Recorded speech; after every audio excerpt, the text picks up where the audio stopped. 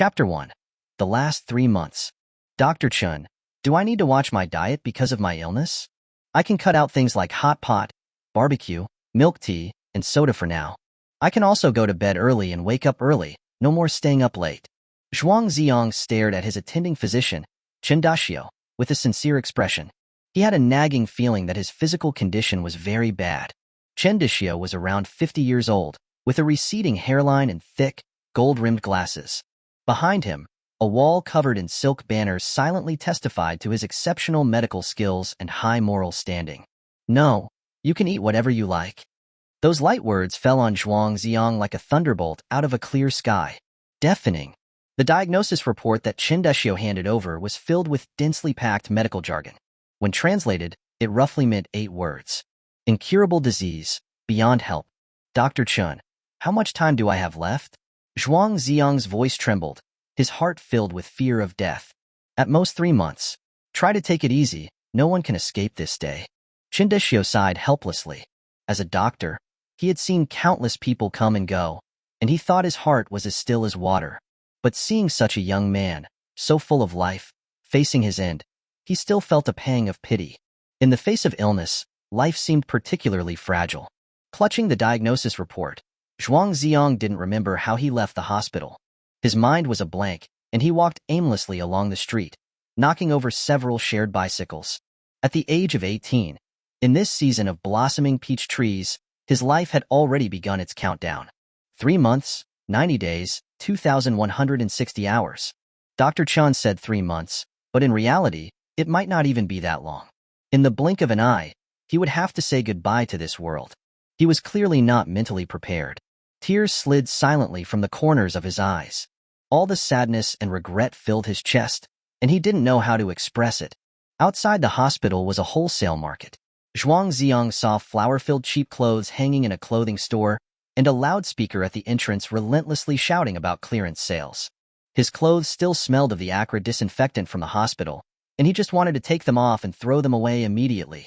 It was as if doing so could break ties with the hospital. Would that make the Grim Reaper's footsteps a little slower? But it was just a laughable act of self-deception. Boss, how much for that shirt? Zhuang Zi'ang pointed to an extremely gaudy floral shirt. It was a riot of colors, like an overturned palette. In the hospital, all he could see was sickly pale. Now, he desperately craved more color in his life. 30 yuan. The owner hesitated before reminding the boy, but this style is not very suitable for you. Zhuang Zi'ang took out the money. It doesn't matter, I really like it. The garish floral shirt clashed with his refined temperament, making him look like a child who had stolen his parents' clothes. Next, Zhuang Zi'ang made a special trip to a bookstore, buying a set of demigods and semi-devils, 5 thick books in total. He carried them in his hands, feeling their weight. Passing a milk tea shop, he bought a cup of the spring's new taro boba tea. Back at school, Zhuang Zi'ang was stopped at the gate by the security guard. Although school uniforms weren't mandatory, strangely dressed individuals were not allowed. The floral shirt Zhuang Zi'ang was wearing was really too eye-catching. It wasn't until he showed his student ID and a leave slip signed by his homeroom teacher, and the security guard made a phone call to verify that he was allowed to enter. Sigh. These students nowadays so frivolous. What is the world coming to? Stepping inside the school gate, Zhuang Zi'ang heard the security guard sigh behind him, and a sense of sorrow welled up in his heart.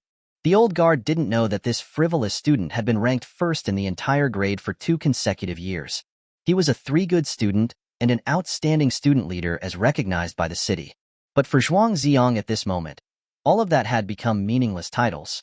3 months later, everything about him would vanish like smoke. It was between classes, and the schoolyard was noisy. Outside the door of Class 9, several students were chasing and playing. When Zhuang Zi'ang, dressed like a rooster, walked into the classroom, he immediately attracted the attention of the entire class. Whoa, what's gotten into him? Why is he dressed like that for school? If the disciplinary director catches him, it's 3,000 words essay minimum. Zhuang Zi'ang took sick leave yesterday. Seeing him like this, he must be seriously ill.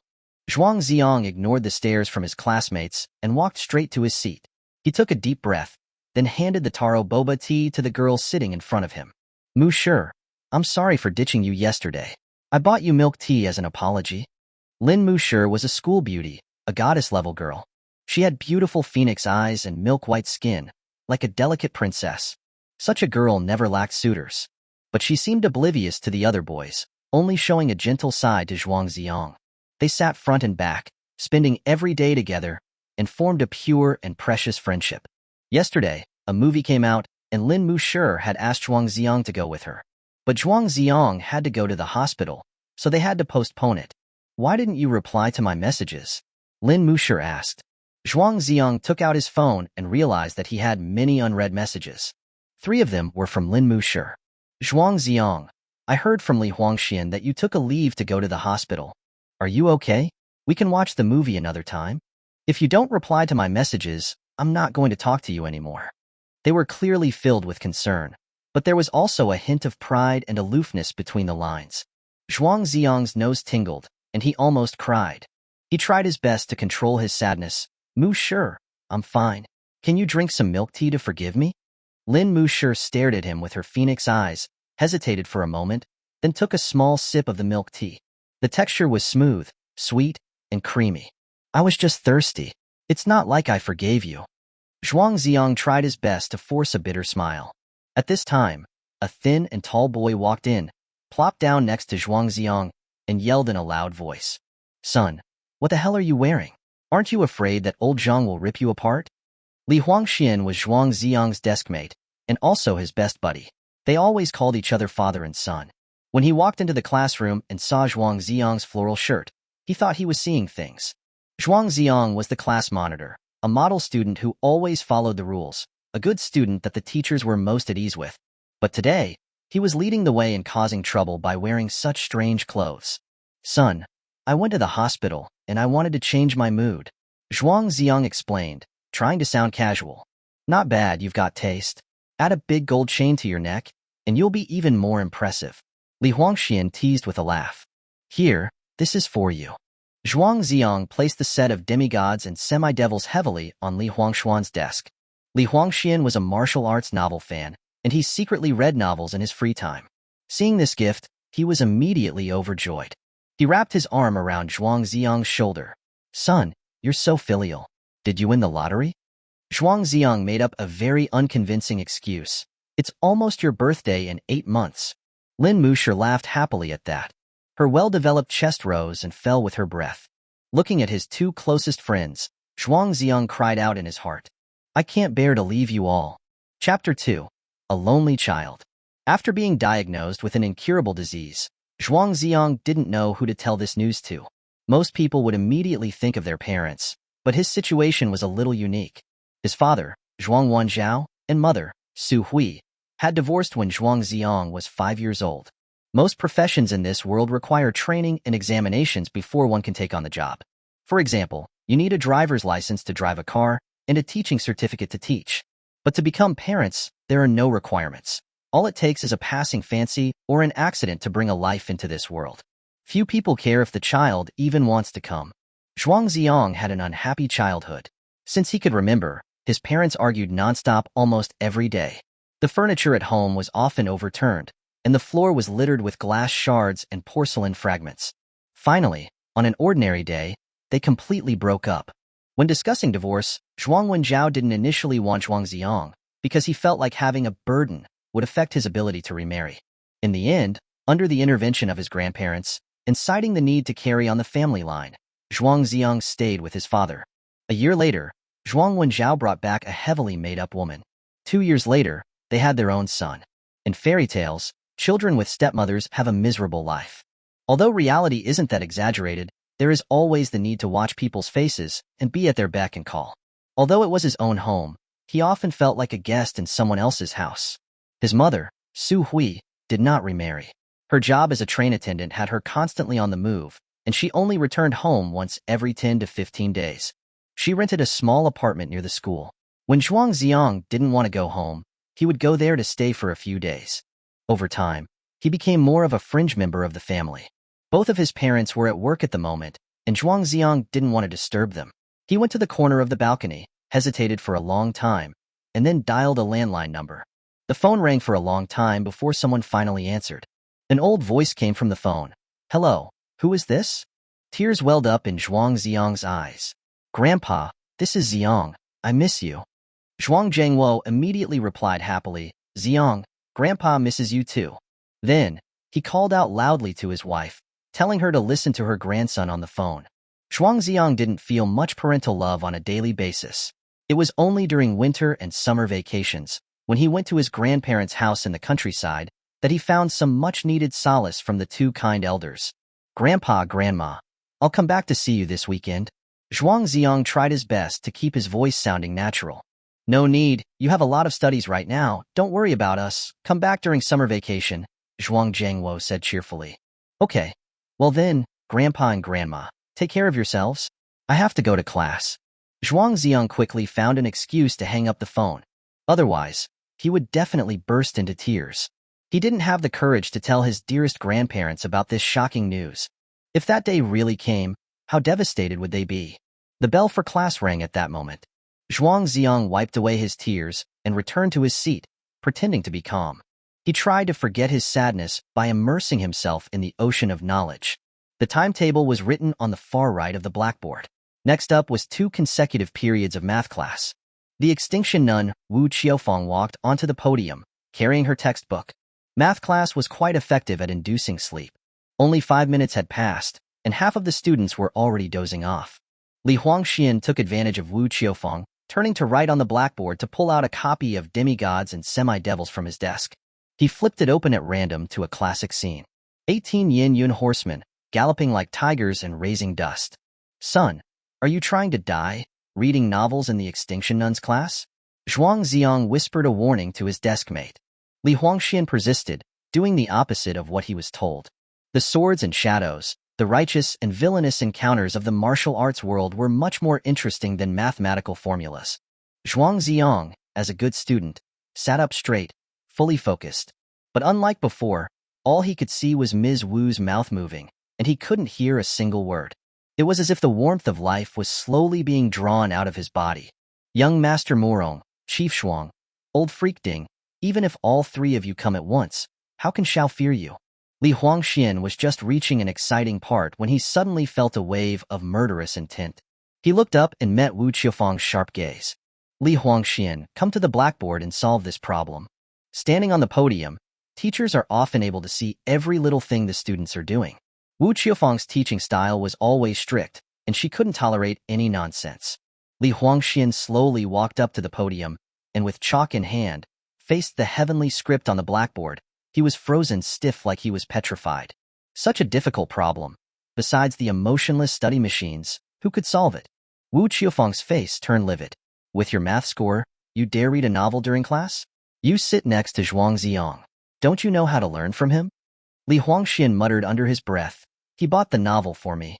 Confiscated. You go to the back of the classroom and stand there. Wu Qiufeng scolded. Then she changed to a more amiable tone. Zhuang Zi'ang, you solve this problem and set an example for your classmates.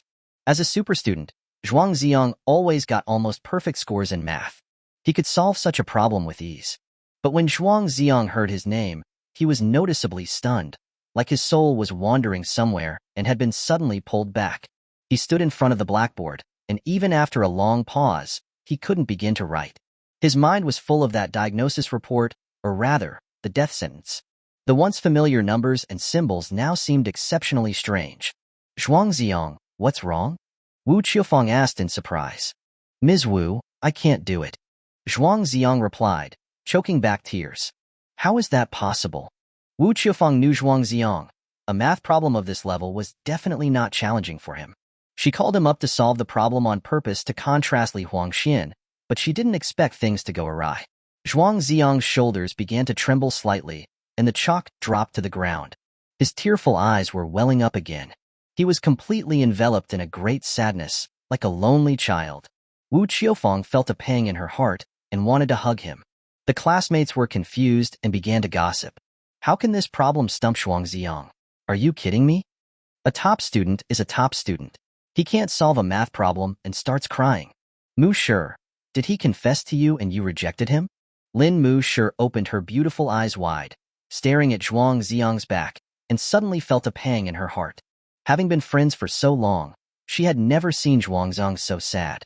He must have some secret. Zhuang Zi'ang, stop crying. Go back to your seat. Wu Qiufeng comforted him softly. Ms. Wu, I want to go to the restroom. Zhuang Zi'ang sobbed uncontrollably. Wu Qiufeng sighed softly and nodded in silence. Teachers are always more lenient with good students.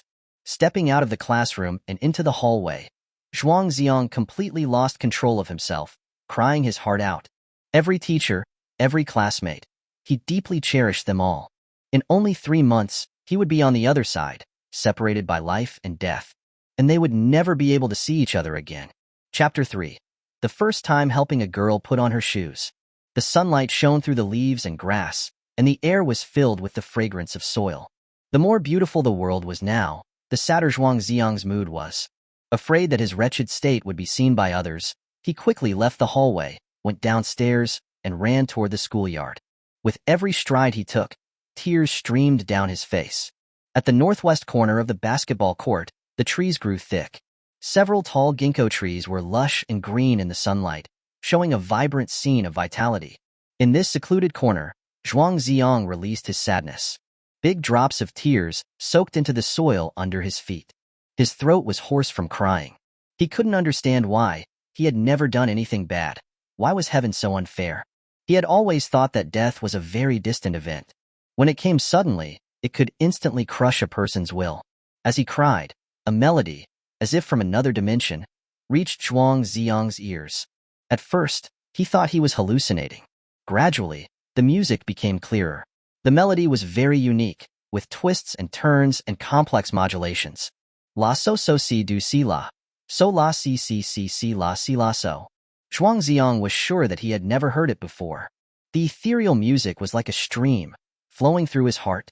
His deeply rooted sadness was gradually soothed. He opened his misty eyes, looking at this surreal world. Hey, aren't you ashamed of crying like that, you big boy? A clear voice rang out above him. Zhuang Zi'ang was caught off guard and startled. He looked up and realized that a girl was sitting on a branch of the ginkgo tree. His face flushed red instantly. His embarrassing appearance must have been seen by the other party in its entirety. The girl was beautiful, with an oval face, almond-shaped eyes, and an asymmetrical braid draped over her left shoulder. She was wearing a pure white shirt, paired with a blue pleated skirt that reached her calves. On one foot was a spotless white canvas shoe, but the other was bare. Most eye-catching of all was a blooming peach blossom tucked into her temples. Zhuang Zi'ang thought Lin Mushi was already very beautiful. Compared to the girl in front of him, Lin Mushi seemed slightly inferior. Why aren't you in class? Zhuang Zi'ang asked. Sure, keep your voice down. The girl held a finger to her lips. Her fingers were beautiful, slender and delicate, like carved from white jade. Her lips were small and rosy, like freshly picked strawberries. Hello, I'm Zhuang Zi'ang from Class 9. Zhuang Zi'ang introduced himself quietly. Su Yudie, from Class 23. You can call me Little Butterfly, the girl replied. Her voice was lovely, like pearls falling into a jade plate, like raindrops hitting banana leaves. It was also like a breeze rising from a wheat field, causing the wind chimes on the eaves to ring. Zhuang Zi'ang knew that there was only one grade level in the entire school, and that grade was clearly divided into only 22 classes. The fact that she said Class 23 likely meant that she was wary of him and didn't want to reveal her real class. Su Yudie wiggled her toes. Zhuang Zi'ang, can you help me pick up my shoe? Zhuang Zi'ang followed her gaze and saw a white canvas shoe at the foot of the tree. It was probably accidentally kicked off when she was mischievously climbing the tree. Why did you climb so high? You're a girl? Zhuang Zi'ang picked up the shoe and reached up to hand it to her. His gaze couldn't help but fall on her lotus root-like legs.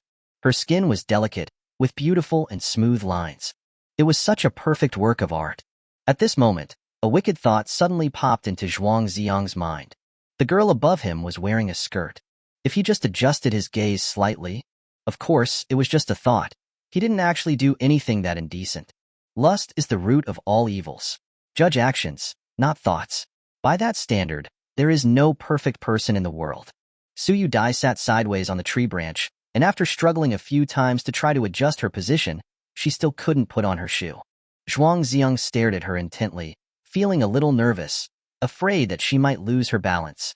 Help me put on my shoe. Su Yudie suddenly dropped her small foot down. At the same time, she threw the snow-white canvas shoe back to Zhuang Zi'ang. They had only just met for the first time, and this request was a little too much. But considering her current predicament, it was understandable.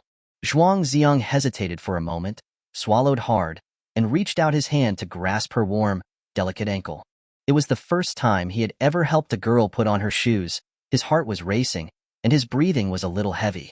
It took him a great deal of effort to put the canvas shoe on her foot, and then he tied a somewhat ugly bow. Clumsy. Su Yudie teased with a smile. You're clumsy, climbing so high for no reason, and wearing a skirt. Zhuang Zi'ang mumbled, not convinced. After putting on her shoe, Su Yudie looked at the ground and said, It's so high. I'm a little scared. Catch me. Zhuang Zi'ang nodded, extending his arms to signal for the girl to jump down. Su Yudie hesitated for a long time, and then finally mustered the courage to jump down. Zhuang Zi'ang caught her in a princess carry, his grip secure. The soft body in his arms emitted a faint fragrance of youth. This scene was like a moment from an idol drama. Su Yudie looked up into Zhuang Zi'ang's eyes, her cheeks flushed red.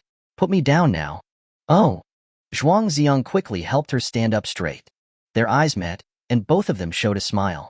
Su Yudie's clean and clear smile was like the warmth of the sun, dispelling the gloom and coldness in Zhuang Zi'ang's heart.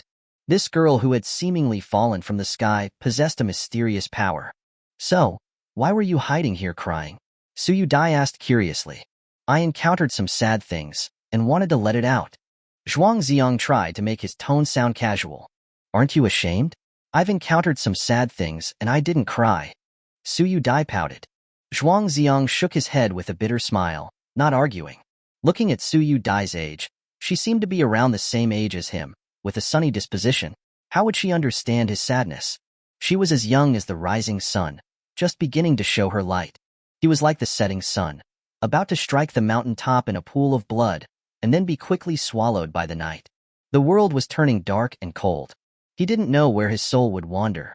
The pleasant bell for the end of the class rang, echoing throughout the empty schoolyard. The lifeless teaching building seemed to come back to life. This was the fourth period of the morning. It was finally time for lunch, and the classrooms on each floor were starting to stir. Su Yudie blinked her eyes. If you are unhappy, I'll take you out to have fun and eat something delicious. And don't you cry, unless I say you can. Listening to those somewhat bossy words, Zhuang Zi'ang nodded in a daze. The warmth that had been drawn from his body seemed to be returned by the bright sunshine. Even if life had only 3 months left, every remaining day was worth treating seriously. If life has no length, you can still live it with width. The girl in front of him was like a cheerful angel who had come to point him in the right direction and save his soul. Chapter 4. Love and food should not be let down. Zhuang Zi'ang and Su Yudie, whom he had just met, walked side by side through the crowded street. Every day at lunchtime, when school was dismissed, the place became bustling. There were many snack shops lining both sides of the street, and the aroma of various foods filled the air. After experiencing intense emotional turmoil, Zhuang Zi'ang had calmed down a bit and now felt hungry. He asked Su Yudie, Why did you skip class? Su Yudie innocently replied, I didn't skip class. I went to pick ginkgo leaves. Nonsense, it's clearly class time. Why weren't you in class? Zhuang Zi'ang asked. Our class has physical education, Su Yudie explained with a smile. Zhuang Zi'ang was immediately speechless. He had been too sad earlier and hadn't even noticed whether there were students having PE class in the schoolyard. He only remembered that it had been very quiet under those ginkgo trees. Then what about you? Why did you skip class? Su Yudie asked. I didn't skip class either. I asked my teacher for leave. I just didn't want to be seen crying, Zhuang Zi'ang said, feeling quite aggrieved. He thought he had hidden himself well, and that no one would notice. Who would have thought that a girl would be hiding in the trees, witnessing his sorrow in its entirety? Su Yudie seemed a bit confused but didn't pursue the matter. On a whim, she said, Then I'll take you to eat something delicious, and your mood will improve. The delicious food that Su Yudie spoke of was fried potatoes. Potatoes are truly a generous gift from nature to mankind. They can be a staple food, or a vegetable. The myriad ways of cooking them result in countless delicious dishes. The auntie at the stall cut the potatoes into small pieces and deep-fried them in oil until they turned a beautiful golden yellow. Then, she sprinkled on salt and pepper powder, cumin powder, chili powder, chopped green onions, and white sesame seeds. The outer layer was crispy, while the inside was soft and chewy. Su Yudie called herself a food connoisseur, repeatedly emphasizing that the fried potatoes had to be spicy enough to be satisfying. She asked the auntie to add extra chili. Zhuang Zi'ang, wait here for me. I'll go buy some cola. Coke or Pepsi? Coke. It was common knowledge that Coke was more carbonated, while Pepsi was sweeter. Zhuang Zi'ang wanted more carbonation at the moment. A few minutes later, the two newly acquainted friends sat on the marble steps, eating fried potatoes. The auntie selling the potatoes was very generous and put in a lot of chili.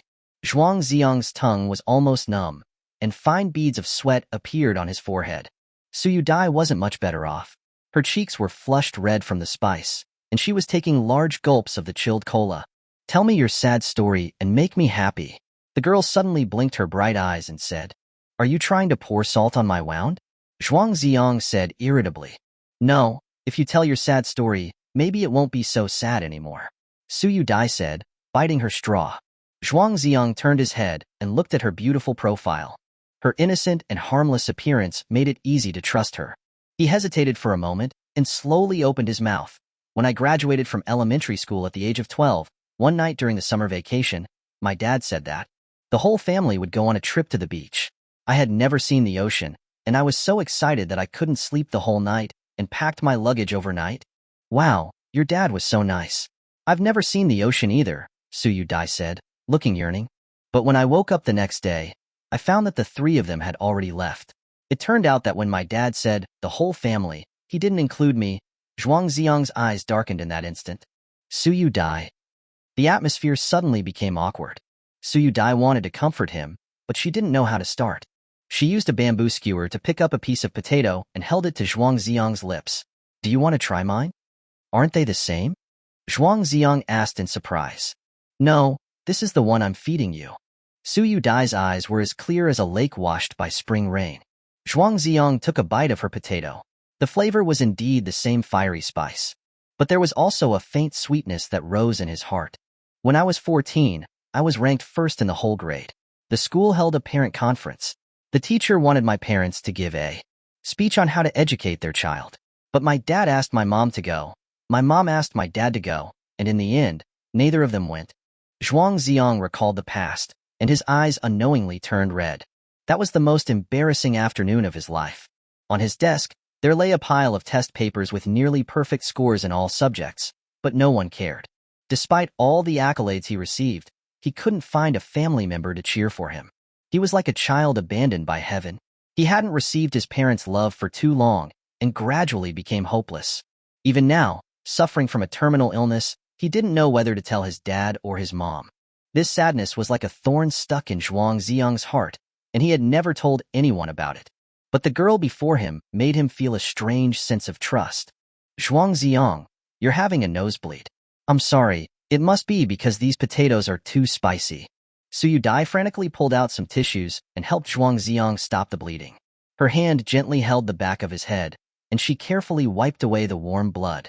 Zhuang Zi'ang felt as if a stream of warmth was seeping into his skin from her fingertips. The distress in his heart gradually dissipated. After the bleeding stopped, Zhuang Zi'ang said gratefully, Thank you. I've been having nosebleeds often these past 6 months. It's not because of the potatoes. Su Yudie took out a wad of cash from her pocket, counted it quickly, took out 2 small bills, and stuffed the rest into Zhuang Zi'ang's hand. She said softly, I need some money to take the bus home. You can use the rest to buy food. Anyway, when I'm sad, I'll eat a lot of delicious things. It's like it makes me feel less sad. Zhuang Zi'ang laughed. In this world, only love and food should not be let down. But I'm a boy, so I'll treat you. No, I'm treating you today. Next time when I'm sad, you'll treat me. Su Yudie stubbornly pouted. Okay then, I'm shameless, and I never stand on ceremony with people. Zhuang Zi'ang agreed readily. After finishing the potatoes and the cola, the two embarked on another food conquest. Su Yudie walked with a skip in her step, her skirt fluttering. She really looked like a little butterfly, dancing. But as soon as she saw something delicious, she couldn't resist stopping, her mouth watering, a total foodie. The two of them went from place to place, eating everything from lamb skewers to hand-pulled pancakes, from oden to spicy hot pot. After Su Yudie ran out of money, Zhuang Zi'ang paid for her to get a cup of strawberry milk tea. He was so full himself that he didn't want any more drinks. Wow, Zhuang Zi'ang, this is so delicious. Su Yudie exclaimed in an exaggerated way. Keep your voice down. Don't look like you've never seen the world. Zhuang Zi'ang pretended to be disgusted. It's really delicious. Do you want to try some? Su Yudie held the cup towards him. How do I try it? Zhuang Zi'ang looked at the straw, which was covered in her teeth marks. Even if she hadn't chewed on it like that, they couldn't share the same straw. They had only known each other for an hour, and men and women should keep a proper distance. As if by magic, Su Yudie pulled another straw from behind her back. I got an extra one when I bought the cola earlier. With a plop, she stuck the straw into the cup. Come, have a sip? Zhuang Zi'ang stared into the girl's clear eyes, hesitated for a moment, and finally couldn't resist lowering his head for a sip. The rich aroma of the milk tea blossomed on his tongue, leaving a lasting aftertaste. It was clearly just an ordinary strawberry milk tea, but it tasted so much better than usual. Drinking the same cup of milk tea with 2 straws was usually something that only couples would do. Was she doing this on purpose, or was she simply naive? Zhuang Zi'ang thought that although he wasn't bad-looking, he wasn't so attractive that such a beautiful girl would fall for him at first sight. So she must just be naturally clueless. Zhuang Zi'ang, we're friends, right? Of course, you're the first friend I've made here. Su Yudie spoke seriously, but Zhuang Zi'ang didn't understand. What did she mean by the first friend? Chapter 5. Life should be happy. The sky was clear, and white clouds floated idly by. Zhuang Zi'ang and his new friend, Su Yudie, had eaten so many snacks that they were using it as their lunch. They sat on a bench in the mall, bathing in the afternoon sun. Su Yudie's bright blue pleated skirt was ruffled by the breeze, revealing 2 segments of her snowy white legs. Her 2 feet swayed back and forth, restless and energetic. Zhuang Zi'ang, are you going back to school this afternoon? Su Yudie looked up at the sky. No, Zhuang Zi'ang answered decisively. His rebellious streak had been triggered, and he was planning to skip the rest of the classes. After being a good boy for more than 10 years, he could finally let loose. Being with a good friend was much more fun than being at school. From childhood to adulthood, this was the first time he had felt such joy. It was very exciting. Then where are we going this afternoon? Su Yudie leaned closer to Zhuang Zi'ang. The girl's faint fragrance wafted into his nose. Without realizing it, the two had gone from being strangers to we. Zhuang Zi'ang thought for a moment, then asked, Do you like fishing? Su Yudie shook her head repeatedly, frowning. No, I've never caught a single fish. Then I'll take you fishing by the river. I'm an expert, Zhuang Zi'ang boasted. Every summer vacation, he would stay in the countryside for a while and go fishing with his grandfather. It was a very relaxing way to enjoy life. Actually, he wasn't an expert. He could count the number of fish he had caught in his entire life on his fingers. Okay then, you have to catch me a big, fat head carp. The corners of Su Yudie's mouth curved into a pretty smile. Without another word, Zhuang Zi'ang went to a fishing tackle shop and spent more than 100 yuan on a very cheap fishing rod. In the past, he might have been stingy with his money, but now there was no time left. Passing a convenience store, Su Yudie tugged at the hem of Zhuang Zi'ang's shirt. Let's buy some more snacks. We can eat them by the river. Are you an empty stomach reincarnated? Zhuang Zi'ang was speechless. Su Yudie looked at the glass window of the convenience store and pleaded pitifully, Just buy a little bit of snacks, please. Zhuang Zi'ang surrendered. Fine, fine, whatever you say. Yay, let's go buy them. Su Yudie was happy as a child. Zhuang Zi'ang walked into the store and randomly bought some nuts, beef jerky, cookies, and the like. After all, they had just met, and he didn't know what the girl liked to eat. Next to the convenience store was a small bookstore. When Zhuang Zi'ang came out, he saw that Su Yudie was looking at some boring jokes on her phone, laughing so hard that she was leaning back and forth. Wow, the things you look at are so insightful, Zhuang Zi'ang teased her. Su Yudie could obviously tell that he was speaking sarcastically. She didn't mind at all. Life should be happy. Why do you need to be so insightful? You're right. The more knowledge you have, the less happy you might be. Zhuang Zi'ang agreed. That's it. Whether you're a scientist, a thinker, or a philosopher, you're still going to die in the end.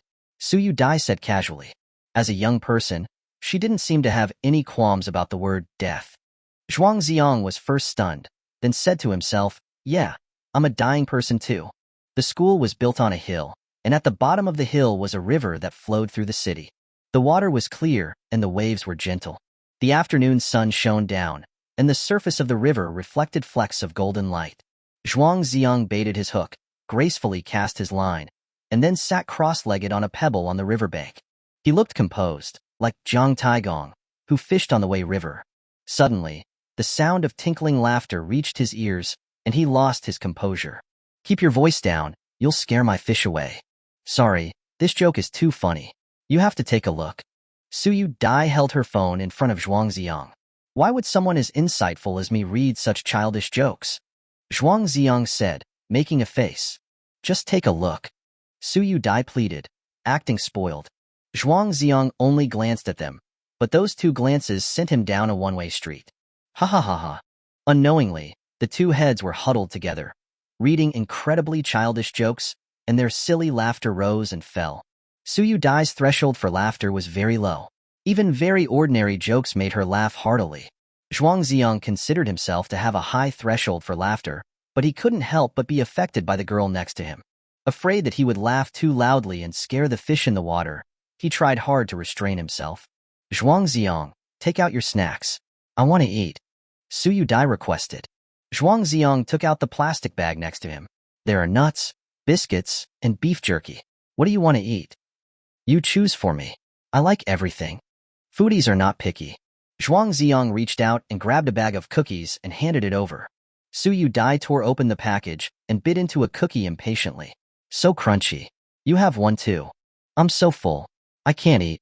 Zhuang Zi'ang said in a drawn-out voice. Su Yudie picked up a piece and stuffed it in his mouth, saying disdainfully, such a fuss?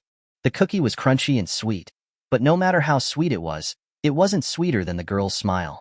Zhuang Zi'ang had completely forgotten his identity as a fishing expert and just kept reading jokes with Su Yudie. Once through wasn't enough, they had to review them again. Like two fools, they sought the purest joy. It wasn't until their necks were too stiff to bear that he finally raised his head to stretch. Suddenly, he remembered his purpose. He pulled up his fishing rod, but the bait had already been eaten clean. The passage of time was like flower petals falling one by one, and the shadow of the sun on the ground became increasingly oblique. When he was in class, Zhuang Zi'ang had always found the afternoon particularly difficult, but today, from noon to sunset, it was like a blink of an eye. A setting sun in the sky plated the faces of the young boy and girl with gold. I have to take the 6:10 bus home. Su Yudie stood up and stretched. I haven't even caught a fish yet. Zhuang Zi'ang mumbled. I think you're like a fat head carp, a silly one at that. Su Yudie laughed at him. The two of them left the riverbank and returned to the snack street along the long stone steps. Passing a dessert shop, Su Yudie stopped again, staring at the exquisite cakes in the display window. No way, are you hungry again? Zhuang Zi'ang asked in surprise. No, you said that your relationship with your family is bad. Why don't you buy them a cake? Eating sweets will bring happiness, Su Yudie said sincerely. If someone else had made such a suggestion, Zhuang Zi'ang would have refused it without a second thought. The estrangement of more than 10 years of family relations was not something that a small cake could make up for. But when he met Su Yudie's gaze, the words of refusal came to his lips, but he couldn't bear to say them. This girl was sincere. She really wanted to help him repair his relationship with his family. She believed that human warmth could overcome the coldness of the world. Finally, at Su Yudie's suggestion, Zhuang Zi'ang bought a strawberry cake. It was a bit expensive, and he felt a slight pang in his heart when he paid for it. The two of them walked to the bus stop at the school gate, and the Route 19 bus pulled up. Zhuang Zi'ang, goodbye. Su Yudie waved her hand and jumped onto the bus. Goodbye, my friend. Zhuang Zi'ang waved back. But the words he spoke were only for his own ears. What an interesting girl. Damn it, he forgot to get her phone number. The bus drove further away and eventually disappeared into traffic. Chapter 6. Peeking at Happiness. Night fell, and the streetlights were lit. The neon lights of the city illuminated the dark night sky. Zhuang Zi'ang carried the strawberry cake to the community where his mother, Su Yudie, rented. Looking up at the myriad of lights, he couldn't feel the slightest bit of warmth, because there was not a single light that shone for him. Just as he reached the stairwell, he met his mother, who was rushing downstairs with a suitcase. Su Yudie was in her early 40s. The burden of making a living wore her down, making her look tired. Zi'ang, I'm busy. Make yourself some dinner, or go home. When Su Yudie said, home, she meant the place where Zhuang Wenjiao was. In name, Zhuang Zi'ang's custody was with his father. Mom, are you in a hurry? Can you eat a cake with me? Zhuang Zi'ang asked, a look of anticipation in his eyes. It's too late. I'll eat with you next time. Su Yudie glanced at her watch. Not even for a few minutes? Zhuang Zi'ang pleaded again. No, you're 18 years old already, an adult. You have to be understanding. Su Hui left those words behind, then turned around and left decisively. Watching his mother's departing back, Zhuang Zi'ang's eyes held endless loneliness and desolation. What difference would it make if he told her about it? It would only make her sad and miserable beforehand. After he had finished settling his affairs, she would continue to toil in the wind and rain. Su Hui had a male colleague at work, also divorced, who had been pursuing her. Zhuang Zi'ang thought that if he wasn't around, his mother would be free from worries, and she could look for her own happiness again. Someone could take care of her in her old age. I'm 18 years old, an adult. Am I understanding enough yet? After making a difficult decision, Zhuang Zi'ang decided to go home anyway. His young shoulders couldn't bear such a big burden. They said fatherly love was like a mountain. He could always rely on it during difficult times. Carrying the delicate strawberry cake, he once again made the arduous journey across half the city. The night wind was slightly chilly, sending a shiver down his spine. Coming out of the elevator, Zhuang Zi'ang found that the door to his house was half open, and a warm yellow light was coming from the living room. Happy birthday to you. Happy birthday to you. The cheerful birthday song echoed in the room. Only then did Zhuang Zi'ang suddenly remember that it was his younger brother, Zhuang Yuhang's, birthday today. According to the customs of his old rural hometown, their birthdays were celebrated according to the lunar calendar. But at school, teachers and students usually only remembered the Gregorian calendar and the day of the week. Zhuang Zi'ang and Zhuang Yuhang were significantly different in age. Their brotherly affection was very weak, somewhat like the relationship between a concubine's child and a first wife's child in ancient times. In previous years, if Zhuang Zi'ang was around for Zhuang Yuhang's birthday, he would join them for dinner, otherwise, he wouldn't bother. In this family, he was like an outsider. Zhuang Yuhang's voice came through, Dad, Mom, I hope that the three of us in this family will be happy and have fun. You have to celebrate my birthday with me every year. As expected, in their eyes, this family only had 3 people. Qin Shulan asked, Husband, should we make a phone call and ask if Zi'ang is coming back? Zhuang Wenjiao replied, Not concerned, there's no need. He probably went to his mom's place. If he wants to come back, he'll find his way back. The 3 of them shared the birthday cake happily. The sound of laughter and merriment was like a knife, stabbing at Zhuang Zi'ang's heart. At that moment, he felt like he was really unwanted. His father was currently immersed in the joy of family happiness. Did he really want to be so insensible as to put the terminal illness diagnosis report in front of him? If he was gone from this world, it would simply complete their family of 3. He would no longer have to pop up like a thorn from time to time, pricking them. Zhuang Zi'ang's heart was filled with gloom. Just as he was about to turn around and leave, the door was pushed open by his stepmother, Qin Shulan, and she found him in a state of helplessness. Zi'ang, you're back. Why don't you come inside? Zhuang Zi'ang stood there, frozen in place, like a thief who had been caught in the act of spying on the happiness of others. He lowered his head and walked into the house, calling out to his father hesitantly. Zhuang Wenjiao responded indifferently. Every time he crossed this threshold, he was always on edge, as if walking on thin ice. On the table was a beautifully decorated cake, piled high with colorful fruits and chocolate. In comparison, the small cake he was holding seemed very cheap, and he couldn't bring himself to take it out. Zhuang Wenjiao said sternly, Today is Yuhang's birthday. Wash your hands and let's eat cake. Zhuang Zi'ang felt like the air was frozen, so oppressive that it was suffocating. The happy atmosphere was severely damaged by his appearance. He stammered, You guys go ahead and eat. I'll go to my room to get something. Then, he fled back to his room, slammed the door shut, and finally, he could catch his breath. To follow up on his excuse, Zhuang Zi'ang pulled out a bamboo flute from deep inside his drawer. It was a prize he received when he participated in a music competition when he was a child. He hadn't played it for many years, and he was already out of practice. Not long after, Zhuang Yuhang came to knock on the door. Mom and Dad told me to bring you some cake. Zhuang Zi'ang took a deep breath, opened the door, and said awkwardly, Yuhang, thank you. Happy birthday. Zhuang Yuhang squeezed into the room, his gaze falling on the strawberry cake. He looked at it disdainfully. Being pampered since childhood, and not having the same mother, he didn't have any affection for his older brother. He saw him as a bookish nerd with good grades. Actually, you don't need to come back. You don't like coming back, and I don't like you coming back either. Zhuang Yuhang was hostile and resentful of Zhuang Zi'ang disrupting their family's happiness. I'll leave now. Zhuang Zi'ang took the cake and the bamboo flute and fled out of the bedroom. Upon seeing this, Qin Shulan pretended to be concerned. Zi'ang, where are you going this late? Zhuang Zi'ang stopped and gazed deeply at his father. Dad, my studies are very demanding right now. It's more convenient to stay at my mom's place. 3 months later, will you come to pick me up and bring me home? Zhuang Wenjiao was surprised. He felt that Zhuang Zi'ang's tone of voice today was very strange. 3 months later, it would be like he had graduated. It's okay if you don't pick me up, Zhuang Zi'ang added, disappointed. Then, he rushed out of the room. As soon as the elevator doors closed, tears welled up in his eyes. He was really envious of Zhuang Yuhang. He clearly had parents, but it was like he didn't. Such a huge misfortune had befallen him, and he couldn't find anyone to confide in. Walking out of the community, perhaps it was the intense emotional fluctuations that triggered the hidden disease within him. Drops of warm blood flowed from Zhuang Zi'ang's nostrils, landing on the gray bricks on the ground. The crimson blood was the same color as the tassel on the end of the bamboo flute. In 3 months, he would probably be gone from this world. Whether or not they would pick him up didn't really matter.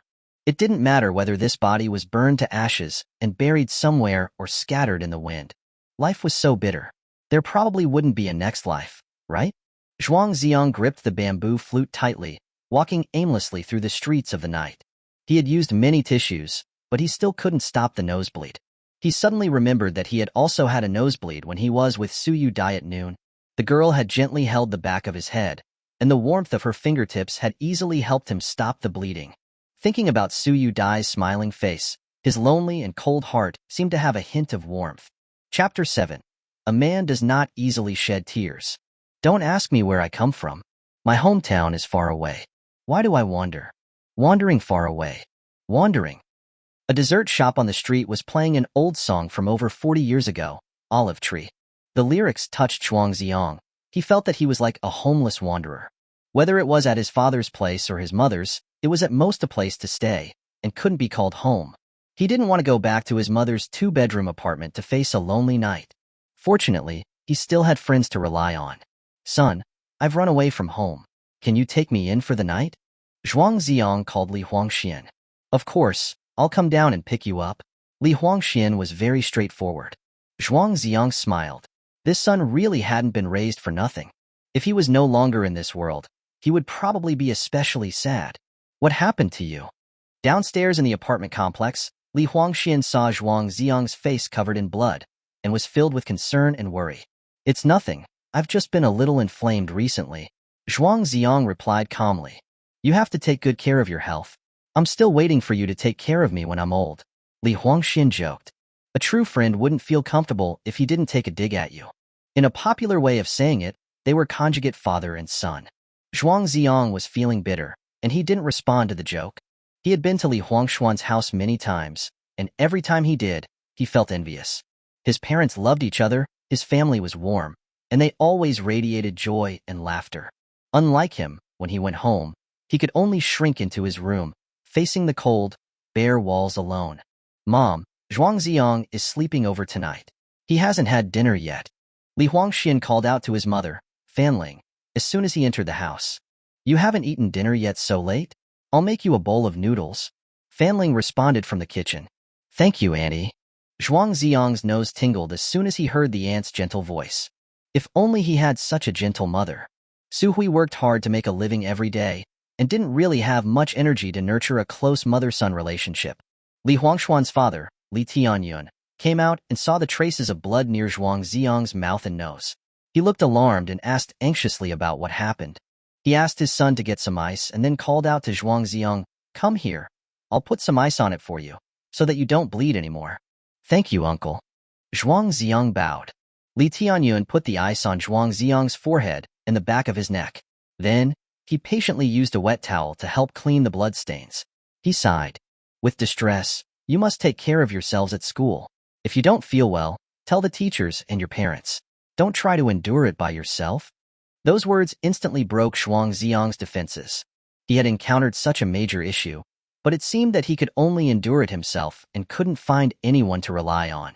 When he was at home earlier, facing his cold and indifferent father, Zhuang Zi'ang was able to hold back. At that moment, seeing Li Huangxuan's kind and caring parents, he could no longer hold back. Tears streamed down his face, and his body trembled uncontrollably. Li Tianyun hugged him tightly. Good boy, don't cry. Leaning in his uncle's warm embrace, Zhuang Zi'ang tried to control his emotions. He repeated over and over in his mind, "A man does not easily shed tears. I can't cry, I can't cry. Little Zhuang, come and eat the noodles." Fanling said gently. The steaming noodles were topped with 2 fried eggs. Li Huangshuan's family knew about Zhuang Zi'ang's family situation. In order to avoid hurting Zhuang Zi'ang's feelings, they were all very careful, not asking him for the reason. Instead, they just chatted with him about school matters. "Our family's Huangxian is very lucky to have a friend like you. Yeah, how are you so amazing? You always get first place. If you were our son, we'd be so happy." Zhuang Zi'ang raised his head. "Auntie, do you really mean it? Do you wish you had a son like me?" "Of course. Having a son like you would be a parent's pride." Fanling answered without hesitation. Cough cough. Li Tianyun coughed twice, giving his wife a look. Only then did Fanling realize that she had said something wrong, touching on Zhuang Zi'ang's sad feelings. Such a talented son, but he was like a ball being kicked around by his biological parents. After eating the noodles, Li Huangxian took Zhuang Zi'ang back to his bedroom. When he saw him earlier, he had already noticed the delicate strawberry cake. "Son, you didn't have to bring a gift, but I won't be polite." Li Huangxian excitedly cut the small cake in half and handed one piece to Zhuang Zi'ang. Zhuang Zi'ang felt guilty, wanting to say that the cake wasn't originally bought for him, but he couldn't bring himself to say it. Suddenly, he felt a coolness on his cheek. It turned out that Li Huangxian had smeared some cream on him and laughed loudly. "Why are you spacing out? You dare attack me." Zhuang Zi'ang wasn't going to take it lying down. He picked up the cake in his hand and was about to slam it on Li Huangshuan's face. Li Huangxian dodged repeatedly, laughing heartily. The two of them chased each other in the room, like 2 naughty elementary school students. The pressure in Zhuang Zi'ang's heart was released instantly. It was only when he was with Li Huangxian that no one reminded him that he had grown up, and no one expected him to be sensible. After playing until they were tired, they lay down on the bed. Li Huangxian gasped for air. "Son, where did you go this afternoon?" "I didn't want to go to class, so I went fishing by the river." Zhuang Zi'ang answered truthfully. "What? You, the upright Zhuang Zi'ang, didn't want to go to class?" Li Huangxian couldn't believe it. "Yeah, I've been a good student for more than 10 years. I'm a bit tired," Zhuang Zi'ang said meaningfully. Then, he continued, "I met a girl under the ginkgo trees in the schoolyard. She's even more beautiful than Lin Mushi. We spent the whole day together. Daydreaming. There's no girl in our school who is more beautiful than Lin Mushi." Li Huangxian looked disbelieving. Hearing Li Huangshuan's doubts, Zhuang Zi'ang was suddenly stunned. His words were like a wake-up call. Lin Mushi was already the school beauty. If there really was a girl named Su Yudie who was more beautiful than Lin Mushi, he would have heard about it. Could it be that even her name was made up? Or maybe she wasn't from their school? Seeing that Zhuang Zi'ang was silent, Li Huangxian asked again, "What class is that girl in?" Zhuang Zi'ang stammered. "She said she was in class 23. "You're really talking nonsense." Li Huangxian shook his head, convinced that Zhuang Zi'ang had lost his mind. He took out his phone and waved it. "It's still early. Do you want to play a game?" Zhuang Zi'ang frowned. "Aren't you afraid that I'll drag you down? You just play a support role. Watch me carry you." Li Huangxian said confidently. "My support hero is only fish." As a model student, Zhuang Zi'ang rarely played games, so he was terrible at them. But today, he dared to skip class. Playing games wasn't that big of a deal. "Timmy." The two of them opened the game Honor of Kings together. Li Huangxian was Diamond 3, while Zhuang Zi'ang was Platinum 4. They could barely play in duo mode. Fish was the nickname for the support hero Zhuang Zhou. As a famous mixed-role hero, he was suitable for newbies who just want to gain some points. A bunch of people fighting in someone else's dream. Is that interesting? Li Huangxian and Zhuang Zi'ang started a happy duo queue. "Hey, why did your Zhuang Zhou bring cleanse?" "To break free of control, can I?" "Use your ULT, open your ULT. When Lubu jumps, you have to use your ULT." "Sorry, I have cleansed myself and I forgot about you guys." In the first game, they barely lost. In the second game, they lost again. In the third game, they were carried to a loss.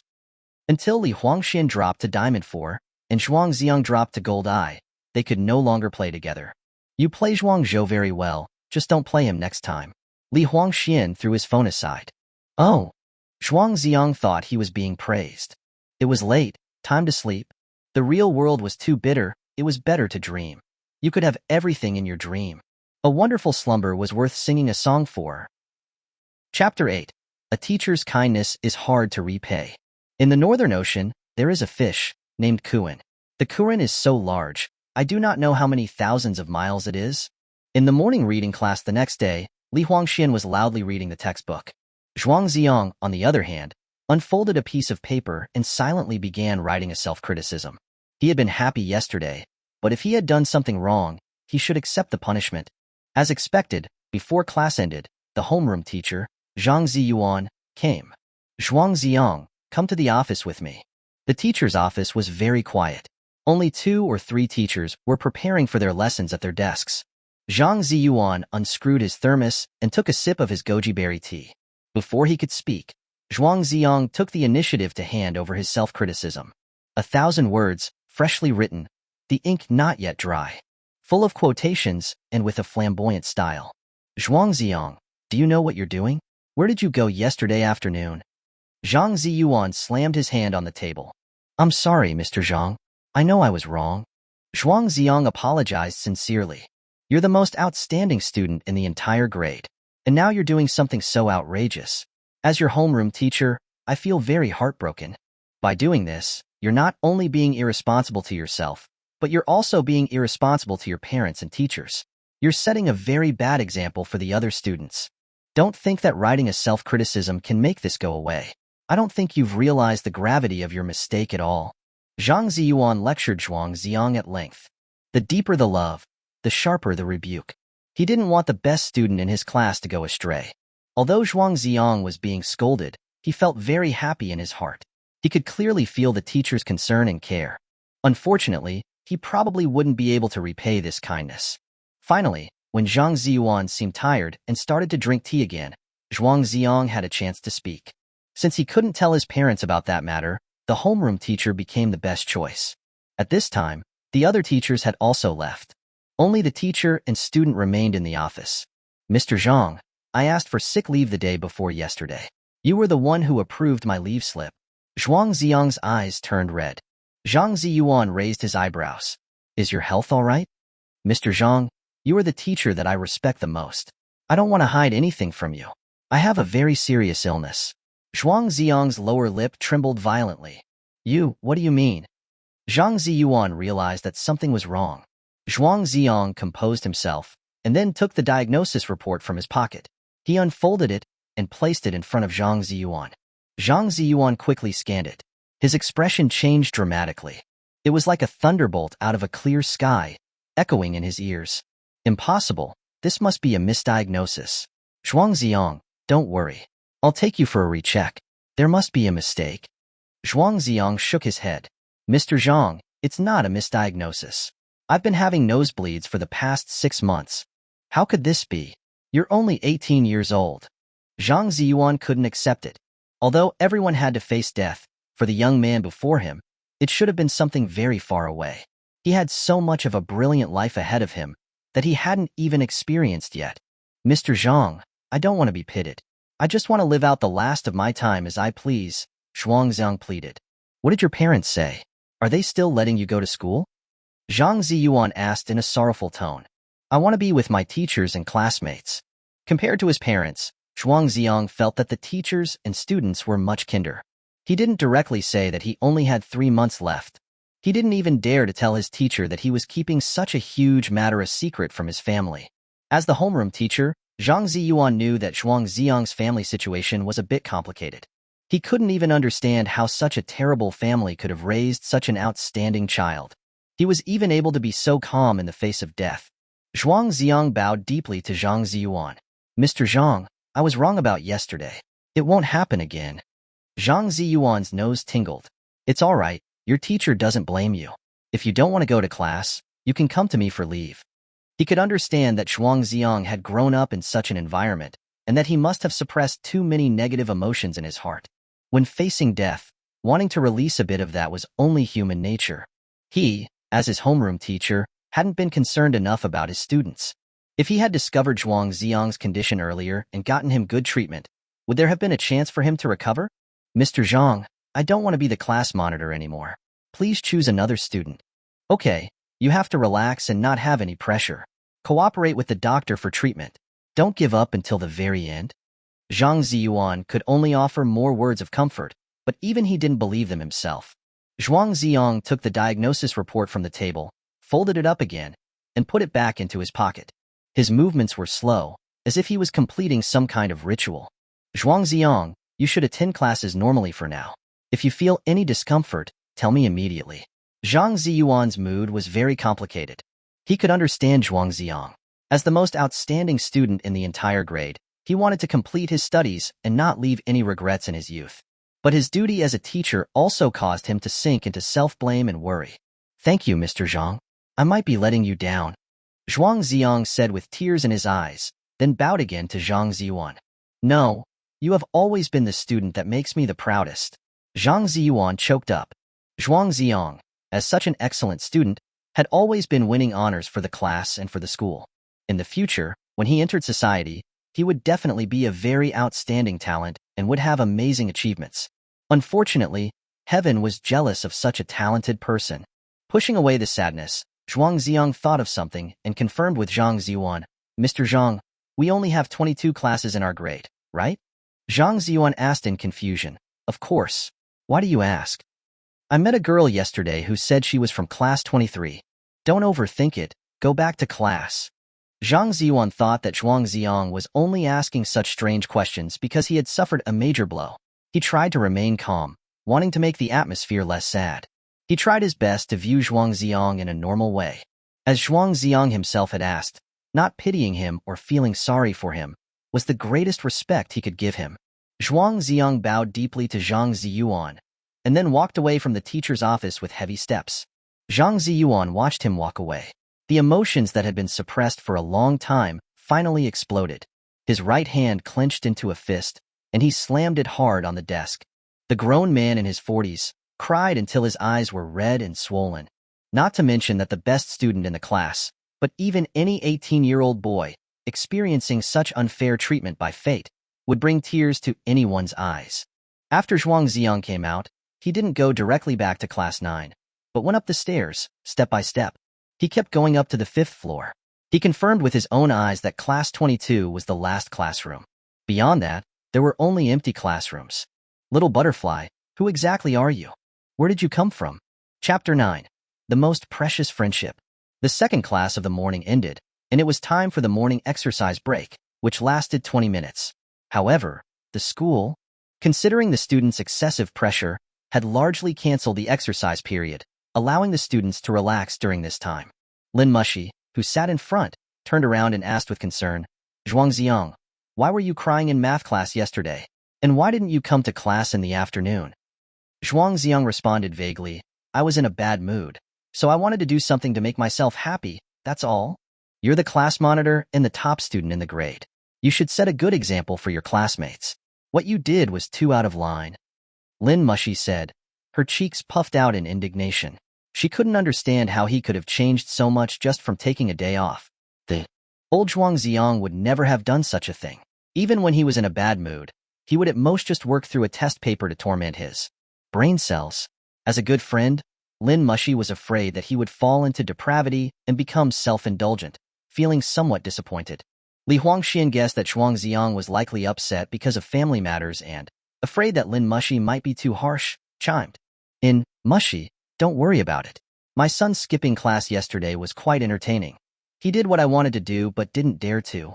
Lin Mushi rolled her eyes at Li Huangxian. He's being corrupted by you. Li Huangxian retorted, disagreeing. What does it have to do with me? He said it himself. Yesterday he met a girl even prettier than you, and they hung out all day.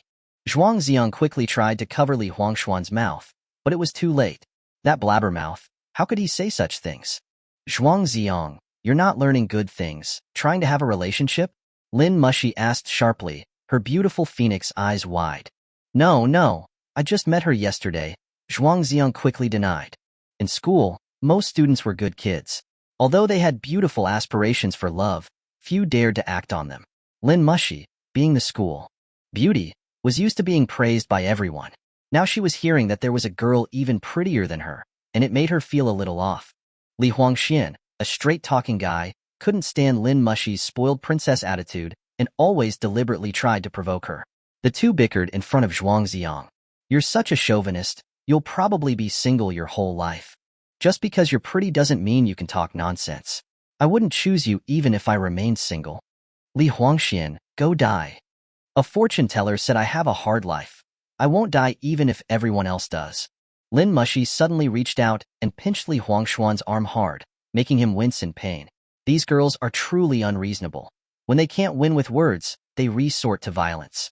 Looking at their amusing bickering, Zhuang Zi'ang felt an endless sense of sadness. How lovely they are. Yet in 3 months, he would never see them again. This most precious friendship would forever remain at the age of 18.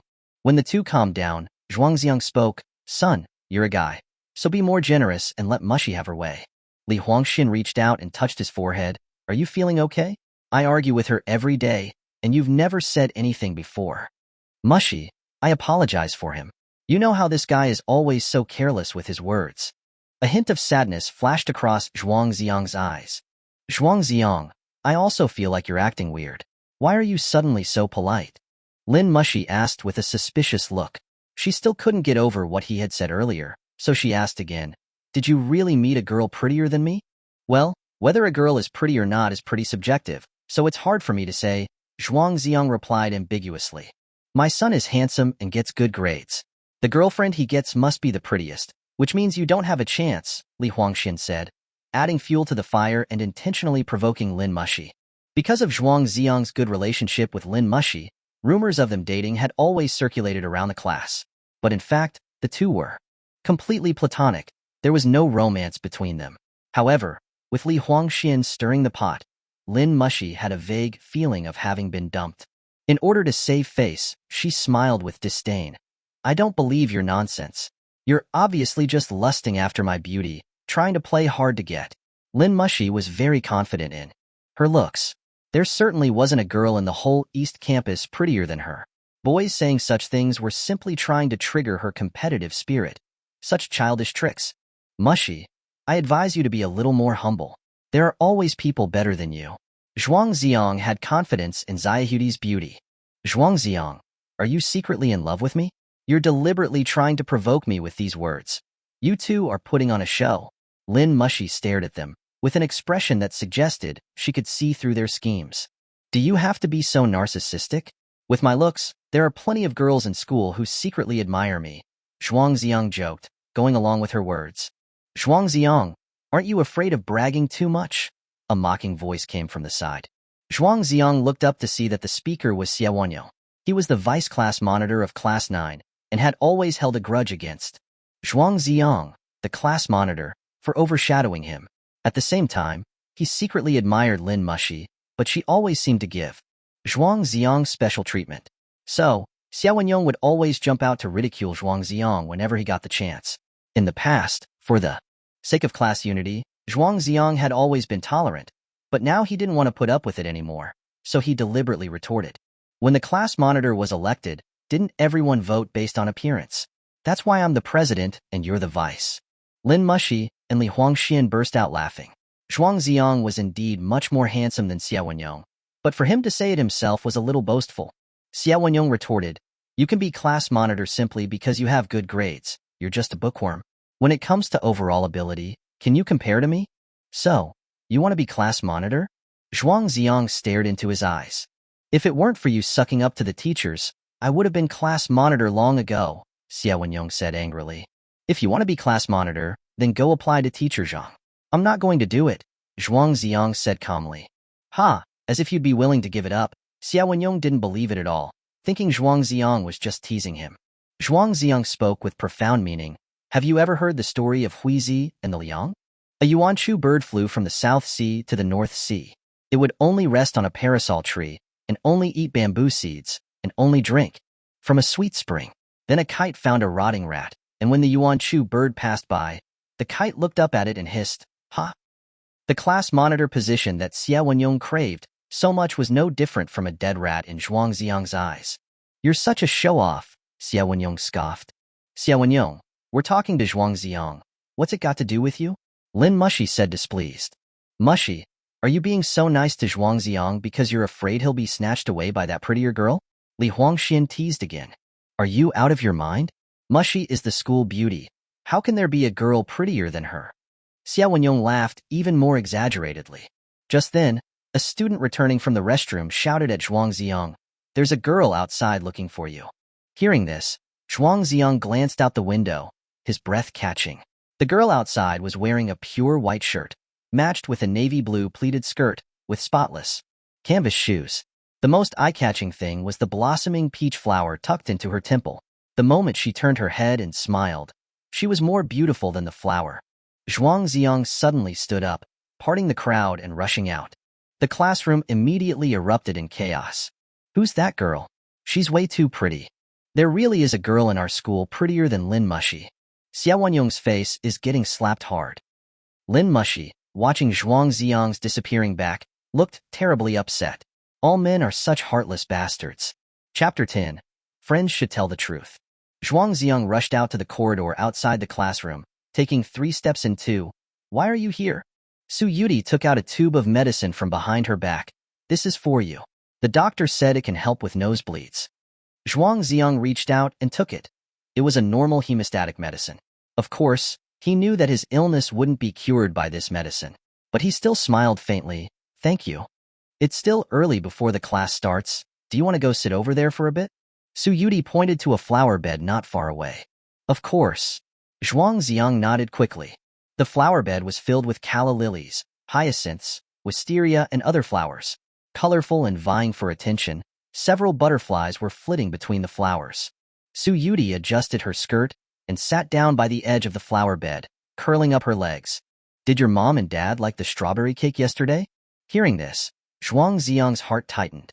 He dared not say that the exquisite strawberry cake was rendered insignificant by Zhuang Yuhang's giant birthday cake. His experience at home wasn't pleasant either. This pure and innocent girl must think the world is full of beauty. So, he decided to weave a lie. Thank you for your idea. My younger brother really liked the cake. He got cream all over his face.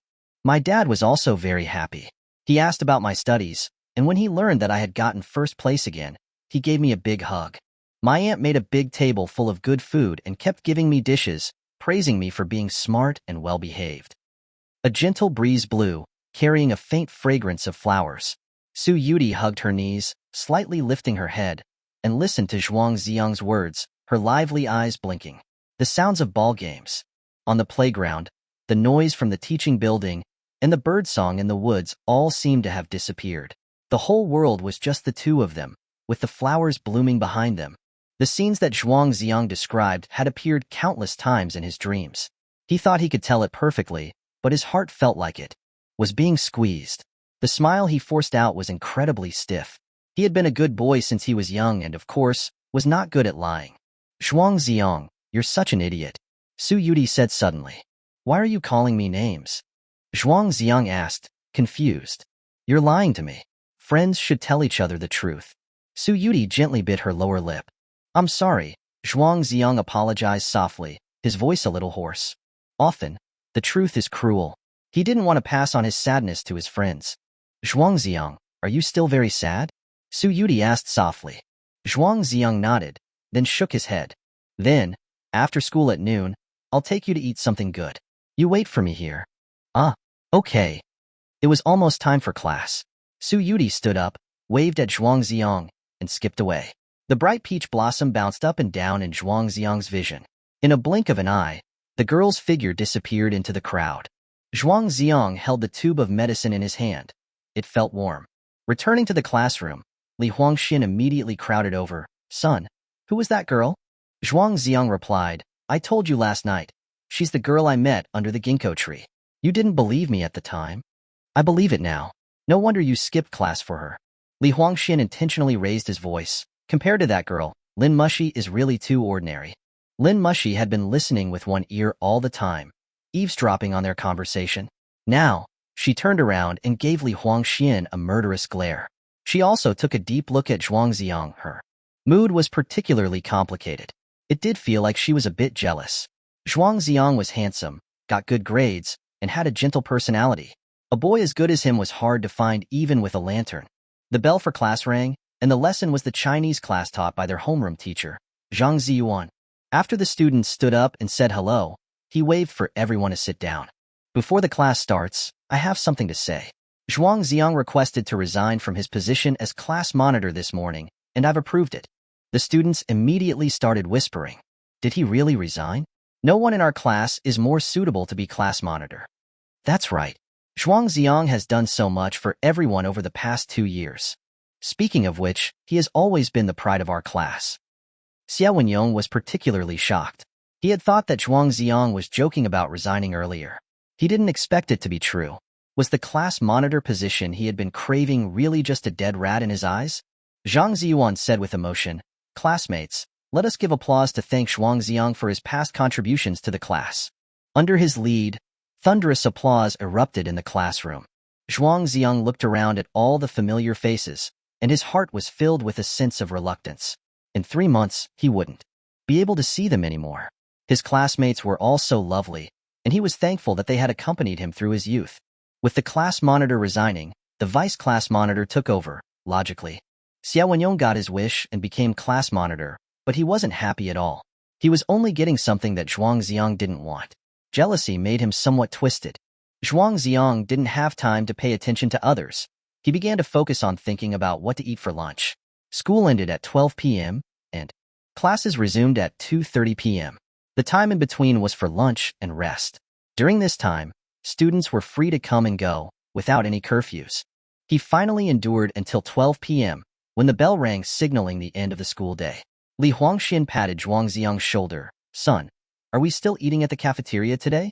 I have things to do. Find someone else." Zhuang Zi'ang peeked at the flower bed outside the window. "What do you have to do? Don't we usually eat lunch together?" Li Huangxian asked, puzzled. "I'll explain later, gotta go." Zhuang Zi'ang hastily packed his bag and rushed out of the classroom. Li Huangxian stared wide-eyed, feeling like he had been abandoned. When he saw Zhuang Zi'ang at the flower bed waiting for that girl with the peach blossom in her hair, he almost exploded with anger. Damn it! He values his friends only when they're the opposite gender. What an animal, what an animal. As soon as Zhuang Zi'ang saw Su Yudie, his face lit up with a smile. He asked tentatively, "What floor is your classroom on? You came down pretty fast." "The 5th floor. I ran down because I wanted to see you," Su Yudie said, panting slightly. A hint of light flashed in Zhuang Zi'ang's eyes. Was he also worth someone running to see him? "What do you want to eat? I can treat you to anything," Zhuang Zi'ang said. "Let's have a hot pot. They have so many different dishes there." When she mentioned food, Su Yudie's mouth practically watered. "Aren't you afraid of smelling like hot pot for the rest of the afternoon? If you want to eat something, just eat it. Why think so much?" This girl was so carefree. Being with her made him feel much more cheerful. She was so beautiful, yet she refused to be a quiet, beautiful woman. She skipped while walking and chatted nonstop. She was like a happy little butterfly. Chapter 11. Housewarming Joy. The spicy hot pot Su Yudie wanted to eat was delicious and affordable. It was very popular among students. Each person had their own small pot, about 20 centimeters in diameter, heated by an induction cooker. The bright red broth bubbled and rolled in the pots, looking very appetizing.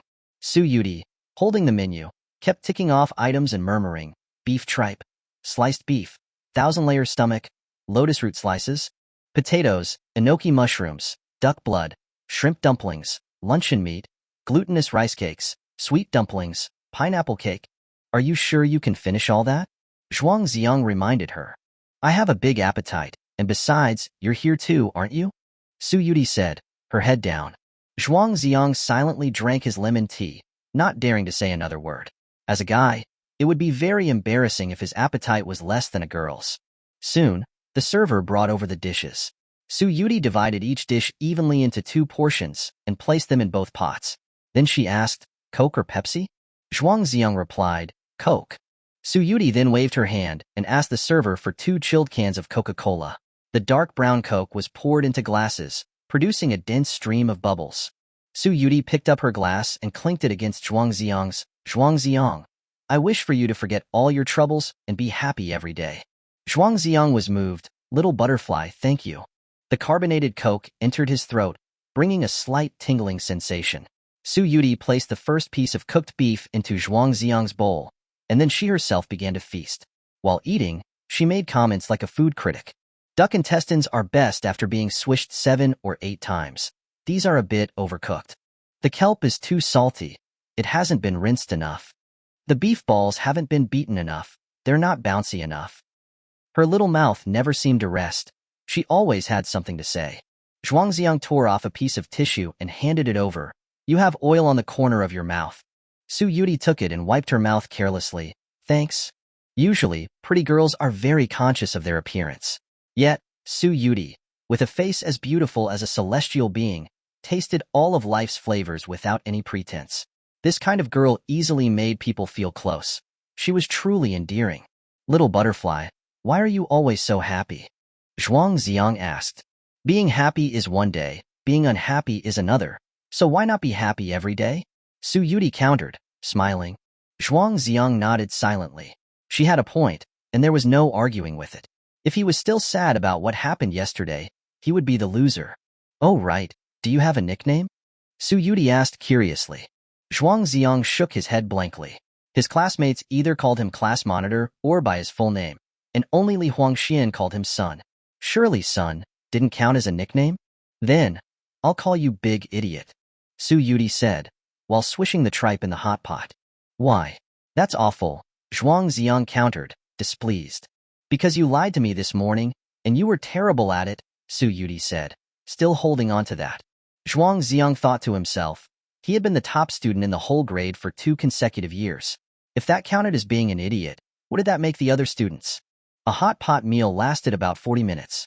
After fishing the last potato out of the pot and putting it into her mouth, Su Yudie looked completely satisfied. Zhuang Zi'ang waved to the server to pay the bill. Su Yudie quickly said, I was the one who wanted hot pot. Let me pay. Zhuang Zi'ang smiled. This time it's on me. You can treat next time. Okay. Su Yudie nodded. Without even realizing it, they had already made plans for the next time. It was almost 1 o'clock in the afternoon after they left the hot pot restaurant. Zhuang Zi'ang planned to go tidy up and clean his mother's 2-bedroom apartment where he would be living for the next few months. Hearing this, Su Yudie insisted on going with him, saying she wanted to help him with the work. As they opened the door, the neighbor next door came out. Zhuang Zi'ang had seen her a few times before, and he greeted her politely. Oh, you have a girlfriend? The neighbor, seeing the beautiful Su Yudie, couldn't help but be amazed. No, she's just a friend, Zhuang Zi'ang hurriedly explained, feeling a little embarrassed. It's okay, you don't have to hide it from me. It's normal for young people to be in a relationship, the neighbor said, in a knowing tone. Hearing this, Su Yudie's pretty face blushed. Despite being normally talkative, she became like a mute at such times. She wanted to explain, but she didn't know how to begin. The apartment was a bit old, but had good natural light. Su Hui only returned to stay there a few days each month, and sometimes when she was busy, she would just spend the night in a hotel near the train station. There weren't many pieces of furniture, making the place feel particularly empty. There were no plants either, making it feel lifeless. Zhuang Zi'ang said to Su Yudie, Little butterfly, if you want to find me over the next 3 months, you can come here. Su Yudie blinked her watery eyes. What about after 3 months? We'll talk about it then. Zhuang Zi'ang evaded the question, his gaze darkening. He figured by then he would likely be in a hospital. Very few people in the world would be sad or heartbroken because of his departure. A smile spread across Su Yudie's lips. If you make me unhappy, I won't come find you. Zhuang Zi'ang blurted out, I won't. Over the next 3 months, he would surely be incredibly depressed and lonely, and his body would endure great pain. He didn't want his dying life to lose this precious splash of color. Su Yudie looked pretty, but she was a whiz at housework and had clearly done a lot at home. The two of them worked together and soon made the small place look brand new and feel homey. When they went out to take out the trash, they also took a walk in the nearby supermarket to buy some daily necessities. Zhuang Zi'ang specifically bought a desk calendar. It was one of those where you tear off a page for each day. He weighed it in his hand. 90 days was just a thin stack. These light pieces of paper were a countdown to his life. When it was time to pay, Su Yudie didn't want to stand in line, so she went outside to wait for Zhuang Zi'ang. When Zhuang Zi'ang came out, he found her holding a round glass fishbowl, which contained some pebbles and aquatic plants. 2 red goldfish were swimming happily inside.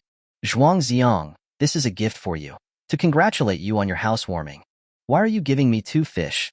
I'm having trouble keeping myself alive, Zhuang Zi'ang muttered.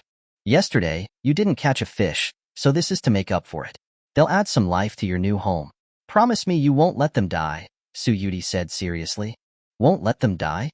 Zhuang Zi'ang was taken aback. I mean these two fish.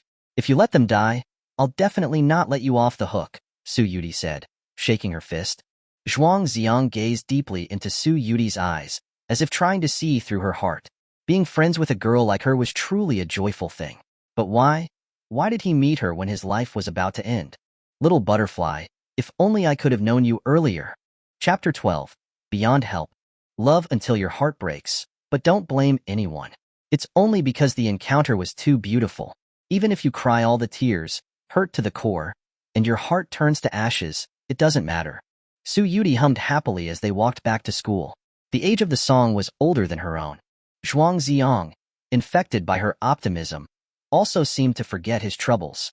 The scent of peach blossoms floated in the air along the tree-lined path on campus. Little butterfly, give me your phone number. Then you can call me next time. Zhuang Zi'ang mulled over his words for a long time, before finally mustering the courage to ask for her contact information. Su Yudie seemed to have been expecting this for a while, and immediately reached into her pocket and took out her phone. It was small and exquisite, glowing with a soft blue light in the sun. The two happily exchanged contact information. Because of the emotional foundation they'd built over the last 2 days, there wasn't a hint of awkwardness. Su Yudie instructed, you can call me during the day. I don't use my phone at night. You only watch those silly jokes. Why don't you watch them at night? Zhuang Zi'ang laughed. How dare you make fun of me? I'm not like you boys, always playing games. Su Yudie said, pretending to be angry and lunging to tug at Zhuang Zi'ang's shirt. The two chased each other on the tree-lined path. Their laughter filled the air, scattering across the lush green grass on both sides. Class 9's classroom was on the second floor, and the two parted ways at the stairwell. Goodbye, little butterfly. I'll message you. Okay, I might not check my phone if I'm busy, but I'll reply as soon as I see it. After watching Su Yudie go upstairs, Zhuang Zi'ang headed towards his classroom. Halfway there, he suddenly turned and ran up the stairs, wanting to catch up and see which class little butterfly was in. The 3rd, 4th, and 5th floors, but he couldn't find any trace of the girl. Did she leave so quickly? Zhuang Zi'ang slapped the handrail, dejectedly walking back down the stairs. They were friends, yet she didn't tell him her real class. Did she still not trust him? The afternoon classes were unbearable. Most students were drowsy and listless. Zhuang Zi'ang remembered that yesterday afternoon, he and little butterfly had been fishing by the river, and time seemed to fly by so quickly. Was this the legendary theory of relativity? The last class finished promptly at 6 o'clock. Zhang Ziyuan walked into the classroom and beckoned. Zhuang Zi'ang, come with me. Zhuang Zi'ang quickly packed up his bag and followed him. It wasn't until they were far from the classroom that he cautiously asked, Teacher Zhang, where are we going? Zhang Ziyuan said sternly, to the hospital. I need to see your attending physician in person and have a talk with him. There's no need for that. Dr. Chen is very busy. Zhuang Zi'ang refused instinctively. He was afraid of the smell of disinfectant in the hospital, and he was also afraid of seeing the doctor's white coat. The walls of the hospital had heard more sincere prayers than those in temples. There was so much life and death, separation of the living and the dead. Zhang Ziyuan was determined and wouldn't give up any opportunity to save Zhuang Zi'ang. Even if it was truly beyond help, he wanted to hear it from the doctor's own mouth. They arrived at the parking lot, and he started his old Buick, asking Zhuang Zi'ang to get in the car. Passing by the bus stop at the school entrance, they saw the 19 bus slowly pulling up at the station. Zhuang Zi'ang, sitting in the passenger seat, craned his neck, trying to find the peach blossom in the crowd. Unfortunately, he was disappointed. Maybe there were too many people waiting for the bus, or maybe Zhang Zi'uan was driving too fast.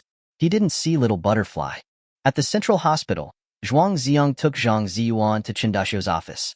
Qindashio adjusted his glasses and shook hands with Zhang Ziyuan, looking grave. Zhang Ziyuan introduced himself. Hello, I am Zhuang Zi'ang's homeroom teacher. I've come to understand his medical condition. You're truly a dedicated and responsible teacher. Qindashio's eyes were full of admiration. From what Zhuang Zi'ang said, you are also a dedicated and responsible doctor. Is there really nothing that can be done? Zhang Ziyuan pleaded sincerely. Next, the two discussed Zhuang Zi'ang's illness. Qindashio was meticulous, with deep medical skills. He used a lot of professional medical terminology to express 8 words. The disease has spread to the bone marrow, beyond help. The last glimmer of hope in Zhang Ziyuan's eyes faded away. Sadness flooded his heart like a tide. He's only 18 years old. Why did this happen?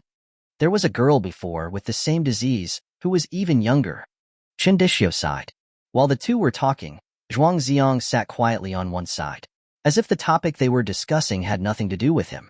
After 2 days, he had gradually come out of the initial shock and sadness and calmly accepted reality. Thinking of all his classmates, what would they be like when they were old? White hair, missing teeth, faces full of age spots, walking with a wobble. He wouldn't have any of these worries. Zhuang Zi'ang would always be 18. Coming out of the hospital, Zhang Ziyuan's mood was extremely heavy, and he didn't speak for a long time. Teacher Zhang, don't keep a long face. Cheer up, Zhuang Zi'ang said lightly. He was trying to comfort his homeroom teacher, using the same tone that little butterfly would. Since nothing could change, it was better to be happy every day. Zhuang Zi'ang, is there anything you want to eat or drink? Zhang Ziyuan's voice was filled with sorrow. I don't want pity and sympathy, Zhuang Zi'ang said. No, I didn't mean that, Zhang Ziyuan explained quickly. Drop me off at the school gate, and then go home early to be with your wife and kids. Zhuang Zi'ang said matter-of-factly, although he would have liked to take the opportunity. To fleece old Zhang for a meal, the hot pot at noon had been quite a lot. It was better to eat something simple tonight, and not put too much burden on his stomach. At the school gate, Zhuang Zi'ang said goodbye to Zhang Ziyuan and walked home alone. Passing by a food stall, he bought a hot dog and egg fried rice. As soon as he got home, he realized that the owner had written dog food on the rice box to make it easier to identify. He instantly lost his appetite. Following doctor's orders, Zhuang Zi'ang swallowed a handful of colorful pills. He questioned whether taking this medicine had any effect at all. Could it really extend his life by 3 months, instead of just 90 days? He picked up the fish food and fed the goldfish. There was a common belief that fish only had a 7-second memory. If he was also a fish, he could forget all his sorrows and just swim around worry-free. Next to the fishbowl, there was a bamboo flute. The red tassel was exceptionally bright. This was the only thing that Zhuang Zi'ang had brought from home. He had learned to play the flute for a while when he was a kid, but he'd gradually stopped due to being busy with his studies. Now, when he picked it up again, even when he played the simplest tune of Twinkle Twinkle Little Star, it sounded rough and unpleasant. Suddenly, a melody floated into his mind. It was the music he had heard yesterday when he met Su Yudie. It was very unfamiliar. It was melodious, yet a little strange. La so 11 do 11 la. So la 11 11 11 11 la 11 la so. Zhuang Zi'ang tried to play it a few times, but he couldn't get the tune right, so he gave up. Night had already fallen, and if he continued to play, the neighbors might come knocking. Chapter 13. Green Dumplings and Soy Milk. Zhuang Zi'ang held his phone, editing a message to the contact named Little Butterfly. He wrote it, changed it, and then deleted it. Finally, he wrote one sentence. What do you want for breakfast tomorrow? I'll bring it. He pondered for a while, to make sure the wording didn't seem too flippant, before finally mustering the courage to press send. He waited and waited, but didn't receive a reply from the girl. Zhuang Zi'ang had no choice but to fill a basin with water and clean the floor with his butt in the air. Actually, they'd already cleaned the room thoroughly at noon, but the wait was so agonizing, and if he didn't keep himself busy, he felt like he would explode. 10 minutes later, Zhuang Zi'ang picked up his phone with anticipation, but still hadn't received a reply from Su Yudie. What could she be busy with so late at night? He stared at the screen for more than 10 seconds, before finally making up his mind, and called her. I'm sorry, the number you have dialed is not in service, please try again later. Previously, when Zhuang Zi'ang called and heard that voice, he would immediately hang up. This time, he listened to the entire message, even the English part. What age was it that there were still places without a signal? Was she a cave woman, living in the mountains? Zhuang Zi'ang pushed open the window, and a cool night breeze greeted him. A cold moon hung high in the sky. He had finally done what he wanted to do 10 years ago. He had completely left home. He no longer had to watch other people's faces, no longer had to be trembling with fear. He could now do whatever he wanted, and see whoever he wanted. He was clearly about to die, but it felt as if he had just started living. Even if it was only for 3 months, he could still live them to the fullest. Looking at the bright moon in the sky, Zhuang Zi'ang's alcohol craving surged, so he poured himself a glass of Coke. In his reflection on the window, he looked handsome, full of vitality. Congratulations, Zhuang Zi'ang, cheers. Zhuang Zi'ang clinked glasses with his reflection, and then drank it all in one go. That night, in his humble little home, he slept exceptionally well. He dreamt that he had turned into a butterfly, happily flapping his wings, flying all over famous mountains and rivers, and taking in the beautiful scenery of spring. Early the next morning, the first ray of sunlight streamed into the window, waking Zhuang Zi'ang from his dream. With a ding, he reached for his phone under his pillow. He saw a reply from Su Yudie, and all sleepiness was instantly gone. "I made some green dumplings myself. Do you want to eat some?" Zhuang Zi'ang immediately typed a reply, "Sure, then I'll buy drinks. Milk or soy milk?" "Soy milk. Wait for me at the bus stop." Su Yudie replied immediately this time. Zhuang Zi'ang quickly got out of bed and took a hot shower in the bathroom. He was in the habit of showering in the morning, because he could wash his hair at the same time, which was more convenient. He never wore that floral shirt anymore. Yesterday, when he went grocery shopping with Su Yudie, he bought a few discounted pieces of spring clothing. He picked out a light blue jacket, paired it with black casual pants. This was more in line with his image as a good student. When he left the apartment, he tore off a page from the calendar. It was as if his life had become more tangible and was being torn away by his own hands. As he came down, Zhuang Zi'ang saw the neighbor exercising and said hello. "Good morning, sis." The neighbor said with a smile, "Little Zhuang's off to school? Did the girl from yesterday not stay with you?" "Sis, please don't joke around. She's my friend." "Okay, young people should be in relationships. Feel free to bring her here anytime." Su Yudie was pretty, well-behaved, and had a happy, cheerful personality. The neighbor really liked her after meeting her once. Seeing Zhuang Zi'ang and Su Yudie together, she couldn't help but think of her own youthful days on campus. But she didn't know that the young man in front of her had to face the end of his life.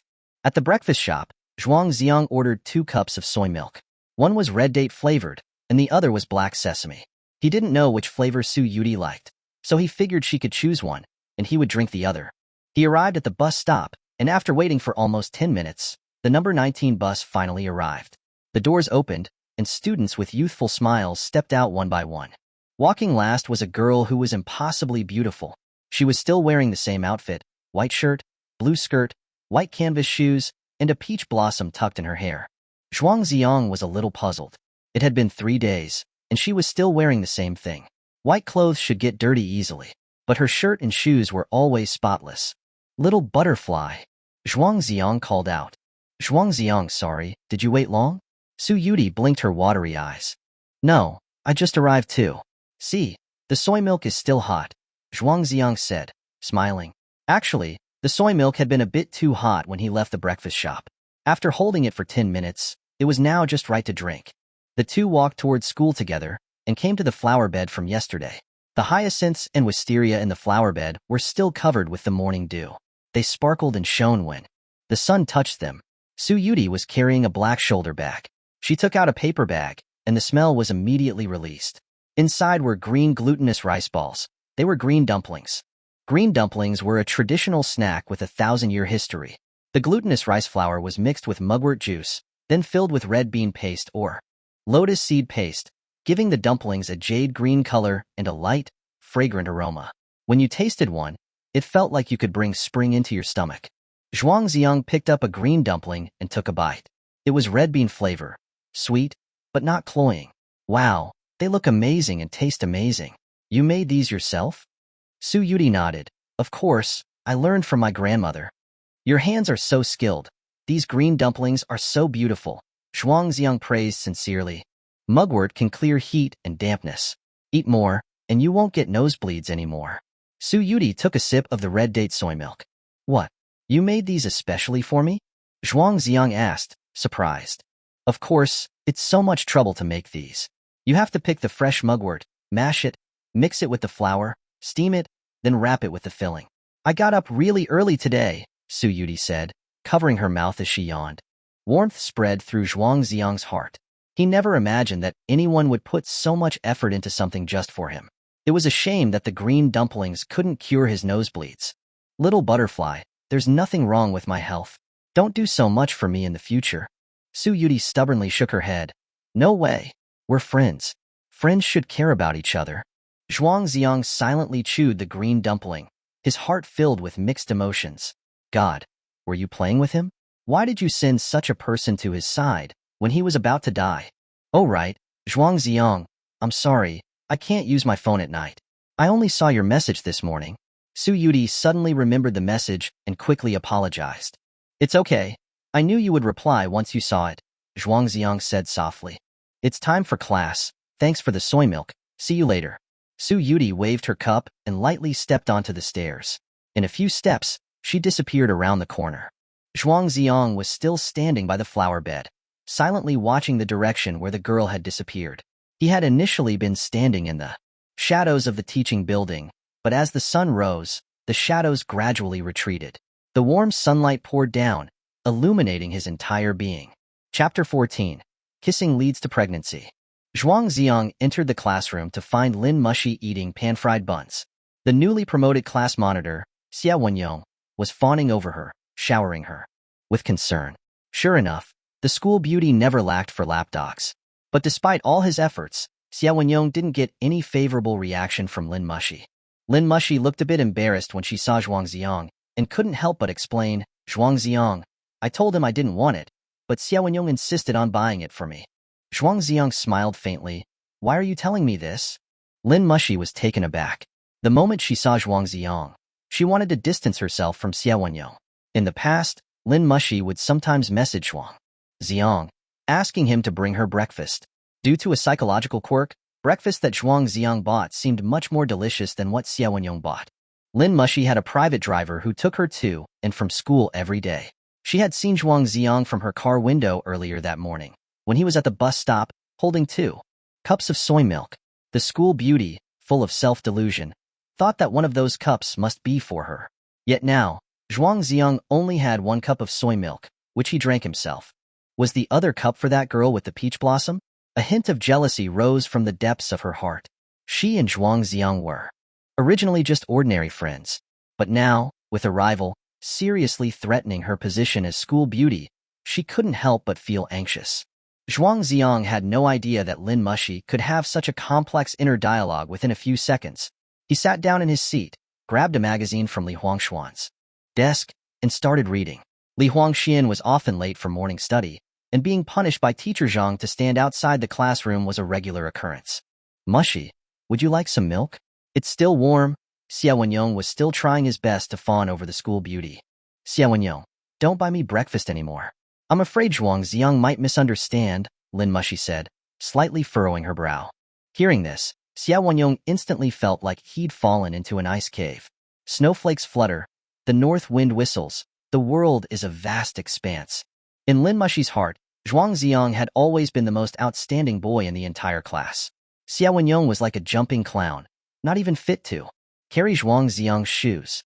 Especially after seeing Su Yudie yesterday, Lin Mushi's competitive spirit was ignited even more. She didn't understand what love was, but seeing Zhuang Zi'ang being close with another girl made her feel uncomfortable. This thought made her delicate cheeks feel slightly hot.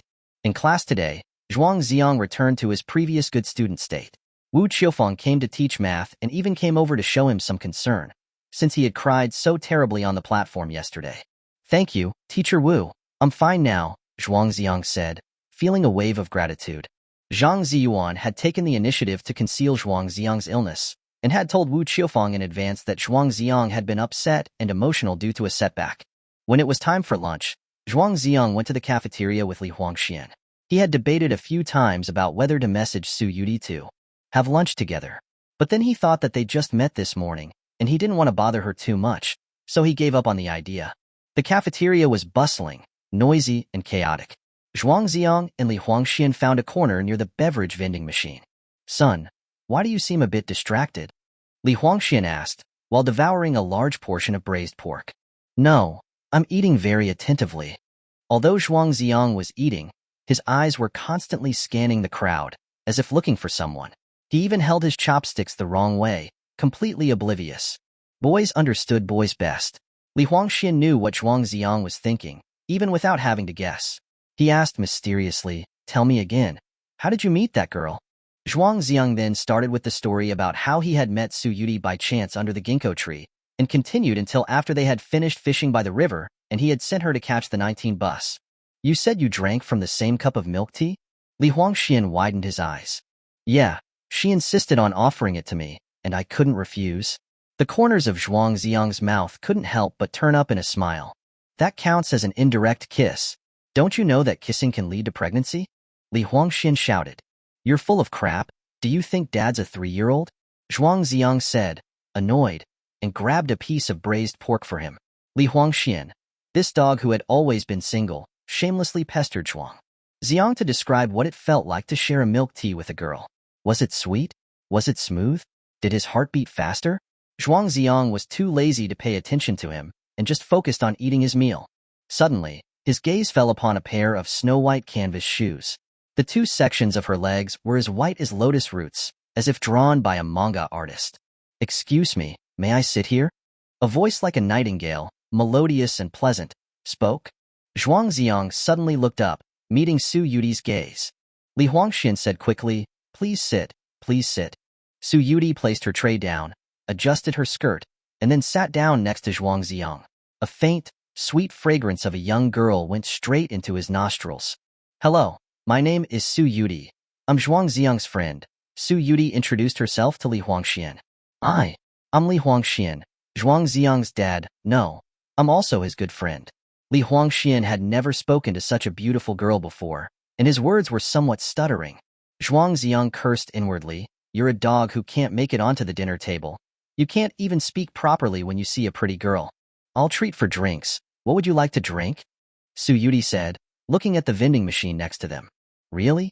I want a Fanta, Li Huangxian said hurriedly. I want Coca-Cola, Zhuang Zi'ang said.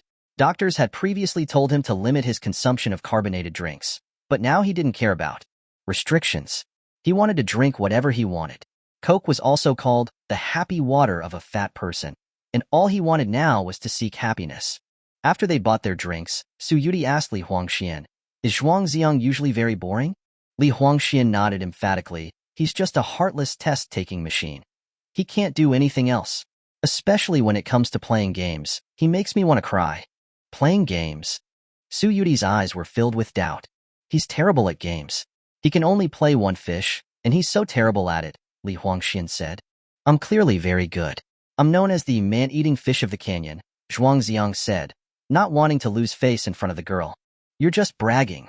I think you're just a clumsy, fat-headed fish, Su Yudie said with a look of disdain.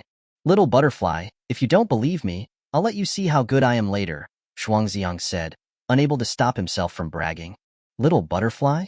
Li Huangxian was dumbfounded. You've only known each other for a few days, and you're already calling each other such mushy names? I'm the butterfly, and the butterfly is me, Su Yudie said, pointing to herself. The line sounded especially familiar. In an instant, Li Huangxian felt a little redundant. After finishing lunch, the three of them left the cafeteria, and it wasn't even 12:30 yet. Zhuang Zi'ang planned to go back and take a nap, so he asked Su Yudie, I'm going back to sleep, do you want to come? Su Yudie looked shy. How could he ask something so directly?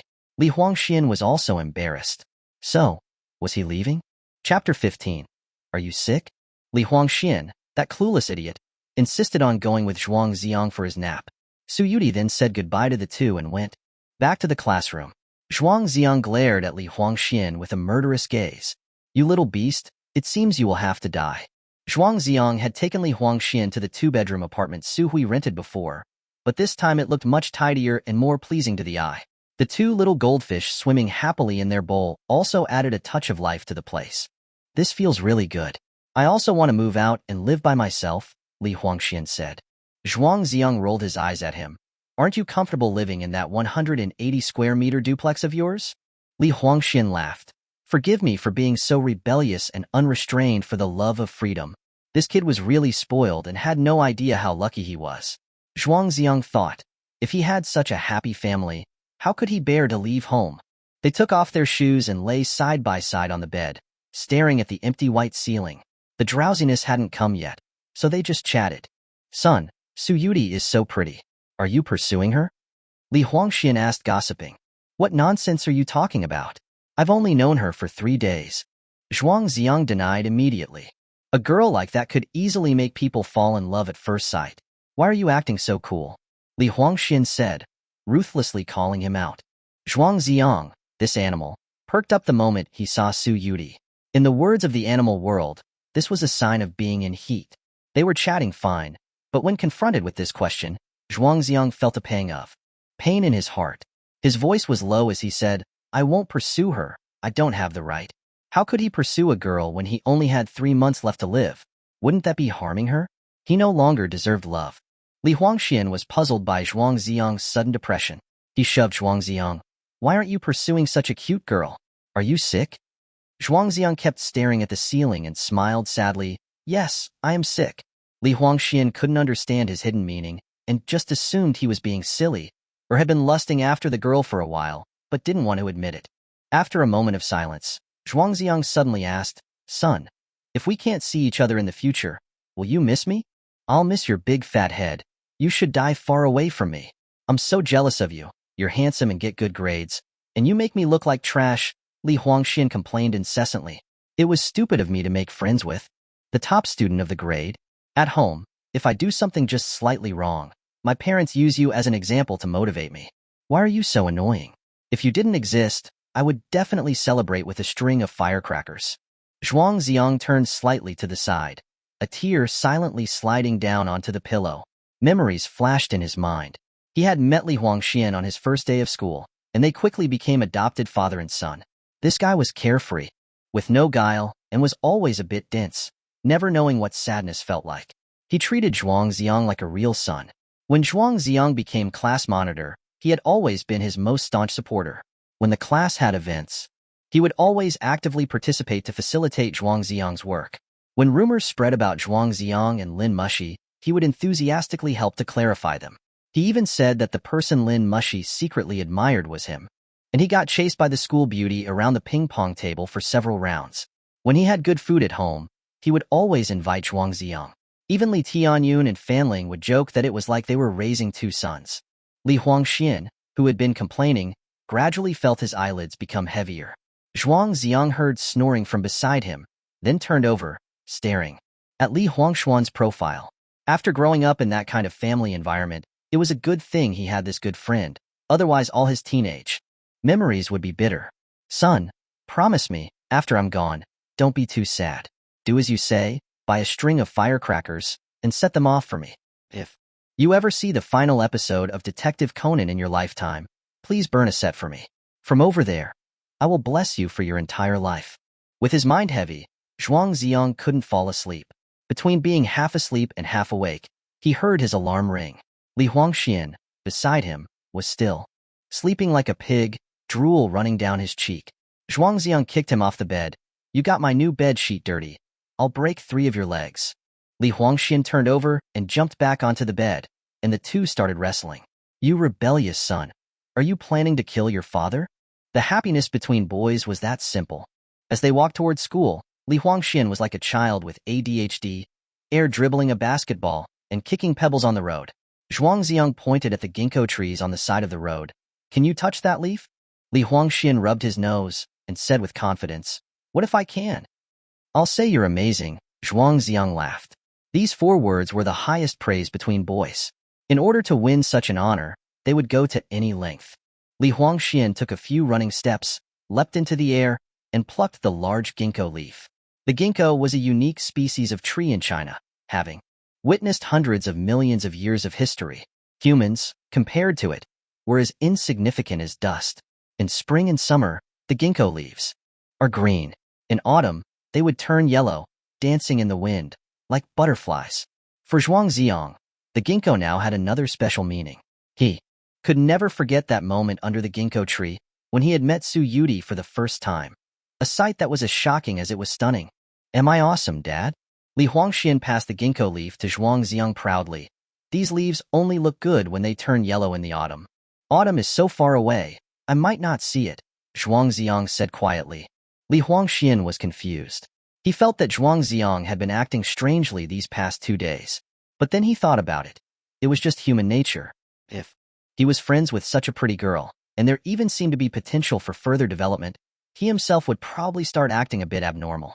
During the 3rd class of the afternoon, after only about 10 minutes had passed, Zhang Ziwan came to the classroom door, apologized to the teacher, then called Zhuang Zi'ang out. The classmates were puzzled. Old Zhang had been summoning Zhuang Zi'ang too frequently lately. Wasn't he no longer the class monitor? Teacher Zhang, you call me out every day, and the way the classmates look at me is getting weirder and weirder. Zhuang Zi'ang complained in the corridor. I can't help it. Your dad's here, Zhang Ziyuan said, shrugging. What's he doing here? Zhuang Zi'ang said, surprised. Since Zhuang Zi'ang had come to study here, Zhuang Wenjiao had only come once when he registered on the first day. He'd stayed for half an hour, received a call from the company, then left in a hurry.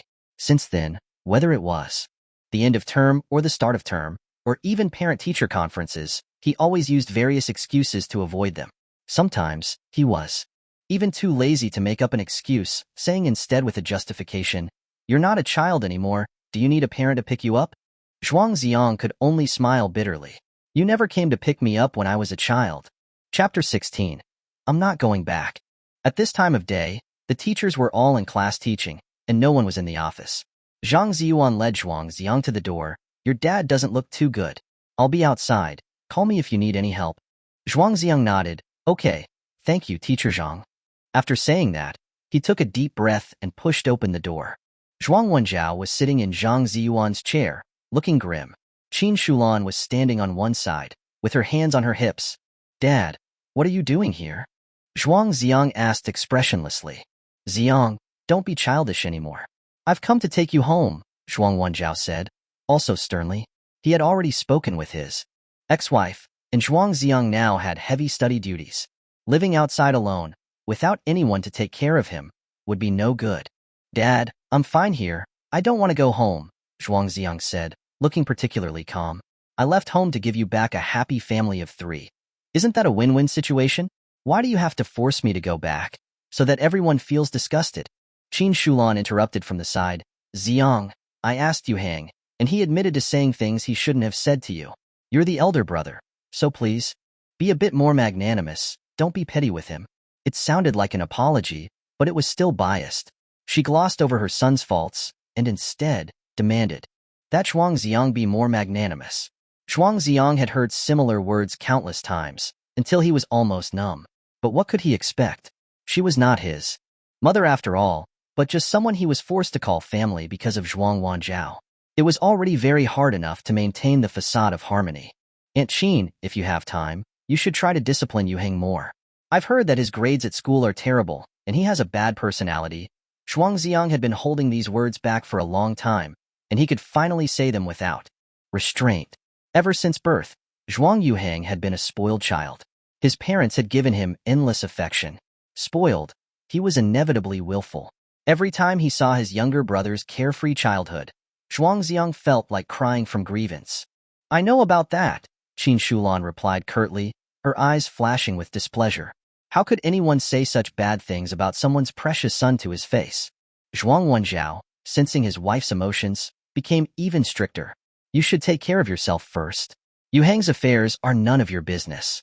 You shouldn't speak to Aunt Qin in that tone. Apologize to her right now. You don't even know how to respect your elders. What have you learned from school? This barrage of scolding immediately escalated the conflict. The air between the three of them gradually froze. Zhuang Zi'ang's heart grew colder and colder. Why could a woman that you brought back and forced me to call her aunt become my elder? In fact, she had no connection to me whatsoever. This was clearly my home first, but in the end, I was pushed out like an outsider. For more than a decade, Zhuang Zi'ang had been suppressed and restrained. But now, with only 3 months left, shouldn't he be able to let go of himself? Dad, if you came here to argue with me, you can leave now.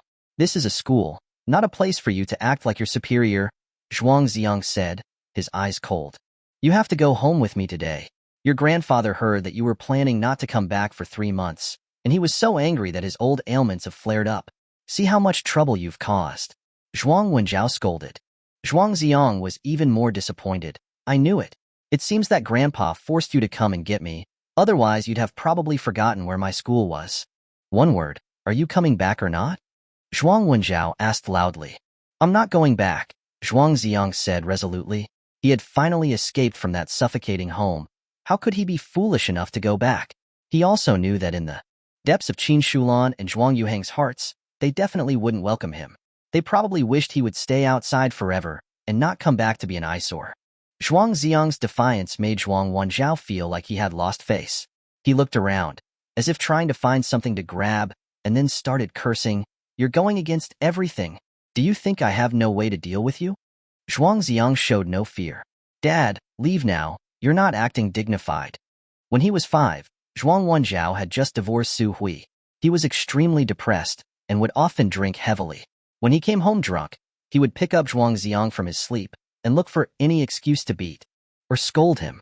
He would curse him for looking like his mother and say that looking at him made him angry. He would curse him for having a mouth because he needed to spend money on his food. Later, Zhuang Wenjiao started dating Qin Shulan and concealed the fact that he had a son. He sent Zhuang Zi'ang to the countryside to be taken care of by his grandparents, and he attended kindergarten in the village for half a year. Later, his grandfather, Zhuang Zhengwo, insisted on sending Zhuang Zi'ang back to the city to receive a better education, and Zhuang Wenjiao reluctantly agreed. Qin Shulan, his stepmother, wouldn't say anything on the surface, but the occasional look of disdain in her eyes would still expose her true feelings. For the same reason, in her opinion, she had no blood connection to Zhuang Zi'ang. So why did she need to play the role of a kind mother? Later, when Zhuang Yuhang was born, Zhuang Zi'ang's place in the family became even more awkward. Fortunately, with a happy family, Zhuang Wenjiao's temper became much more restrained, and he no longer hit people at will. But the father-son relationship grew more and more distant. Zhuang Wenjiao was nominally Zhuang Zi'ang's guardian, but the people who had really raised him were his grandparents in the countryside. They would regularly transfer living expenses to Zhuang Wenjiao's account, and then he would give it to Zhuang Zi'ang. As the middleman, Zhuang Wenjiao would often pocket the difference to buy snacks or toys for his younger son, Zhuang Yuhang. Zhuang Zi'ang had always been submissive, but today he was acting particularly rebellious. Zhuang Wenjiao felt that his authority was being challenged, so he was extremely angry. Even at school, he wanted to roll up his sleeves and start a fight. Stop! Zhang Ziyuan rushed in just in time. Zhuang Wenjiao glared at Zhang Ziyuan angrily. How is your school educating the students? He's become like this. He's a rebellious kid. You haven't even attended a single parent-teacher conference. How would you know what kind of student your child has become? Zhang Ziyuan countered, glaring back. He had been standing outside the door, and although it was impolite to eavesdrop, the father and son were arguing too loudly. He was very surprised that Zhuang Zi'ang hadn't told his biological father about his terminal illness. How could anyone be so desperate? I think you're all about to ruin him. Zhuang Wenjiao yelled. Okay, today, I'll show you what kind of student your child has become. Zhang Ziyuan retorted angrily. He opened a drawer and found a thick stack of documents. Those were the grade reports of all the major and minor exams from the past 2 years. Look at this yourself. Zhang Ziyuan slammed the grade reports down in front of Zhuang Wenjiao, raising a cloud of dust. Zhuang Wenjiao waved his hand, then picked up the first grade report. It was from the entrance exam from 2 years ago. The first line, Zhuang Zi'ang's name, was particularly striking. Total score, 689. Class ranking, 1. Grade ranking, 1. Next, he picked up the second report. It was from the first monthly exam. Zhuang Zi'ang was also first. The third one was from the midterm exam, the fourth from the monthly exam, the fifth from the final exam. After reading all of the grade reports, Zhuang Wenjiao's eyes were full of shock and uncertainty. Without exception, Zhuang Zi'ang's name seemed to be nailed to the top line, unshakable. He only knew that Zhuang Zi'ang's grades were very good and he didn't need his parents to worry, but he never expected them to be so ridiculously good. Qin Shulan also finished looking at all the grade reports. She murmured, "Is it hard to be the top student in your school?" Zhang Ziyuan looked at her as if she was an idiot. There are 22 classes in the entire grade, with over 1,000 students. What do you think? Zhuang Zi'ang, you are really amazing. Growing up in such a stifling environment, you can still be so excellent. Heaven is too unfair to you. Chapter 17. Don't ever come back in this lifetime. Over 1,000 students in the entire grade, and he had been the top student for 2 consecutive years. Zhuang Wenjiao probably couldn't even imagine how difficult that was. He only knew that his younger son, Zhuang Yuhang, was still in primary school with over 40 students in his class. Just by looking at Zhuang Yuhang's class ranking, he could roughly tell how many students were in his class. Mr. Zhuang, you've never attended a parent-teacher conference, but many parents of students in our class actually want to meet you, Zhang Ziyuan said sternly. Meet me? Zhuang Wenjiao asked, surprised. Why? They want to ask you for tips on how to raise such an outstanding child, Zhang Ziyuan said with a wry smile. It was truly quite ironic. Zhuang Wenjiao looked very uncomfortable, his face alternating between green and white. He didn't know what to say. From childhood until now, his way of raising Zhuang Zi'ang had been to ignore him and not ask any questions. He just knew that Zhuang Zi'ang had always done well and always got into the best schools in the city with ease, so he didn't need to worry about him. Mr. Zhuang, if this isn't enough, I can show you some photos. Zhang Ziyuan took out his phone, flipped to a dedicated album, and handed it to Zhuang Wanzhao. It contained photos of Zhuang Zi'ang receiving awards for various competitions over the past 2 years. He had won many honors not only for himself, but also for the class and the school. But every time he received an award, there were no family members there to cheer for him. Other people's children, even if they get a third prize, will receive hugs and encouragement from their parents. Every time Zhuang Zi'ang gets a first prize, he can only stand alone on the stage, watching others with envy. Almost every time I was the one accompanying him, as his homeroom teacher. Hearing Zhang Ziyuan's heartfelt words, Zhuang Wanzhao was speechless. He had to admit that he had not cared enough about Zhuang Zi'ang, and that he was not a good father. Zhuang Zi'ang tried hard to restrain himself, but his eyes were still red. Wasn't family love something that was inherent from birth? Why was it that he had tried so hard, but still hadn't received something that others got so easily? No matter how excellent he was, Zhuang Zi'ang was just like any other child. He longed for his parents' love. He wanted to be praised, hugged, and surrounded by endless love. But Zhuang Wanzhao and Su Yudie had disappointed him, time and time again, until one day, he had finally forced himself to accept reality, that he was never their pride. The office was silent for a long time. Zhuang Wanzhao finally spoke awkwardly. Teacher, even though Zhuang Zi'ang's grades are good, that's not a reason for him to talk back to his parents.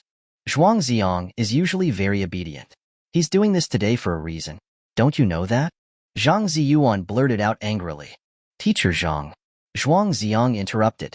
He looked at Zhang Ziyuan imploringly and shook his head. His eyes were gradually turning red, and he had bitten his lower lip until it bled. Zhuang Zi'ang. Zhang Ziyuan's nose tingled, and he couldn't help but choke up. Zhuang Zi'ang didn't want his secret to be revealed. Once Zhuang Wanzhao knew the truth, he would undoubtedly immediately feel remorse and self-blame, and try his best to be good to him, giving him meticulous care, attempting to make up for the paternal love that he had missed out on for over a decade. But that would just be guilt, not true love. He didn't want to use his life and dignity as bargaining chips to exchange for this false love. Zhang Ziyuan had no choice but to respect Zhuang Zi'ang's decision, and clenched his fist until his knuckles cracked. Qin Shulan looked at the time on her phone and leaned over to whisper to Zhuang Wanzhao. Yu Hang is about to finish school. We have to go pick him up. Zhuang Wanzhao stared at Zhuang Zi'ang.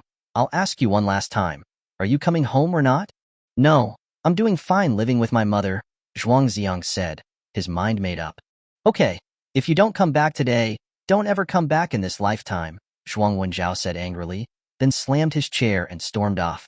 Qin Shulan hurriedly followed, afraid that if they were late, Zhuang Yuhang would be waiting anxiously. With his back against the light, watching Zhuang Wanzhao's disappearing back, Zhuang Zi'ang suddenly spoke. Dad, with a son like me, have you truly never felt a single moment of comfort? Zhuang Wanzhao stopped in his tracks but didn't turn around, nor did he reply. He stubbornly believed that there was no reason for a father to apologize to his son.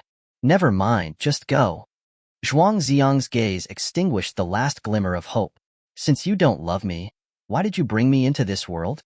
Zhuang Wanzhao paused for a few seconds, then resolutely continued to walk away. After all, Zhuang Zi'ang was already 18 and able to take good care of himself. When he had thought it through, he would come back on his own. Only Zhang Ziyuan and Zhuang Zi'ang remained in the office. All their anger had disappeared. Zhuang Zi'ang, don't be sad. There are still many people in this world who care about you. Like me, like Li Huangxin and Lin Mushi. Think more about us, Zhang Ziyuan said, softly comforting him. Teacher Zhang, thank you. Zhuang Zi'ang clenched his teeth tightly, his jaw trembling slightly. He was trying hard to restrain himself so that he wouldn't cry. Even if he pretended to be strong in front of Zhuang Wanzhao, he was still a fragile child at heart. Zhang Ziyuan asked, something so serious, are you really not going to tell your father? Zhuang Zi'ang replied with a tearful voice, I just want to make it so that I have a little bit of dignity. Zhang Ziyuan nodded, showing his understanding. But as a teacher, he had his own responsibilities. Zhuang Zi'ang seemed relatively normal at the moment, and he could temporarily follow his doctor's orders for treatment. But once his condition worsened, He would have to inform his family. Teacher Zhang, can I ask for leave this afternoon? Anyway, with my emotional state, I wouldn't be able to focus on class. Okay, I'll give you a leave slip. You should relax a bit. After leaving the office, Zhuang Zi'ang was listless as he walked aimlessly. Passing by a classroom, he heard a class singing a rather old song in music class. Little child, did you cry today? Have all your friends left, leaving behind a loneliness you cannot take with you? Pretty child, did you cry today? Have you dirtied your beautiful clothes, but found no one to confide in? With a ding, Zhuang Zi'ang's phone received a message. Little butterfly, Zhuang Zi'ang, are you unhappy again? Zhuang Zi'ang quickly typed a reply. How did you know? I've taken a leave of absence this afternoon. Little butterfly, wait for me outside the ginkgo trees. I'll climb over the wall to find you. Zhuang Zi'ang hurriedly looked towards the northwest corner of the basketball court, but there was no one there. The tall ginkgo trees swayed their branches gently in the wind. He took the leave slip that Zhuang Zi'an had given him, left the school gate, and then took a detour around the perimeter wall. In the distance, he saw Su Yudie sitting on the wall, her white canvas shoes swinging back and forth in the air. The wall is so high. How did you climb up? Zhuang Zi'ang asked curiously. I stole a ladder from the equipment room, Su Yudie explained, smiling. Zhuang Zi'ang was even more confused. A school beauty carrying a ladder across the playground wouldn't have been caught by the security guards? What are you spacing out for? Hurry up and catch me, Su Yudie urged. Oh. Zhuang Zi'ang quickly extended his arms, signaling for her to jump. Su Yudie jumped down, landing precisely in Zhuang Zi'ang's arms. She was very light, and he had no trouble holding her. Gazing at her perfectly delicate face from close proximity, Zhuang Zi'ang's breathing became a little heavy, and his heart beat rapidly. Are you just going to keep holding me like this? Su Yudie's pretty face flushed. Only then did Zhuang Zi'ang come back to his senses, and he quickly and flusteredly set her down. The spring breeze blew, messing up the girl's hair, and also messing up the boy's heart. Chapter 18. I give you permission to cry. Little butterfly, you're skipping class again. Won't your homeroom teacher make things difficult for you? Zhuang Zi'ang and Su Yudie walked side by side on the food street, each with a stick of fish balls in hand. When Su Yudie ate, her cheeks puffed out, like an adorable pufferfish. She said, smiling, I didn't skip class, I have a leave slip. Zhuang Zi'ang obviously didn't believe her. How could that be? Do you think I'm 3 years old? Su Yudie took off her shoulder bag, unzipped it, and pulled out a pile of leave slips. They already had her homeroom teacher's signature, but the date field was blank. That meant Su Yudie could fill in the date whenever she wanted to leave. Is that even possible? Zhuang Zi'ang widened his eyes. He stared at the messy signature for a long time but couldn't recognize a single character. Was this someone else's homeroom teacher? Wait, if you have a leave slip, why do you still need to climb over the wall? It's faster to come out from there, and I can eat all sorts of delicious things. Su Yudie's foodie reasoning left Zhuang Zi'ang speechless. He always felt that this girl was mysterious and unfathomable. Zhuang Zi'ang changed the topic. How did you know I was unhappy? Su Yudie raised her right hand, extended her index finger, and poked Zhuang Zi'ang in the chest. She lightly tiptoed and whispered in Zhuang Zi'ang's ear. Because we're friends, we have a telepathic connection. The warm breath from the girl's mouth made Zhuang Zi'ang's neck tingle. That explanation of a telepathic connection was too superficial, wasn't it? Come with me. Su Yudie very naturally grabbed Zhuang Zi'ang's wrist and led him out of the food street, walking down a long stone staircase.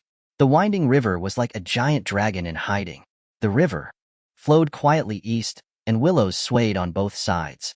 They passed through a wide grassy field and came to the riverbank, piled high with pebbles. The seemingly unremarkable pebbles had all been polished and rounded by thousands of years of river water erosion and mutual collisions. Human life was only 100 years long, insignificant in comparison. Just as the ancient sages had said, life between heaven and earth was like a white horse flashing past a crack. Here one moment, gone the next. In the long flow of history, 3 months and 100 years were not that different. Both would disappear in an instant. The two of them came closer and could hear the sound of the river lapping against the shore. A cool breeze blew through their hair and the corners of their clothes. Su Yudie took off her shoes and socks, revealing a pair of smooth, jade-like feet, and stepped lightly onto the smooth pebbles. The river water rose, engulfing her little feet. White spray splashed up, wetting her navy blue skirt. Take off your shoes too. Come down with me, Su Yudie said. waving at Zhuang Zi'ang. It's class time. Is it okay for us to be playing in the water here? Zhuang Zi'ang asked hesitantly. Have you always been such a stickler for rules? Su Yudie asked. These words immediately hit a nerve with Zhuang Zi'ang. That's right. Why did he have to be so compliant? He quickly took off his shoes, rolled up his trousers, and carefully stepped on the pebbles to come beside Su Yudie. The cool river water reached his ankles. It felt very pleasant. Su Yudie cupped her hands around her mouth and shouted at the gently flowing river. Zhuang Zi'ang is a big idiot. The sound was carried by the wind into the archway of the bridge, echoing back in waves. Zhuang Zi'ang is a big idiot, idiot. Su Yudie laughed like a silver bell. Her smile was exceptionally beautiful. Why are you calling me names again? Zhuang Zi'ang muttered, displeased. Because you're always unhappy, and you torture yourself. You really are a big idiot, Su Yudie said, pouting her cherry-like mouth, unwilling to concede. Zhuang Zi'ang imitated her and shouted at the river, Little butterfly is a little fool. Little butterfly is a little fool, fool. The echoes from the bridge were very distinct. Su Yudie didn't get angry at all when she heard this, and her pretty almond eyes curved into crescents with her smile. She shouted again, Zhuang Zi'ang, you have to be happy every day. Zhuang Zi'ang turned his head and looked at the perfect profile of Little Butterfly. A huge sense of sadness washed over him. He felt like he had been poisoned by this girl. He knew he shouldn't, but he still fell deeply into it, unable to free himself. 3 months from now, how was he supposed to face that separation? Su Yudie noticed that Zhuang Zi'ang hadn't spoken for a while, so she looked up at him and discovered that his eyes were filled with tears. Zhuang Zi'ang, if you're feeling particularly sad, I give you permission to cry. These words made Zhuang Zi'ang completely lose his composure. All the grievances and bitterness he had endured since entering this world came to the surface. Large tears ran down his cheeks, falling into the river water, creating silent ripples. Zhuang Zi'ang didn't want Little Butterfly to see him looking so pathetic, so he bent over. He did his best to suppress his sobs, but he still couldn't help but make low whimpering noises. His whole body was shaking slightly. Su Yudie reached out and gently patted Zhuang Zi'ang's back, trying to comfort him. Without realizing it, her own eyes had also filled with tears. Little Butterfly, why are you crying? We're good friends. When I see you're sad, I also feel very sad. He had always thought that in this cold world, there wasn't much to miss. But at this moment, Zhuang Zi'ang had countless regrets. Why? Why did he have to meet her when he had a terminal illness? Zhuang Zi'ang did his best to stop his tears, then reached out to wipe away the crystal tears on the girl's cheek. They were the most precious gems in the world. Little Butterfly, I'm not sad anymore. You're not allowed to cry either, okay? Okay. Let the river wash away all your sorrows. From now on, you have to be happy every day, Su Yudie said, sniffling. Zhuang Zi'ang squatted down and scooped up a handful of cool river water, using it to wash his face. He would let the unending river water take away his tears. A big wave came crashing against the shore. The river water rose up a little higher, reaching Su Yudie's lower legs. She had to lift the hem of her skirt with both hands, quickly moving backward. The stones are slippery. Be careful not to fall, Zhuang Zi'ang quickly warned. Carry me up, Su Yudie said, her little face showing alarm. Zhuang Zi'ang didn't say a word. He reached behind her knees and gave her a princess carry. After having held her twice, climbing over the wall, he was now very skilled at it. They sat down on the grass. Su Yudie put her little feet on Zhuang Zi'ang's legs to dry. Zhuang Zi'ang asked himself, he wasn't a foot fetishist, but the sight of her white and tender little feet made him unable to resist stealing glances at them. Zhuang Zi'ang, why are you staring at my feet? Su Yudie asked, her face flushed. I'm not. I'm looking at the grass, Zhuang Zi'ang said, refusing to admit it. You've looked at them 7 times already. That's nonsense. My eyes have to focus on something. Zhuang Zi'ang, caught out, had no choice but to turn his head and look at the clouds in the sky. His cheeks were slightly hot. Okay, I'm not blaming you. Help me put my shoes on. Put them on yourself. It's not like you don't have hands. You're so stingy. Chapter 19. A pinky promise is a promise. Zhuang Zi'ang and Su Yudie sat on the grass, gazing blankly at the sky, envying the drifting clouds. Occasionally, a few butterflies flitted past in their line of sight. I wish I were a little butterfly, Su Yudie sighed. I could fly to the other side of the river and see the scenery over there. We could fly a kite and let it take a look for us, Zhuang Zi'ang suggested with a smile. Great idea, you're so clever. Su Yudie exclaimed in delight. You just called me dumb a moment ago. Zhuang Zi'ang said, so, shall I go buy a kite now? Su Yudie looked at the position of the sun and shook her head. It's too late today. I have to catch the bus home soon. Can't you go home a little later? Zhuang Zi'ang asked, a little disappointed. No, I have to make that bus. Judging from the tone of her voice, it seemed like Su Yudie had strict parents. It made sense, as it was unsafe for a girl to be out too late. Little butterfly, tomorrow is Saturday, no school. Let's come here to fly a kite. Zhuang Zi'ang offered a compromise. Okay, let's meet at West Mountain Park tomorrow morning, Su Yudie agreed readily. The sun in the sky turned increasingly red, hovering over West Mountain. Suddenly, the ringtone of a phone broke the quiet atmosphere. Zhuang Zi'ang picked it up and saw the word, Mom, on the screen. After staring at it for over 10 seconds, he finally swiped to answer. Mom, you should be working right now. How do you have time to call me? Su Yudie's voice came through the phone. I heard you had a fight with your father? Zhuang Zi'ang hesitated for a moment before saying, I don't want to go back to that house. I'll stay at your place and wait for you to come back. Su Yudie sighed and patiently tried to reason with him. Zi'ang, my divorce with your father has caused you too much harm. You should be more understanding of your father. Try to get along with your aunt and your younger brother. Don't make things difficult for your father. I'm not a good mother. I don't even have time to spend with you. Zhuang Zi'ang suddenly interrupted. Mom, how are things going with that male colleague of yours? Su Yudie was taken aback. Why are you suddenly asking about that? You're just a kid. Zhuang Zi'ang choked up for a moment, then said, find someone to take care of you. Don't work yourself so hard. Su Yudie laughed. When you grow up, you can take care of me. A pang of sadness hit Zhuang Zi'ang. He knew he wouldn't grow up. Su Yudie, unaware of the deeper meaning in her son's words, comforted him for a few more moments before quickly hanging up. Little butterfly, your mom must be very good to you, right? Zhuang Zi'ang asked the girl beside him. She was always so happy. She must live in a particularly happy family. Her parents must treat her like a precious treasure. Su Yudie nodded. Yes, my mom is so good to me.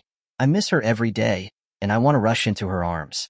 Her words sounded warm, but upon further reflection, there was a subtle awkwardness to them. Zhuang Zi'ang and Su Yudie sat on the grass until almost 6 o'clock, before finally getting up and walking step by step up the stone steps. Time was such a strange thing. A 45-minute math class would feel particularly difficult to endure for Zhuang Zi'ang. Yet when he was sitting next to Little Butterfly, even when doing nothing, 2 hours would pass by in a blink of an eye. At the bus stop, other students were already waiting to go home. The moment Su Yudie appeared, she immediately captured the attention of all the boys. This girl was so beautiful. It was as if the air around her had become fragrant and sweet. Zhuang Zi'ang felt uncomfortable. He wanted to put a big mask on her face and cover it up. The number 19 bus slowly pulled up from around the corner, signifying that it was time for them to part. Although they would see each other again tomorrow, he still felt reluctant to leave. Zhuang Zi'ang said, I'll be waiting for you at the park tomorrow. You have to come. Of course I'll come. Let's make a pinky promise, Su Yudie said, extending her right pinky. Zhuang Zi'ang frowned. He was already 18. Wasn't a pinky promise a little childish? Especially with so many people watching. Hurry up. Su Yudie, unable to wait, grabbed his hand. Their pinkies hooked together. Pinky promise. May I be punished for 100 years if I break it. Su Yudie chanted, not forgetting to press her thumb against his, adding a touch of ceremony. A pinky promise was the most sacred of agreements between children. In the adult world, countless legal and moral frameworks bound people to be trustworthy, and yet, betrayals and broken promises were still rampant. But children, as long as they made a pinky promise, would never break their word. The bus pulled up, and the students boarded. Su Yudie deliberately waited until the very last to board, so that she could spend a little longer with Zhuang Zi'ang. Goodbye, little butterfly. Zhuang Zi'ang watched the bus drive away, the red taillights disappearing, before finally turning away. He stared at the bus stop information for the number 19 bus, trying to guess at which stop Little Butterfly would get off. He looked until the words blurred, finally feeling bored, and turned to leave. He hadn't taken more than a few steps when a black sedan stopped beside him. The window rolled down, revealing Lin Mushy's face. As the acknowledged campus beauty, her looks were naturally impeccable. Zhuang Zi'ang thought. Su Yudie was prettier, but it was probably due to his own subjective preference. Li Huangxian had also said Su Yudie was beautiful, but it was deliberately done to provoke Lin Mushi, undermining her haughty demeanor. Zhuang Zi'ang, tomorrow is Saturday, and you're not allowed to stand me up again, Lin Mushi warned. Zhuang Zi'ang then remembered that he still owed her a movie date, but he had already made a promise with Su Yudie for tomorrow, and they had made a pinky promise. Everyone knew, a pinky promise was not to be broken. Mushi, I have other things to do tomorrow. Can we postpone it just a tiny bit? Zhuang Zi'ang used his thumb and pinky to illustrate the tiny bit. Lin Mushi was suspicious. Are you off with that girl again? Zhuang Zi'ang coughed awkwardly. What do you mean, off with? You should be a little more precise. Lin Mushi pouted. Zhuang Zi'ang, you're getting more and more out of line lately. Skipping classes every other day. You'll end up going downhill like this. Facing his friend's scolding, Zhuang Zi'ang didn't know how to explain things. He couldn't just directly tell her the bad news. After a brief thought, he decided that acting like a rascal was the best way to defuse the situation. Mushi, are you jealous? Lin Mushi's eyebrows immediately furrowed in anger. Zhuang Zi'ang, who would be jealous of you? Go get lost. Then what if, one day, I get lost and never come back? Would you miss me? Zhuang Zi'ang had asked Li Huangxian similar words. This time it was Lin Mushi's turn, and she reacted with the same look of disgust. Why would I miss you? You go disappear right now. There is a line of guys waiting to invite me to the movies. Do you think I'm desperate for you?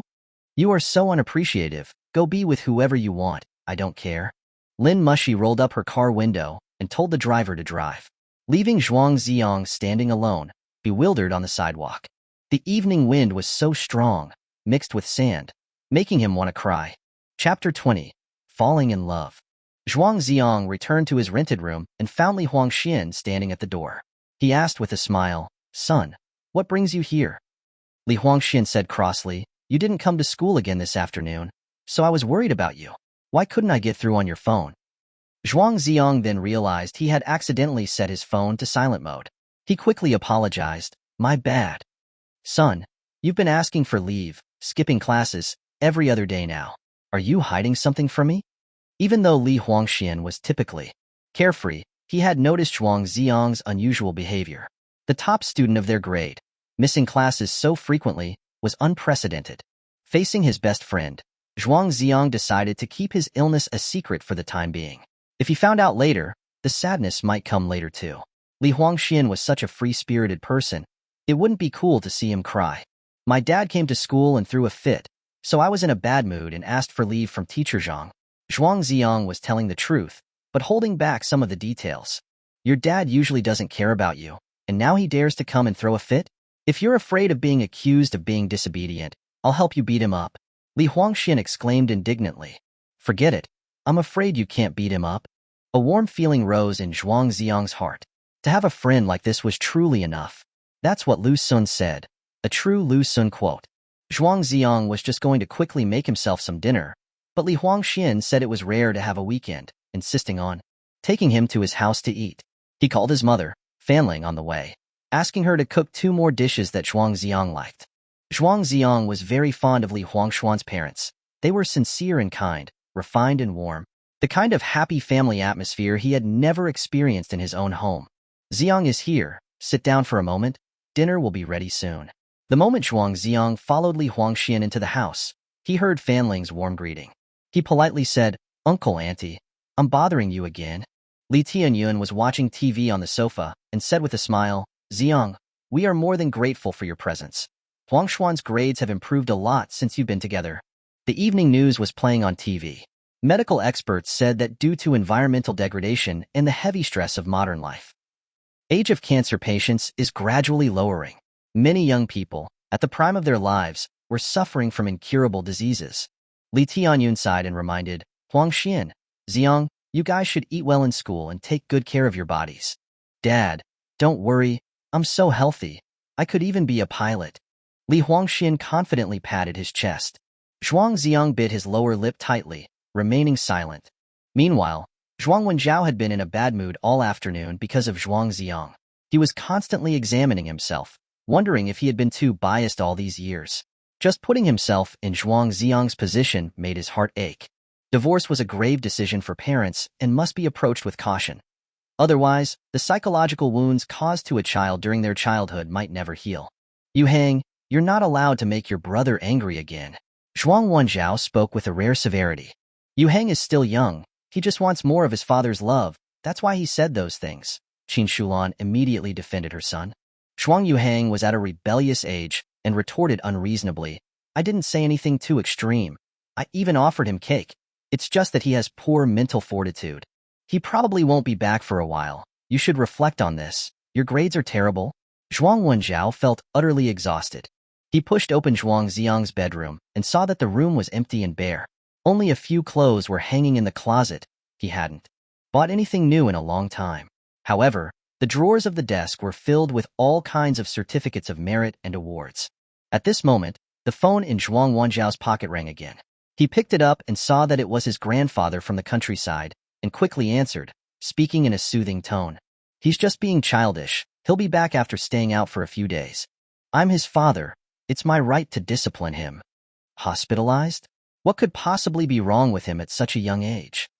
After calming his grandfather's emotions, Zhuang Wenjiao collapsed on the sofa. The scene from the afternoon at his son's school kept flashing through his mind. Was Zhuang Zi'ang really so outstanding? How come he, his father, had never realized it? Qin Shulan grumbled from the side. Zhuang Zi'ang studies so well, but he doesn't even bother to tutor Yuhang's studies, making his grades the lowest in class. He has no sense of responsibility as an older brother. He still sees us as outsiders. What's the point of being smart if you don't care about your family? A nameless anger rose in Zhuang Wenjiao's heart, and he slammed his hand on the coffee table. He is my son. Who are you to be lecturing him? You take care of your own son, and tell him to stop causing me problems. It seemed that without Zhuang Zi'ang, the family was not a happy family of three. Instead, the conflicts were increasing. After dinner, Zhuang Zi'ang and Li Huangxian sneaked into the bedroom. Son, confess. Where did you go this afternoon? Li Huangxian looked at Zhuang Zi'ang with the scrutiny of someone interrogating a criminal. I spent the afternoon with Little Butterfly by the river. Zhuang Zi'ang frankly admitted. Little Butterfly again? Li Huangxian stared at Zhuang Zi'ang's eyes for a long time, then sighed and said, You're doomed. You're falling in love. Zhuang Zi'ang quickly denied it. Stop talking nonsense. We are just good friends.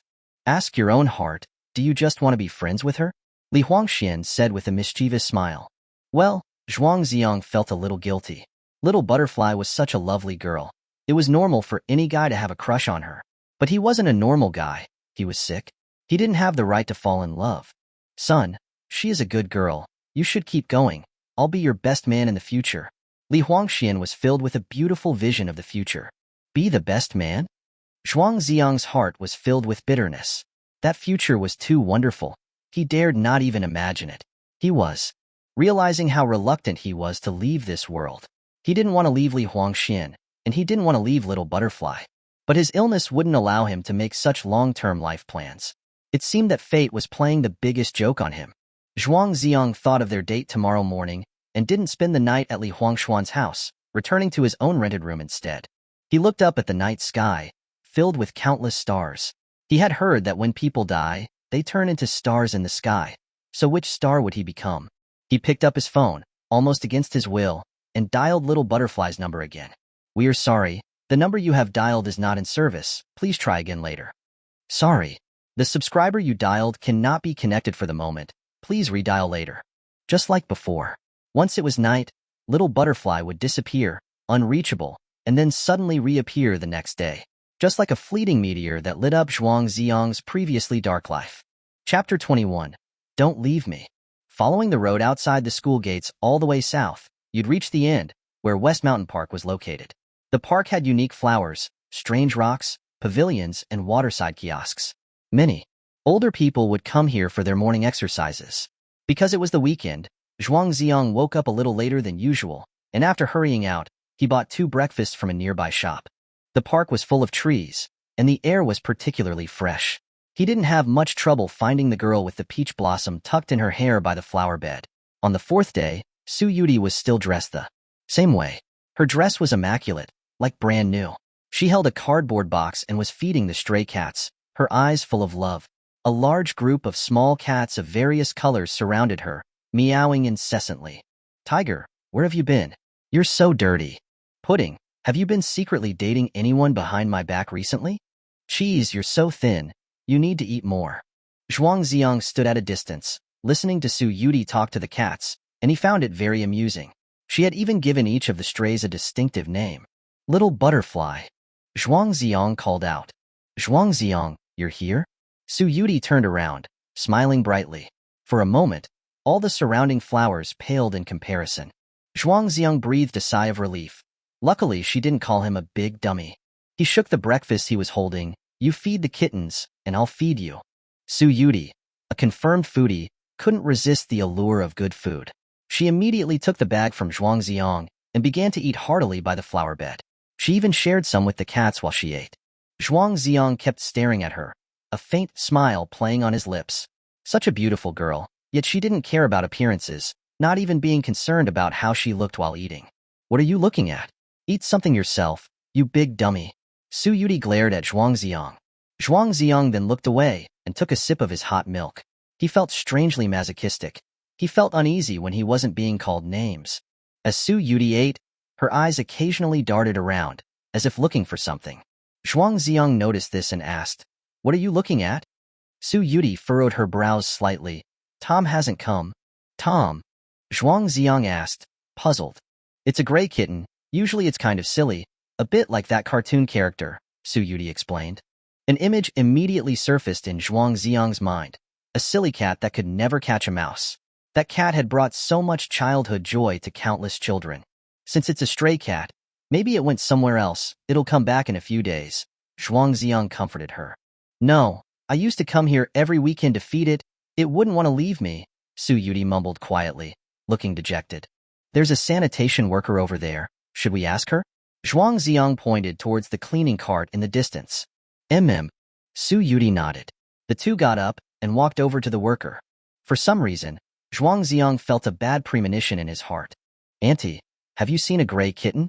It's about this big, very small, with a white spot on its ear. Su Yudie patiently described Tom's features to the worker. That cat had died. The worker replied. What? The milk in Su Yudie's hands fell to the ground. Her face was filled with terror. It was hit by a car when crossing the road, then someone buried it by the roadside. The worker had perhaps tried to make the story sound as brief as possible, fearing that Su Yudie would be afraid. In fact, many stray cats, when killed by cars, would be horribly disfigured. And not everyone would clean them up, with some being simply flattened into a roadkill mosaic. How could this happen? How could this happen? How could this happen?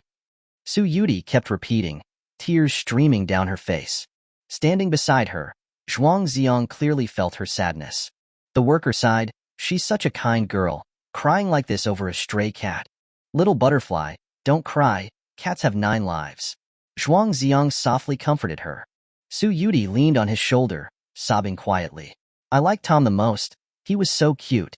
Zhuang Zi'ang's hand hovered in the air, before finally gathering the courage to pat the girl's head. Little Butterfly, don't be sad. Every cat dies, just like everyone. He paused for a long time before adding sadly, we'll die too. Su Yudie looked up, her eyes filled with tears, seeming not to fully understand what Zhuang Zi'ang meant. Zhuang Zi'ang gazed into her eyes. People will eventually have to part, just like me and you. There will be a day when we may never see each other again. Why? Don't you want to be friends with me anymore? Su Yudie said, her voice trembling. No, Little Butterfly, I want to be your friend forever. Then don't leave me. Zhuang Zi'ang tried to make his words sound gentle, but it was to no avail. Even he himself didn't know whether, in 3 months, he would have the courage to face that farewell. Dwelling on this unsolvable topic would only make the situation even more depressing. Zhuang Zi'ang forced a smile. Don't cry anymore. We promise to be happy every day, and we still have to go fly a kite. Okay, let me cry for a little while longer. I'll be okay soon, Su Yudie pleaded. Okay, it's still early. You can cry a little longer, Zhuang Zi'ang said with pity in his eyes. When I leave, will you cry for me? If you don't cry, it wouldn't seem like we're good friends. But if you cry for too long, it will hurt my heart too. So it's better to cry a little bit. The sun gradually rose, shining on the grass and flowers. After eating their food, the stray cats scattered. Zhuang Zi'ang took out a tissue and wiped away the tears from Su Yudie's eyes. Okay, let's go fly a kite, and then I'll take you out for something nice to eat for lunch. You said that when you're sad, You have to eat a lot of delicious food. Su Yudie rubbed her eyes and took a few deep breaths to compose herself. Then she slung her shoulder bag over her shoulder. Let's go, to your small house. What for? Zhuang Zi'ang asked, startled. To make the kite. What else? Su Yudie retorted. Zhuang Zi'ang then realized he thought they'd just buy a kite at a store, but Su Yudie wanted to make one herself. Obviously, the latter was much more meaningful. Making a kite by hand and seeing it fly high in the sky was a very satisfying accomplishment. The two left the park and started heading towards the apartment complex. As they reached the bottom of the building, they encountered the neighbor sister. She smiled warmly the moment she saw Little Butterfly. Little sister, you're here again. Hello, sister. Su Yudie greeted her sweetly. You should come by often. Little Zhuang seems much happier when he's with you, compared to being by himself, the neighbor sister said meaningfully. I will come often, because we are good friends, Su Yudie replied. Her smile was clear and pure, without a hint of ulterior motives. Even Zhuang Zi'ang was confused. Had she even understood what the neighbor sister meant? To others, a young man and woman together weren't there just to be good friends. Chapter 22. Butterfly Kite. A weathered old bamboo, shaped into a swallow. In ancient times, kites were called ziyuan, a word that carried a certain artistic elegance. When they arrived at the apartment, Su Yudie took out bamboo strips, rice paper, cotton thread, glue, a candle, a cutting knife, brushes, and other materials and tools from her bag. The level of preparation left Zhuang Zi'ang stunned. You're really going to make a kite yourself? Of course, do I look like I'm joking? Su Yudie said with a serious expression. Zhuang Zi'ang had flown a kite a few times when he was little, but they were all store-bought. He had never tried making one himself. He simply wasn't skillful enough with his hands. Kites had a history going back 2,000 years, though at the beginning, the material wasn't paper. During the Song, Ming, and Qing dynasties, when the paper-making industry boomed, it became very fashionable for men, women, and children to fly kites while they went out for spring outings. Carried down to the present day, it has become more than just a toy. It's a refined art form. More than 10 years ago, it was listed as a national and tangible cultural heritage. Su Yudie first sketched the pattern of the kite onto the rice paper. It was going to be a big butterfly. Then, based on the design, she made the frame out of bamboo strips. Zhuang Zi'ang was amazed to see her using the candle to heat the bamboo to bend it into the desired curves. The girl was incredibly skilled. He was just like a fool, watching from the sidelines, unable to help at all. Su Yudie used cotton thread to secure the bamboo pieces, creating the butterfly's frame. Then she glued the rice paper onto it, trimming off the excess. A basic kite form was almost complete. To turn the kite from just a toy into an artwork, the most important thing was the design on the surface. Su Yudie first sketched the outline with a pencil, then took out her paints and palette, mixing the colors she needed. She then picked up her brush and began to paint quietly. A spring breeze entered the room. The fallen petals made no sound. Zhuang Zi'ang stood on one side, quietly admiring Little Butterfly's beautiful profile, afraid to make a single sound. In that moment, he imagined he was seeing a noblewoman from 1,000 years ago, painting a kite, gentle and dignified, tender and charming. He had never imagined that the process of making a kite could be so beautiful. With great patience, Su Yudie painted elaborate patterns on the butterfly's wings, stroke by stroke. Common bamboo and paper were transformed into a work of art. All right, is it beautiful? After painting for over half an hour, Su Yudie finally put down the brush, breathing a long sigh of relief. A lifelike butterfly appeared in front of Zhuang Zi'ang. Little Butterfly, you're amazing. Zhuang Zi'ang exclaimed with admiration. Grandma taught me this. I used to make them every year when I was little. Su Yudie was also very satisfied with her masterpiece. She then picked up the brush again and wrote a line of small words in the blank space she had intentionally left. Zhuang Zi'ang, big dummy. In the ancient times, many people would indeed write on kites, typically auspicious and celebratory words. But no one would write insults. You're always calling me names, now you're writing it on the kite too? Zhuang Zi'ang complained. Let the kite take away your stupidity. Maybe you'll be a bit smarter later, Su Yudie said with a sly smile, making excuses. Not to be outdone, Zhuang Zi'ang picked up a brush and wrote a line of words beside hers. Little Butterfly, little silly. Su Yudie's writing was delicate and beautiful, while Zhuang Zi'ang's was free and flowing, but the words were still childish. The 12 characters crowded together, looking like a dark mess. making the kite's colors look rather unbalanced. It doesn't look good. Su Yudie pouted.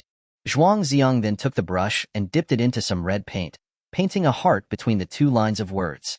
That touch of red was just the right finishing touch. The colors immediately gained a sense of depth. Su Yudie's face turned a shade of red as she looked at the heart between their two names, her eyes filled with shy tenderness. After letting the glue and ink dry, the two went out to the grassy field by the river. The sky was clear, the breeze was gentle. It was perfect weather for flying a kite. Su Yudie held the kite, with Zhuang Zi'ang launching it. He ran back and forth a few times on the grass, and the butterfly-shaped kite was soon lifted by the breeze, flying higher and higher. In fact, many traditional kites that are bought online are just for show. They cannot actually fly. Su Yudie's skill in making kites was truly impressive. Seeing the kite flying high in the sky, getting smaller and smaller, it was just like a real butterfly. As a witness to the kite's creation, and a small part of the production, Zhuang Zi'ang felt a great sense of accomplishment. This joy was incomparable to a store-bought kite. He said with a smile, "Good wind provides the power to help me rise into the clouds." Su Yudie kept looking up, clapping her hands and cheering with a sweet and clear laugh. Her eyes also showed a hint of envy. Above were white clouds drifting slowly, and below the flowing water. How wonderful it would be to be a happy little butterfly, flying freely between heaven and earth. Once the kite was high in the air, it didn't take so much effort anymore. You just had to pull the string every now and then. Zhuang Zi'ang handed the reel to Su Yudie, letting her experience it too. Su Yudie eagerly took it, jumping and running back and forth on the grass. Her neck hurt from looking up so much, but she was still laughing happily. Happiness was sometimes just that pure and simple. Zhuang Zi'ang sat on the grass, quietly watching the girl. Sunlight shone down from the clouds, illuminating her body. Each strand of hair was clearly visible, swaying slightly with her steps. The peach blossom by her ear was dazzlingly beautiful. The peach tree is young and vibrant, its blossoms in full bloom. This young lady is going home. It is fitting she has a good family. This was a famous line from the Book of Songs, describing the scene of a young woman getting married. Zhuang Zi'ang remembered what Li Huangxian had said about him being the best man at his wedding, and a stabbing pain rose. Suddenly in his heart, Su Yudie dressed as a bride would be unbelievably beautiful. Unfortunately, he wouldn't be able to see that. The guy who could marry her would surely have saved the entire galaxy in his past life. The kite was getting higher and higher, turning into a small below the clouds. The sun was so bright that it was difficult to see. Su Yudie handed the reel back to Zhuang Zi'ang, and then took out her cutting knife from her bag. "What are you doing?" Zhuang Zi'ang asked, startled. "Cutting the kite string. That's how a butterfly can be truly free," Su Yudie said, her eyes clear. "You spent so long making this kite. Isn't it a waste to lose it?" Zhuang Zi'ang tried to dissuade her. "I've already enjoyed the process of making the kite. That's enough. Now I want it to fly even further away," Su Yudie replied resolutely. In her heart, she didn't see the kite as a toy. It was as if it was a living butterfly. Zhuang Zi'ang didn't try to persuade her further. That would only make him seem vulgar. Su Yudie did not show any reluctance and decisively cut the kite string. The butterfly was completely freed from its restraints, fluttering in the wind, flying towards the horizon. It carried the names of Zhuang Zi'ang and Little Butterfly, in search of freedom. Many things in life value the result more than the process. Just like everyone, born destined to face death, but that does not stop us from enjoying our life. To live like the vibrancy of summer flowers and die like the quiet beauty of autumn leaves. Zhuang Zi'ang put his hands in his pockets, watched the kite disappear into the sky, then looked back at the girl beside him. He clearly heard the sound of his own heart beating faster. Chapter 23. Let's just have a drink. It was nearly noon, time for the joyful act of eating again. Su Yudie insisted on having all-you-can-eat barbecue. She took out all the money she had, counted it, and said, "I'm keeping some for my bus fare. You can have the rest. You'll have to make up the difference if it's not enough." Zhuang Zi'ang shook his head. "You don't have to give me money." "No, I said last time I treat." Su Yudie was very persistent. Zhuang Zi'ang was helpless, so he took it. He had his own savings, almost 5,000 or 6,000 yuan, which he had saved over several years. It was the lucky money given by his grandparents for the Lunar New Year, and some pocket money his mother occasionally gave him. Given his spending habits, he could survive for 3 months without any issues, as long as he didn't eat and drink out every day. But after knowing this little foodie, his spending had become a little higher, exceeding his original expectations. Barbecue required you to do the grilling yourself, adding a sense of participation that other types of meals didn't have. Su Yudie brushed the grill with oil, placed various types of meat on it, which quickly began to sizzle. The drool of this little glutton started to flow from the corner of her mouth. Once it was grilled, she picked up the first slice of meat, dipped it in sauce, wrapped it in a lettuce leaf, and held it out to Zhuang Zi'ang's mouth. Here, open up. Zhuang Zi'ang obediently opened his mouth, accepting her offering. The fattiness of the pork belly was perfectly balanced by the crisp tenderness of the vegetables. The first bite was a taste of pure satisfaction. Zhuang Zi'ang couldn't eat on his own, because he was peeling shrimp for Su Yudie. His hands were getting oily. He was very skilled at peeling shrimp, and soon, the glistening shrimp meat piled up on the plate in front of Little Butterfly. This scene carried a certain sense of harmony between them. Other diners at the restaurant were watching with envious gazes. Wow, that young couple are so lovey-dovey. That girl is so beautiful and so gentle. That guy is so handsome and even peels shrimp so elegantly. Some of the comments drifted over, satisfying Zhuang Zi'ang's vanity a little. If Little Butterfly was truly his girlfriend, how wonderful would that be? Su Yudie pretended not to hear anything, fiddling with the food on the grill. But her ears, which were burning red, betrayed her completely. Zhuang Zi'ang had just swallowed his first bite of meat when the second piece was being held up to his mouth. He pushed the chopsticks back. You haven't even eaten yet. Don't keep feeding me. Have one more bite, then I'll eat myself, Su Yudie said stubbornly. Zhuang Zi'ang sighed and opened his mouth again. The meat that Little Butterfly was feeding him tasted exceptionally delicious. She was clearly a foodie, but she could hold back her own appetite to feed him first. Such a lovely girl. Zhuang Zi'ang had been to this barbecue restaurant once before with Lin Mushi. Lin Mushi, being the daughter of a wealthy family, had never lifted a finger to do anything. Afraid of getting oil on her hands and face, she had kept a wide distance from the grill. That time, he not only had to grill the meat, but also peel the shrimp and pour the drinks. The school beauty didn't have to do anything, only open her mouth to eat and drink. Little Butterfly was different. She was clearly a skillful girl who would also cook at home. The food on the grill was always cooked by her to perfection. After peeling the shrimp, Zhuang Zi'ang went to wash his hands. When he returned, he saw that Little Butterfly had shared half the shrimp with him. What kind of drink do you want? Still Coke? Zhuang Zi'ang asked, smiling. Su Yudie gently beckoned. Come a little closer. Zhuang Zi'ang leaned over. So mysterious about a drink? Su Yudie leaned close to his ear. Her red lips parted slightly, and she said a daring thought. Zhuang Zi'ang's pupils instantly dilated. What? Drinking? Su Yudie blinked curiously. I heard people say that alcohol tastes good. After drinking it you feel light and carefree. Zhuang Zi'ang had always been a good child since he was young, and had never drunk much alcohol.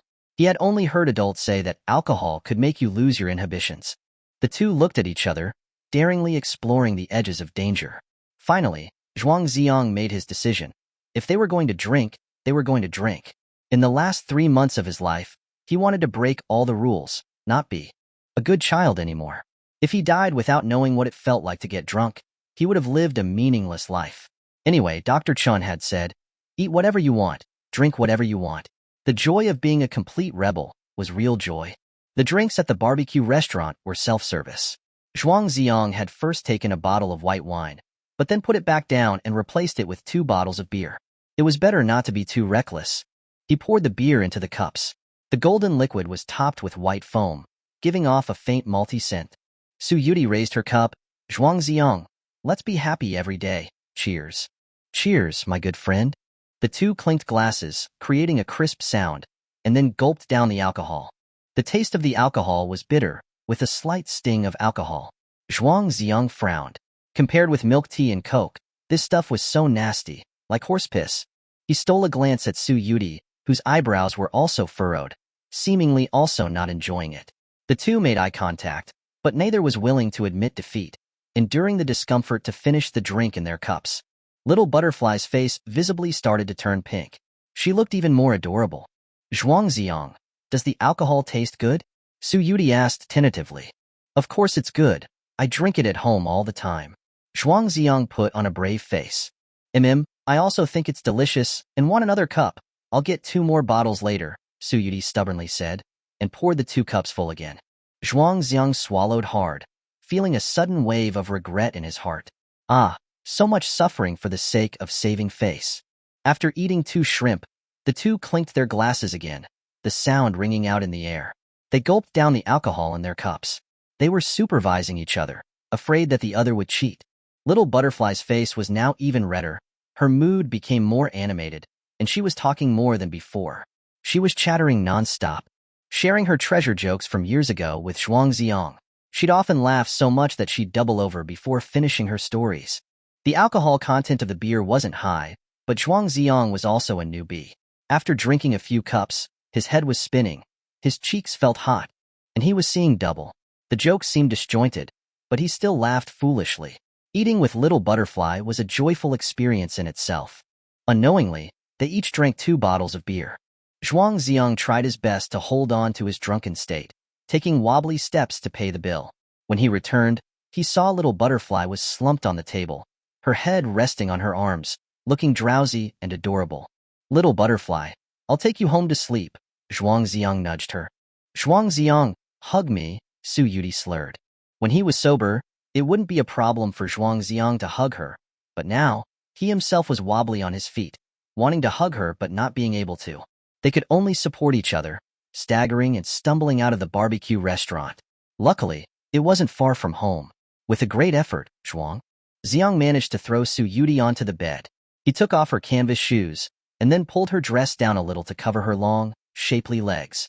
"You sleep here. I'll sleep on the sofa outside," Zhuang Zi'ang said softly in Su Yudie's ear. At that moment, Su Yudie suddenly wrapped her arms around Zhuang Zi'ang's neck, pulling his head down. Zhuang Zi'ang was caught off guard and lost his balance. He bent over, and his lips pressed onto her cherry-red lips. Chapter 24. A girl's mouth tastes like beer. Little Butterfly's lips were soft and moist to the touch. A buzzing sensation engulfed Zhuang Zi'ang's mind, a complete blank. His blood rushed, his heart threatening to jump out of his chest. 3 short seconds, yet they were etched into his memory. She stole my first kiss. Su Yudie, however, remained completely unaware, releasing her hold on Zhuang Zi'ang's neck. Zhuang Zi'ang raised his head, his cheeks burning. Looking at the girl's delicate face, felt like a dream. He tucked the blanket around her properly, before quickly fleeing the room. Even though she had initiated it, he felt like he was the one who had done something wrong. Lying on the sofa, Zhuang Zi'ang tossed and turned, unable to fall asleep for a long time. Over and over again, his mind replayed the brief touch of those 3 seconds. He simply took out his Bluetooth earbuds, put on music, and tried to calm himself down. "Afraid you will fly away. Afraid you will leave me. Even more afraid that you will stay here forever. Every drop of tear flows towards you, flowing back into the sea of the sky." As the melancholic melody played, the alcohol slowly washed over him like the tides. Zhuang Zi'ang drifted into sleep, naturally dreaming about Little Butterfly. The images were blush-inducing and indescribable. He didn't know how long he had been asleep, but Zhuang Zi'ang suddenly felt an itch on his nose and sneezed loudly. When he opened his eyes, he was met by Su Yudie's bright smile. She was holding a feather she had found somewhere, giggling away. "You're teasing me again." Zhuang Zi'ang rubbed his nose. "Lazy pig, the sun is almost setting and you're still sleeping," Su Yudie made a face. Suddenly, Zhuang Zi'ang felt something was off, and he turned red with embarrassment. He quickly got up and rushed into the bedroom, locking the door behind him. "Gotta hide the evidence. I'll wash it tonight." After several minutes, Zhuang Zi'ang finally came back out. Su Yudie noticed he seemed to be wearing a different pair of pants. "Zhuang Zi'ang, you didn't take advantage of me while I was drunk, did you? Don't you remember?" Zhuang Zi'ang asked, surprised. "I don't remember. I just know that I was at the barbecue restaurant, and the next moment I woke up in your bed." Su Yudie's face was innocent. Zhuang Zi'ang felt aggrieved. "How can there be someone like you? Taking advantage of me while you were drunk, stealing my first kiss, and now you're turning around to blame me." He had to bite the bullet and say, "You smelled like alcohol, all stinky. Who would want to take advantage of you? But you took my shoes off. If I didn't take your shoes off, wouldn't you have made my bed dirty?" Su Yudie thought there was some logic to that, so she didn't pursue the matter further. But remembering the way Zhuang Zi'ang had looked at her little feet the day before, she still felt uneasy. Inside the circular fish tank on the table, 2 red goldfish were swimming freely. Su Yudie picked up the fish food and threw some in the water. Watching the fish eat, she said with envy, Big dummy. Look how happy they are, unlike you. You're not a fish. How do you know they're happy? Zhuang Zi'ang retorted. You're not me. How do you know I don't know the happiness of fish? Su Yudie immediately replied. You're not me. How do you know I don't know that you don't know the happiness of fish? This sentence from Zhuang Zi'ang gave Su Yudie a headache, nearly frying her brain's CPU. She reached out and pinched Zhuang Zi'ang's arm for being so argumentative. Zhuang Zi'ang cried out in pain. Indeed, you can't reason with girls. Zhuang Zi'ang, I need to go home. Su Yudie glanced at the window. The sky was starting to turn dark. Do you have to go back so early? I can still treat you to dinner. Zhuang Zi'ang tried to keep her a little longer. No, I have to catch the 6:10 bus. Su Yudie's eyes also showed a trace of reluctance, but she had to get back before dark. Zhuang Zi'ang was a little helpless and could only see her off. They went to the bus stop, sitting on a bench, eating oden, while waiting for the number 19 bus. Although Zhuang Zi'ang didn't want to see the bus, it still pulled up from around the corner. I'll just have one more bite. Su Yudie quickly swallowed the ball and took another bite of fish tofu. Will you come again tomorrow? Zhuang Zi'ang asked hastily. What fun is there tomorrow? Su Yudie blinked her big, bright eyes. We can go to the library to read joke books. The words slipped out of Zhuang Zi'ang's mouth. Then he realized how terrible an idea that was. Joke books, what a childish excuse. There weren't many people waiting for the bus today, since it was the weekend. As soon as the doors opened, Su Yudie stepped on board. Zhuang Zi'ang watched her slender figure, feeling very disappointed. He should have suggested a more exciting place. The moment the doors were closing, the girl suddenly turned her head. Okay, I'll see you at the library doors tomorrow morning. The bus started, carrying the girl away. Zhuang Zi'ang spun around in place a few times, happy as a fool, eagerly anticipating the next day to come quickly, even though he knew that it meant he was a step closer to death. On his way back, Zhuang Zi'ang had a bowl of beef noodles for dinner and bought a magazine to kill time. At around 8 o'clock, he sent Little Butterfly a message. What do you want to eat tomorrow morning? Just like before, he received no reply. After a long time, the phone suddenly rang loudly. He quickly picked it up, but it was a video call from Li Huangxian. Son, what's up? Li Huangxian looked glum on the screen. From the way you said that, it sounded like you were disappointed. Zhuang Zi'ang then forced a smile. No, how was it? Where did you go this weekend? Nowhere. You know my mom signed me up for tutoring classes. Li Huangxian complained. He then went on to tell Zhuang Zi'ang how unbearable the tutoring sessions were. Sitting with a bunch of top students, he felt like he was almost being tortured to death. Zhuang Zi'ang comforted him, and he finally calmed down a little. I really want to find someone to date. Li Huangxian suddenly asked, Son, have you ever kissed a girl? What? I haven't dated anyone. Who would I kiss? Zhuang Zi'ang said hesitantly, with a guilty conscience. What do you think a girl's mouth tastes like? Strawberry? Li Huangxian wondered curiously. No, I think it'd taste like beer, Zhuang Zi'ang said without thinking. You hit your head. How could a girl's mouth taste like beer? Li Huangxian looked at him with contempt. Whatever, it's useless to talk to you about this, since you've never been kissed anyway. The two chatted about random things before ending the call. Recalling the memorable 3 seconds from the afternoon, Zhuang Zi'ang confirmed again. A girl's mouth truly tasted like beer. Suddenly he remembered. There was a shameful thing hidden in his closet. He hurried to the bathroom, poured a bit of laundry powder, and scrubbed incessantly. The image from his dream still made his face turn red with embarrassment, but it was a memory he would savor. Chapter 25. Library Horror Incident. After washing the clothes and cleaning up, Zhuang Zi'ang lay in bed playing on his phone. When he opened the class group chat, he saw the new class monitor, Xie Wenyong, had sent a message at everyone. The gist was that the grade-wide monthly exams were next Tuesday and Wednesday, and everyone should prepare in advance. It was originally just a simple notice that the whole class would need to know, but he insisted on showing off his authority, demanding that everyone reply upon receiving it. Many people were too lazy to bother with him, with only a few honest students dutifully replying received. Xie Wenyong was very dissatisfied and sent another message. Why are there so few people? Are the others asleep? Li Huangxian couldn't stand it and replied, without any reservation, Stop acting like a big shot over nothing. When Zhuang Zi'ang was monitor, he never did anything like this.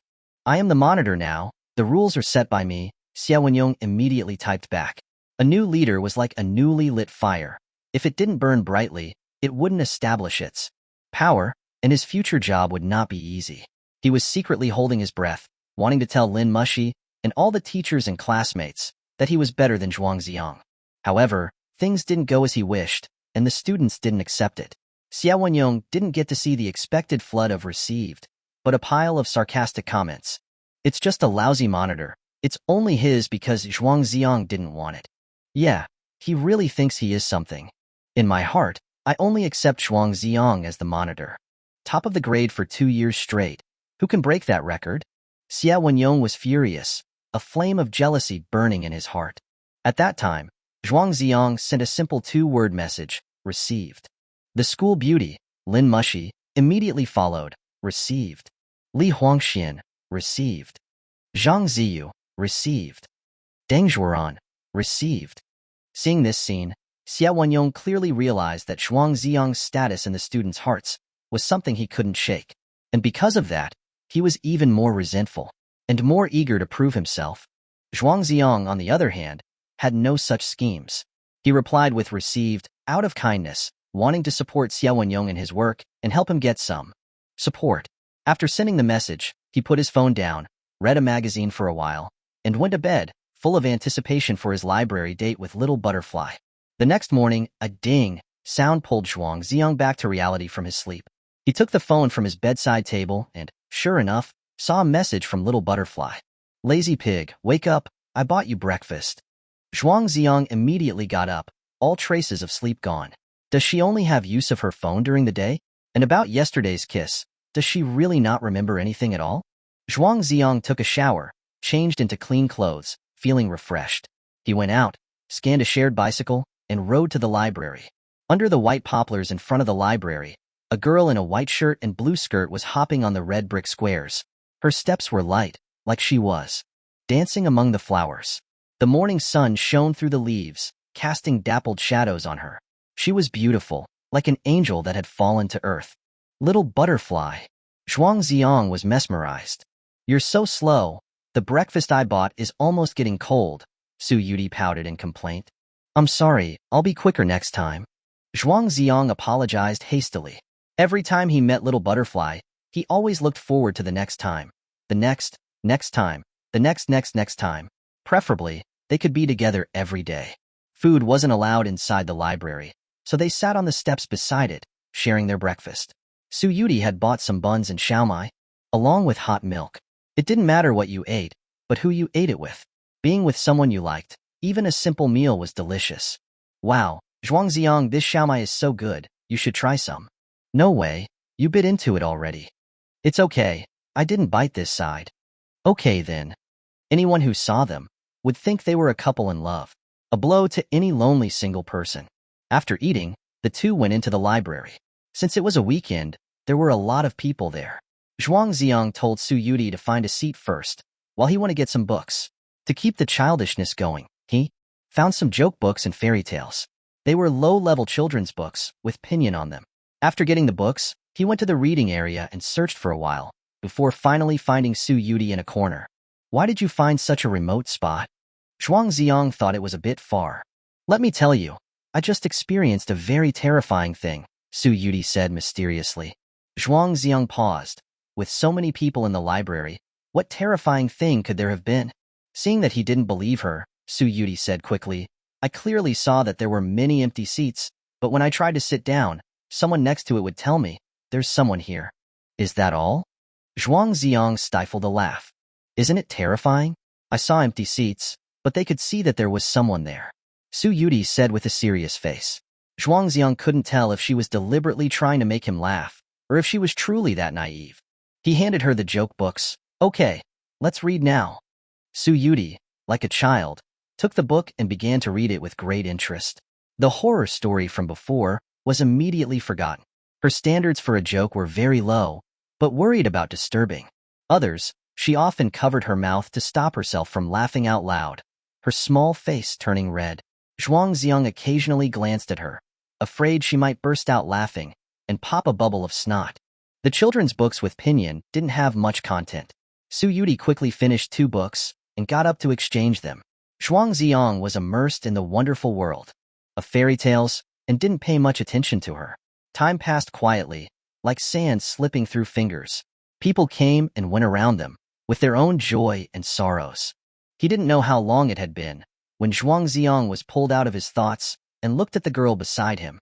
This time, she wasn't reading a joke book, but was focused on a copy of Classic of Difficulties. It was one of the 4 great classics of Chinese medicine, said to have been written by Bien Quebec. The content included the theory of 5 elements, the 8 extra meridians, the theory of Mingmen, the system of Zongfu organs, and so on. It was very abstruse and difficult to understand. Zhuang Zi'ang was a little surprised. The girl who had just been laughing like a fool, reading children's books with Pinyin, was actually reading such a profound classic. The contrast was too great. "Why are you reading medical books all of a sudden?" Zhuang Zi'ang asked in a low voice. "I'm just looking at it. I'm just curious," Su Yudie said casually.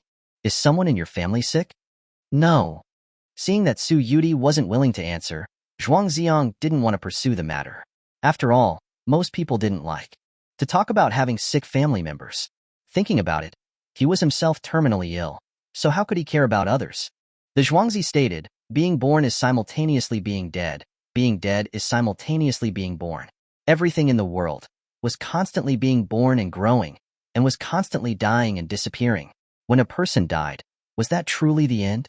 Chapter 26. I'll hit you because I can.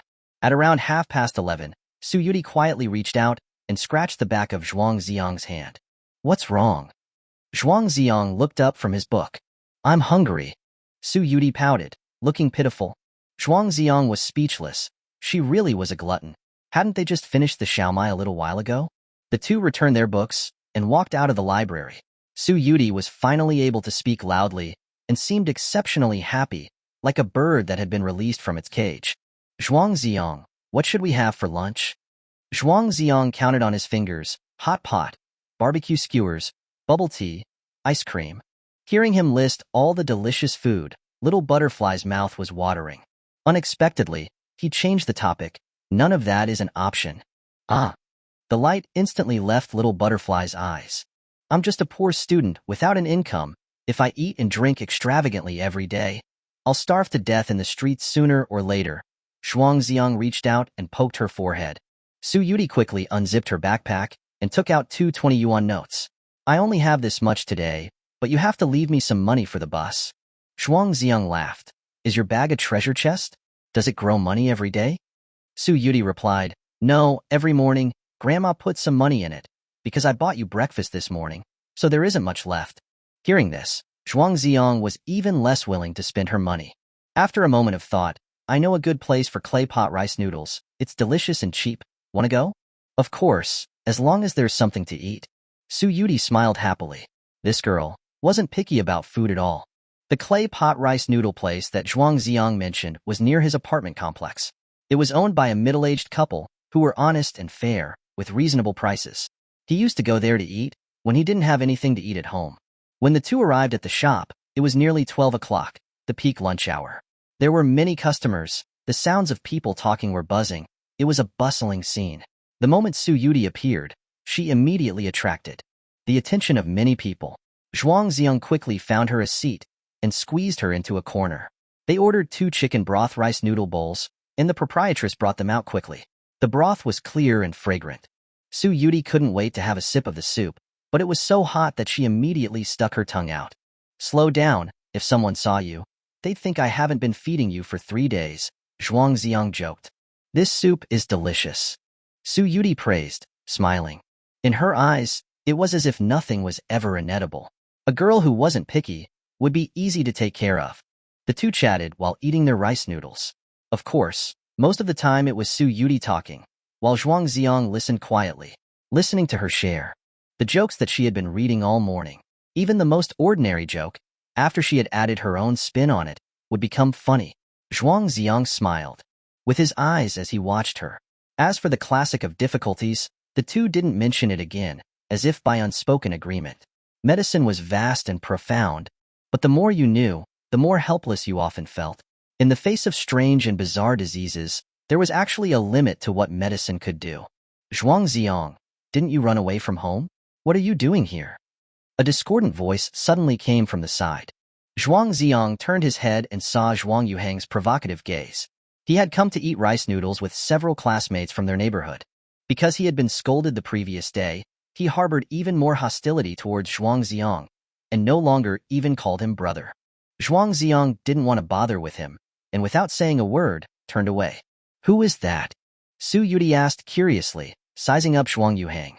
"My dad's son," Zhuang Zi'ang said quietly. "Then, isn't that your younger brother?" Su Yudie thought for a moment, before she finally understood their relationship. The first day she had met Zhuang Zi'ang, he had said that he didn't have a good relationship with his family. She just didn't expect that this younger brother would be so spoiled. Zhuang Yuhang, being ignored, felt like he had lost face. He pointed his finger at Zhuang Zi'ang's nose. "I heard you were saying bad things about me behind my back." Zhuang Zi'ang replied coldly, "Those weren't bad things, but the truth. Whether or not my grades are good has nothing to do with you. My parents haven't said anything." Zhuang Yuhang became even more agitated. Because Zhuang Zi'ang was so outstanding, it made his younger brother seem useless by comparison. He had been holding his anger inside, finally using the opportunity to let it out. The other kids at the table with Zhuang Yuhang joined in mockingly, adding fuel to the fire. "Yuhang, is this your half-brother? I heard that in your family, his life is like a joke. He's just a nerd who only knows how to study. How boring." Zhuang Yuhang laughed. "Yeah, he can be really annoying sometimes." Hearing this, Zhuang Zi'ang suddenly clenched his fists, the joints cracking loudly. Su Yudie stood up abruptly, staring at Zhuang Yuhang. "How can you speak like that at such a young age? He is your brother." Zhuang Yuhang rolled his eyes at Su Yudie. "Who are you? Why should you care about our family's business?" Su Yudie couldn't believe that the spoiled and willful child in front of her came from the same family as Zhuang Zi'ang. Zhuang Zi'ang was clearly kind and gentle. "Your brother is so nice to you. Didn't he buy you a cake the other day?" Su Yudie was still trying to communicate with Zhuang Yuhang. "My dad bought me a very expensive birthday cake. Who wants his broken cake? He was kicked out of the house by me that night," Zhuang Yuhang said mockingly. To those around them, it was jarring to hear. A 10-year-old child could be so full of hostility. He was afraid that any of the fatherly love that belonged to him would be stolen by Zhuang Zi'ang. "Zhuang Zi'ang, you big dummy." Su Yudie looked at Zhuang Zi'ang. Her beautiful almond eyes were filled with tears. She guessed that Zhuang Zi'ang must have been extremely sad that night. But the next day, this big dummy had actually smiled and told her that his brother really liked the cake and ate it with cream all over his face. He had painted a picture of brotherly love and harmony. Although she knew at the time that Zhuang Zi'ang was lying, she didn't realize that the truth would be even more cruel. That entire night, what kind of agony must Zhuang Zi'ang have been enduring? How disappointed must a person be with their family to decisively leave home and never want to return again? "You're hanging out with him, all shady and everything. I guess you're not a good girl either, are you?" Zhuang Yuhang gave Su Yudie a disdainful glance. As soon as the words left his mouth, he felt a strong wind hit his face. Zhuang Zi'ang, unable to contain himself, raised his hand and slapped Zhuang Yuhang hard, sending him flying to the floor. The sharp slap echoed through the restaurant, silencing everyone. All eyes were on them. "You're crazy. You dare hit me?" Zhuang Yuhang looked at Zhuang Zi'ang with a terrified gaze. In his impression, Zhuang Zi'ang had always been mild-mannered, or more like, weak and easily bullied. He had actually dared to hit him. Zhuang Zi'ang looked down at Zhuang Yuhang with a cold and indifferent gaze. "I'll hit you because I can. Do I have to pick a day?" Chapter 27. Sugar is addictive. Zhuang Zi'ang's slap had completely stunned Zhuang Yuhang. Had this guy eaten gunpowder? Was he the same pushover that I knew? Even Su Yudie hadn't expected the usually gentle Zhuang Zi'ang to suddenly act so violently. The surrounding diners didn't know the full story. In their eyes, it was Zhuang Zi'ang bullying a child, and they couldn't help but point fingers. What's wrong with that guy? Using so much force on a kid. Call the police to arrest him. Let the police teach him a lesson. Let me film a video and post it online, publicly beating people, lawless. In the past, Zhuang Zi'ang would have cared a lot about what others thought, and would likely have patiently tried to explain. But his mindset had completely changed. "You strangers, say whatever you want. Who cares?" His time and energy was limited, and it could only be reserved for those who loved him and those he loved. The rice noodle shop owner came over upon hearing the commotion, looking at Zhuang Zi'ang with surprise. "Xiao Zhuang, why did you hit your younger brother?" He knew Zhuang Zi'ang, and had some idea of their family situation. So unlike the others, he didn't immediately accuse him. "Uncle, I'm sorry. We've caused you trouble. We'll leave right away.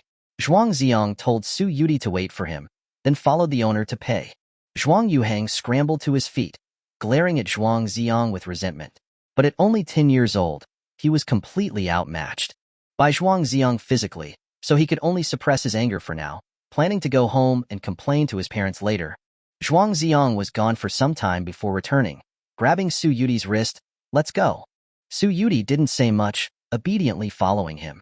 As they reached the door, Zhuang Yuhang, assuming that Zhuang Zi'ang wouldn't come back to beat him again, shouted, with false bravado, Zhuang Zi'ang, you're in big trouble. My parents won't let you off the hook. Zhuang Zi'ang laughed coldly. They won't teach you, so I'll help them. Don't let me see you again, or I'll beat you every time I see you. After speaking his harsh words, he left coolly. This feeling is so much better than being a punching bag. Su Yudie hadn't finished her clay pot rice noodles and was still thinking about it. Seeing the way she was acting like a glutton, Zhuang Zi'ang bought her 2 grilled sausages and an ice cream, finally managing to stop her complaints. Hey, why did you hit him? It was kind of scary. Because he not only spoke badly about me, but he also insulted you. I won't allow anyone to speak badly about you. Zhuang Zi'ang answered seriously. Su Yudie then remembered that it was indeed after Zhuang Yuhang had called her not a good girl that Zhuang Zi'ang had suddenly lashed out. A sweet feeling rose in her heart. That little brat truly deserved a beating. The two didn't mention the unpleasant incident again. They went back the same way, continuing to read at the library. About half an hour later, Zhuang Zi'ang's phone vibrated. It was a call from Zhuang Wanzhao. Looks like Zhuang Yuhang had gone home to complain. Zhuang Zi'ang immediately rejected the call and set his phone to Do Not Disturb mode. To make him happy, Su Yudie found some children's books. The two huddled together, reading from the same book, sharing the joy. When they encountered a funny joke, they didn't dare laugh too loudly, but could only exchange small knowing smiles. Zhuang Zi'ang saw his own reflection in Su Yudie's clear eyes. I see the green mountains and find them beautiful. Surely the green mountains see me the same way. After a while, Su Yudie sneaked out a bag of fruit hard candies. She unwrapped a strawberry-flavored one and put it to Zhuang Zi'ang's lips. How did you get candies in here? Shh, keep your voice down. Eating candies can make you forget your troubles. The candy melted on his tongue, sweetness spreading into his heart. The faint fragrance of a girl filled his nose. Eating candy was addictive. Zhuang Zi'ang knew that he was done for. But did a person with only 3 months to live have the right to love someone? The shadows of the day were beginning to lengthen. All afternoon, the two had read 7 or 8 joke and comic books. Just like eating junk food, it wasn't nutritious, but it made them happy. Time always passed quickly when you were with someone you liked. At 5:30, Zhuang Zi'ang returned the books and left the library with Su Yudie, starting on the road back to school. Zhuang Zi'ang, do you remember what we read today? Su Yudie asked, skipping along, stepping on the square pavement tiles. I don't remember. I've completely forgotten everything, Zhuang Zi'ang answered with a smile. Me too, ha. A series of joyful laughter rang out in the streets. Under the setting sun, Zhuang Zi'ang watched the dancing little butterfly and felt that time was extraordinarily gentle. Who was it that sent you to my side?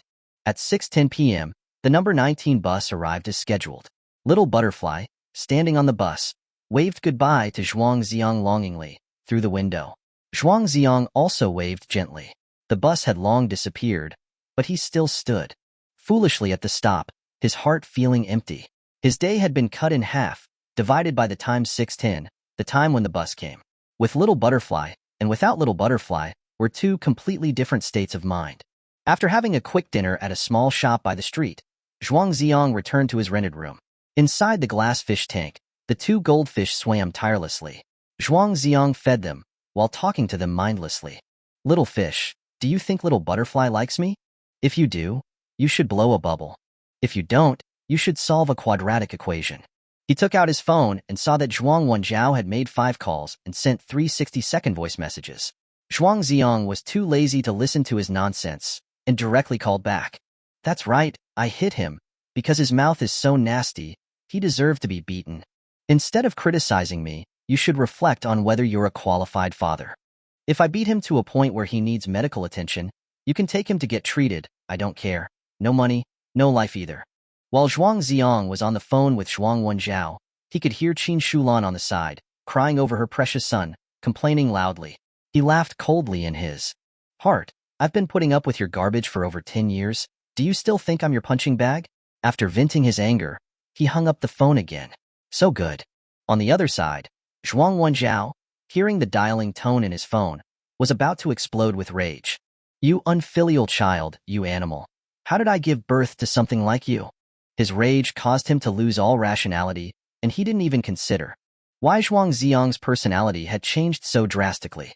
Nor did he reflect on whether he, as a father, had fulfilled his duty in educating his son. Qin Shulan cried and sobbed. Look at the way he beat Yuhang. It's still swollen, my precious darling. Zhuang Yuhang slammed his hand on the table. Dad, you have to go to their school tomorrow. Tie him up and make him kneel down and apologize to me, then use a belt to whip the skin off his back. What if he gets first in the grade every year? He even dares to hit his own younger brother. Will he dare to hit me one day? Zhuang Wenjiao was enraged and didn't plan to let Zhuang Zi'ang off easily. Chapter 28. I'm sorry, dear classmates. The sun rose. The morning breeze was cool. Monday was for the flag-raising ceremony, followed by the morning assembly, where school leaders and student council members would summarize the previous week's learning and life.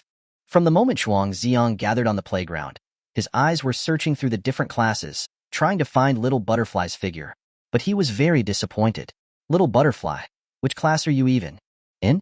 This question, he actually wanted to ask Su Yudie personally a long time ago, but considering that she was deliberately hiding it, there was probably a reason for it. When she wanted to say it, she would naturally tell him. Being distracted, Zhuang Zi'ang didn't hear a single word that the people on the podium were saying. It wasn't until the end of the assembly that he learned from Li Huangxian that Class 9 hadn't received the merit banner. This was the first time since the start of the semester. It's just a symbolic honor. Like the little red flowers for kindergarten kids, it's no big deal, right? Zhuang Zi'ang said with a smile. Normally it wouldn't be, but this is the first week with Xie Wenyong as the new class monitor, and this thing has happened. Look how sour his face is.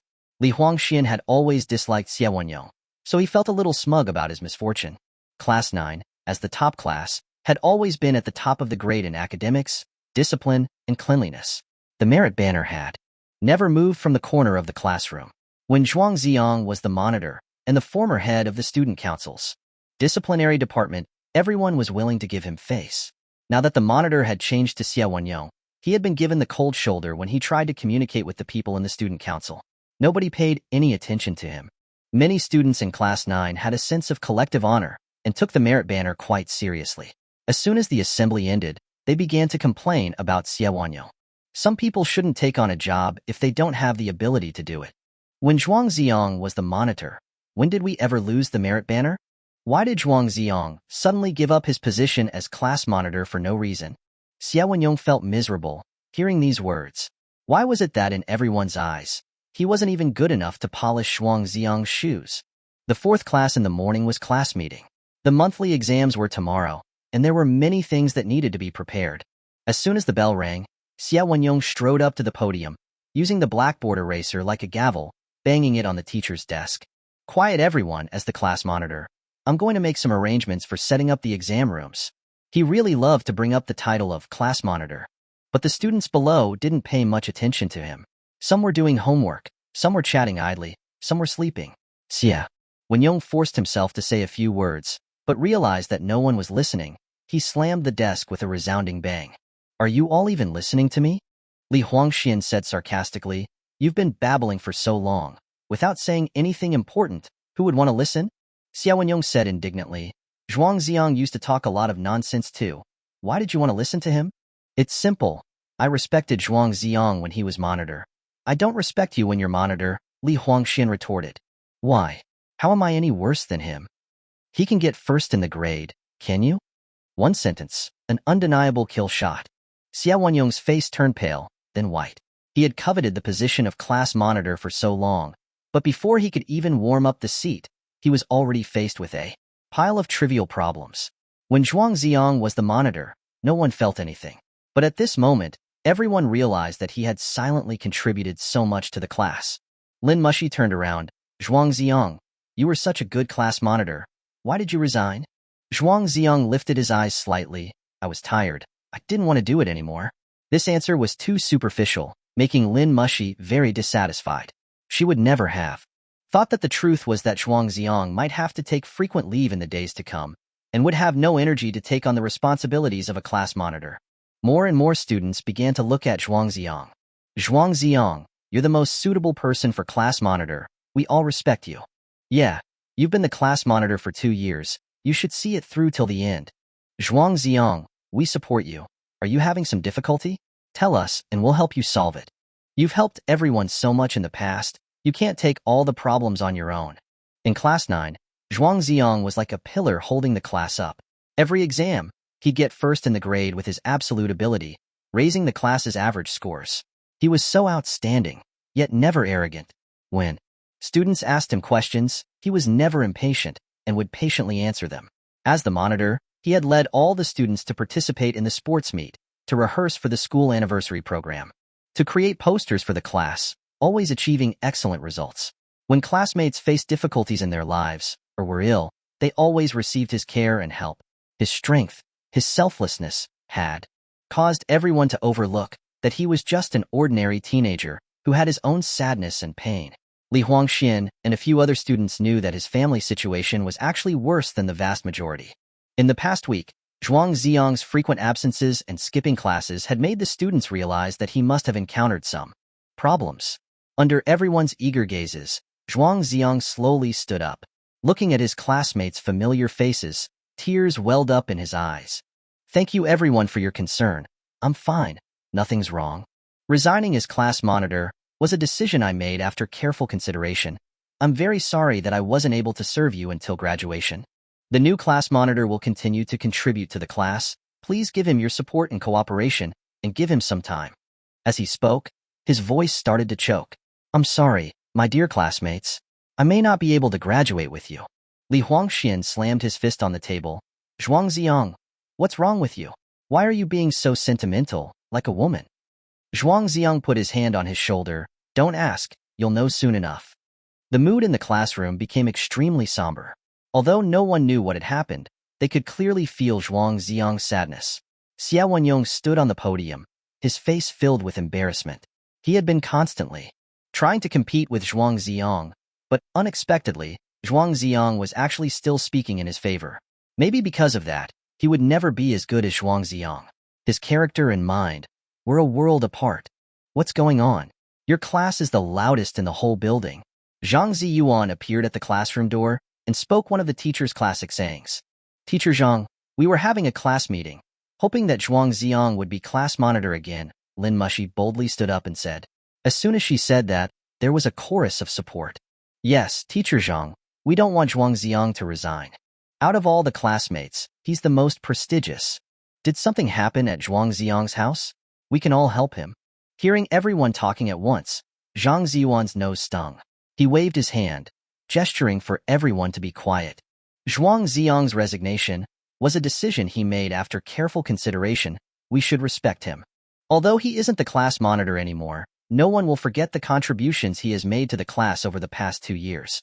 In the days to come, please continue to respect and care for him, as you always have. After saying these words, Zhang Ziyuan turned and rushed out of the classroom, wiping away a tear. He had managed to hold back and had not cried out loud in front of the entire class. Chapter 29. Grandfather and grandson embrace in tears. Zhang Ziyuan stood in the hallway, trying to calm his emotions, when his phone rang in his pocket. He answered. It was the school gatehouse. Zhuang Zi'ang, the security guard at the gatehouse, says an elderly man is looking for you. An elderly man? Zhuang Zi'ang asked, puzzled. He's said to be over 70. Go take a look, Zhang Ziyuan replied. Zhuang Zi'ang ran all the way to the school gate. When he saw the old man squatting in front of the gatehouse, tears immediately welled up in his eyes and began to stream down his face. The old man was well past 70, his thinning hair completely white, and his face a roadmap of wrinkles. He wore a blue Zhongshan suit, black cloth shoes with layered soles, and carried a woven bamboo basket in his hand. Grandpa, what are you doing here? Zhuang Zhengwo stood up excitedly. Zi'ang, Grandpa was worried about you. I had to come see you. The old man lived in the countryside. To get to the city required 3 transfers. He didn't know how to use a cell phone, and had asked for directions all the way to the school, knowing only that his grandson was called Zhuang Zi'ang. The gatehouse attendant had entered Zhuang Zi'ang's name in the computer and found his homeroom teacher, Zhang Ziyuan, who then notified him. Zhuang Zi'ang quickly stepped forward and hugged his frail grandfather, crying uncontrollably. When he was 5 years old, his parents divorced. Zhuang Zi'ang was sent to the countryside to live with his grandparents for half a year. In that short time, the kind, elderly couple had given him a rare taste of familial warmth. A deep emotional bond had been formed between grandfather and grandson. Later, when Zhuang Zi'ang was sent back to the city, Zhuang Zhengwo knew he was in a difficult situation. He would have him come back to the countryside for a while every summer and winter break. Over the past decade or so, most of Zhuang Zi'ang's living expenses had come from the crops his grandfather grew. He was Zhuang Zi'ang's true guardian. These past 2 days, Zhuang Zhengwo had learned that Zhuang Zi'ang refused to go home, causing him to lose his appetite and his sleep. He'd urged Zhuang Wenjiao to find him, but Zhuang Wenjiao had always been dismissive.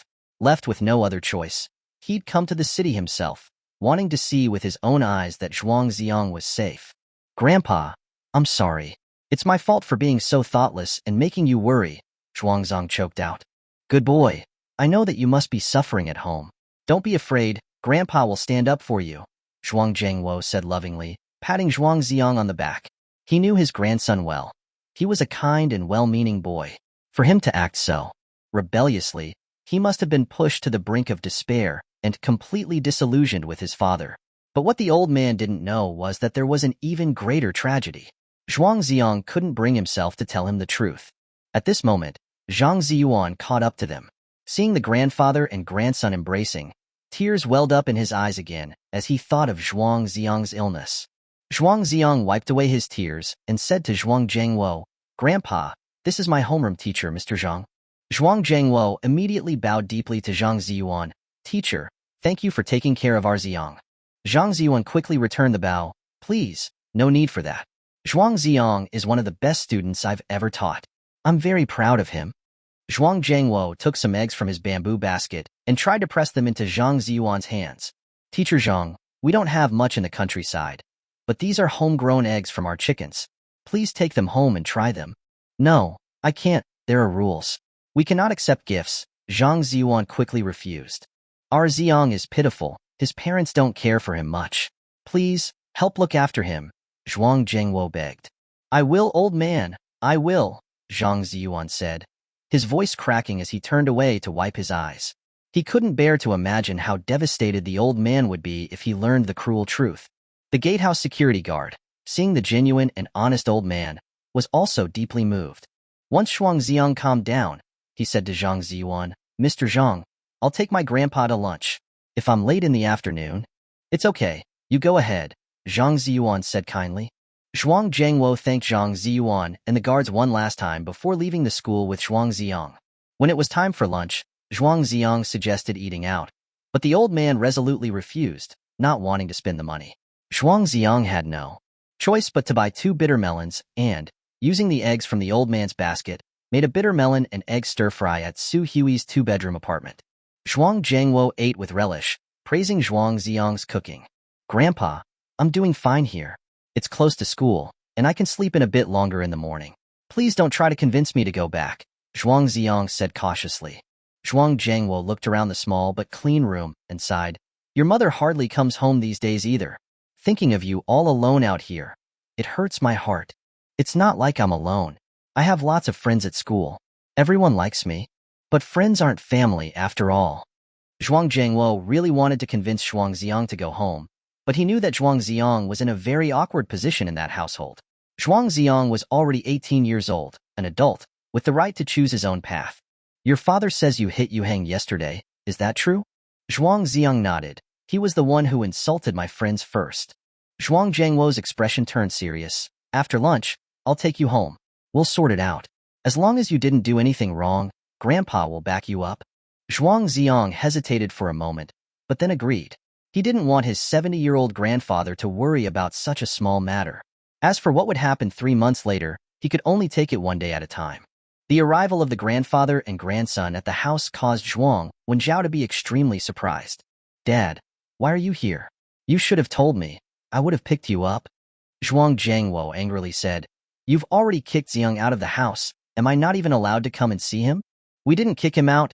He's the one who refuses to come back." Qin Shulan greeted him with a fake smile. It wasn't yet time for the afternoon school session, so Zhuang Yuhang was also home. Mother and son both glared at Zhuang Zi'ang with hateful looks. Closing the door, Zhuang Wenjiao roared at Zhuang Zi'ang. Look what you've done. Your grandfather is so old. What if something happens to him on the road? Can you bear the responsibility? Who gave you the right to yell at my grandson? I wanted to come and see him, and I did, Zhuang Zhangwo said, slamming his hand on the tea table. One thing subdues another. Zhuang Wenjiao calmed down considerably, hanging his head without making a sound. Zhuang Zhangwo, his anger still simmering, questioned, You're his father, and you're showing such blatant favoritism to one child over the other. Zhuang Wenjiao tried to defend himself. I'm his father. I'm just disciplining him. Look at the way you behave as a father. What right do you have to discipline him? Zhuang Zhangwo was determined to help Zhuang Zi'ang vent his anger. Zhuang Wenjiao fell silent again. Qin Shulan, trying to help her son, chipped in, Dad, you need to be fair. Yuhang is your grandson too. Zhuang Zi'ang slapped him. What about that? Zhuang Yuhang said, That's right. My face still hurts. I don't know why he had such a fit. Shut your mouth. He is your older brother. Zhuang Zhangwo roared in anger. He couldn't understand how these two parents had spoiled their son so much. The younger brother had no basic respect for his elder brother. Chapter 30. What's the use of an apology? Yesterday, Zhuang Wenjiao had only heard one side of the story from Zhuang Yuhang regarding the incident at the rice noodle shop. Zhuang Yuhang naturally didn't mention he'd been the one to start the trouble, and instead, he slandered Zhuang Zi'ang every way he could. According to his version, Zhuang Zi'ang was simply evil, worthy of any punishment. Dad, no matter what, Zhuang Zi'ang hit Yuhang, that's a fact. He needs to apologize to Yuhang. You can't be biased and protect your own, Zhuang Wenjiao said to Zhuang Zhangwo. Zhuang Zhangwo furrowed his brows, glaring at his son with great dissatisfaction. In his son's words, Zhuang Zi'ang was simply Zhuang Zi'ang, while Zhuang Yuhang was Yuhang. Just that slight nuance revealed how oppressively Zhuang Zi'ang was living in that house. Qin Shulan, wanting her son to get revenge, didn't bother pretending anymore and fanned the flames from the sidelines. Now he dares to hit his younger brother. Who knows, soon he might be hitting his parents, and then after that, it'll be his grandfather. His character is questionable.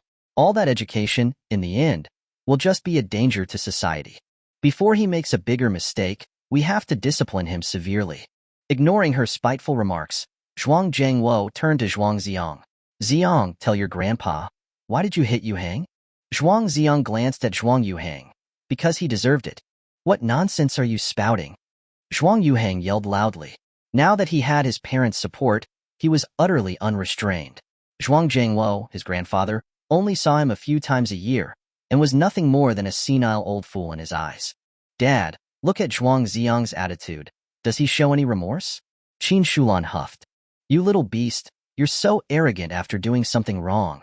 Do you really not take me seriously? Zhuang Wenjiao yelled, pointing a finger at Zhuang Zi'ang's nose. Zhuang Zhangwo was enraged. The matter isn't even clear yet, so how can you all just be blaming Zi'ang? Qin Shulan, with a mocking tone, said, If the old man insists on favoring him, then there's nothing I can do. My son and I are truly unfortunate, being ganged up on by all of you. Zhuang Wenjiao still respected his father, so he patiently tried to explain. Dad, quite a few neighbors witnessed yesterday's incident. Zhuang Zi'ang isn't focusing on his studies, he's involved with some shady girl. Then Yuhang exposed him, and he got angry, lashing out violently. It's completely unacceptable. Zhuang Zi'ang's eyes widened in fury, his voice rising. Who are you calling a shady girl? What? Zhuang Wenjiao asked, confused. A shady girl was how Zhuang Yuhang had described Su Yudie. Zhuang Wenjiao had simply repeated it without a second thought, not expecting such a reaction from Zhuang Zi'ang. At such a young age, he's not focused on his studies and is instead running around with girls. Who knows what sort of shameful things he'll do in the future? Qin Shulan continued to add fuel to the fire. This statement was quite severe. The implication of shameful things was clear without being explicitly stated. Zhuang Zi'ang clenched his fists so tightly he wanted to rush over and slap his stepmother hard. He also felt a deep sense of guilt toward Su Yudie because she was being slandered so badly due to him. Zhuang Zhangwo finally understood why Zhuang Zi'ang had run away from home. If he were living in this kind of family, he too would feel suffocated. How many years had Zhuang Zi'ang endured such cold treatment? The thought of it broke his heart. Zhuang Zi'ang looked askance at Zhuang Wenjiao. Dad, did you really try to understand what happened yesterday? Zhuang Wenjiao said confidently. Of course, so many people saw it. You slapped Yuhang in public. No, you didn't try to understand at all, Zhuang Zi'ang said sadly, shaking his head. In the depths of your heart, you've long decided that Zhuang Yuhang is your precious son, and everything I do is wrong. Nonsense, I have always treated you two equally, Zhuang Wenjiao said defensively. Put your hand on your heart and tell me, do you even believe that yourself? Zhuang Zi'ang gave a cold laugh. Meeting Zhuang Zi'ang's icy gaze, Zhuang Wenjiao faltered. No matter how hard he tried to rationalize his actions and twist words, it wouldn't change the fact that he treated his two sons differently. If you are truly willing to understand the truth, you should know that there are security cameras in that rice noodle shop. Zhuang Zi'ang's voice suddenly turned calm. Hearing this, Zhuang Wenjiao's expression froze. Zhuang Yuhang's eyes began to dart around nervously. Zhuang Zi'ang's gaze fell on Qin Shulan's face. Aunt Qin, would you like to see my son's heroic and dashing display as I slapped him? As he said that, he pulled out his phone and opened a video. Zhuang Zi'ang had spent a long time buying the bill yesterday. It turned out he'd been asking the boss for the security footage. He knew Zhuang Yuhang's personality, and he knew that unless he put the proof right in his face, the boy would never admit his mistakes. If you're mixed up with him, all unclear and shady, then you can't be a proper girl, right? Zhuang Yuhang's arrogant words came from the phone's speakers. The whole process of the conflict was recorded on the security camera. Zhuang Zi'ang had only hit him when he couldn't take it anymore. Zhuang Zhengwo said angrily, "That's a good hit. If Zi'ang didn't do it, would he even be a man?" Zhuang Wenjiao was speechless. Even if he was biased, it was clear that Zhuang Yuhang had been deliberately provoking and looking for a fight. Qin Shulan opened her mouth, but couldn't come up with a good excuse, so she could only stay quiet for now. She thought to herself that Zhuang Zi'ang was truly cunning, keeping security footage like that. If they were to fight over the family's assets later, Zhuang Yuhang would probably not be a match for him. Zhuang Wenjiao, do you understand now which of your two sons is truly in need of discipline? Zhuang Zhengwo asked sternly.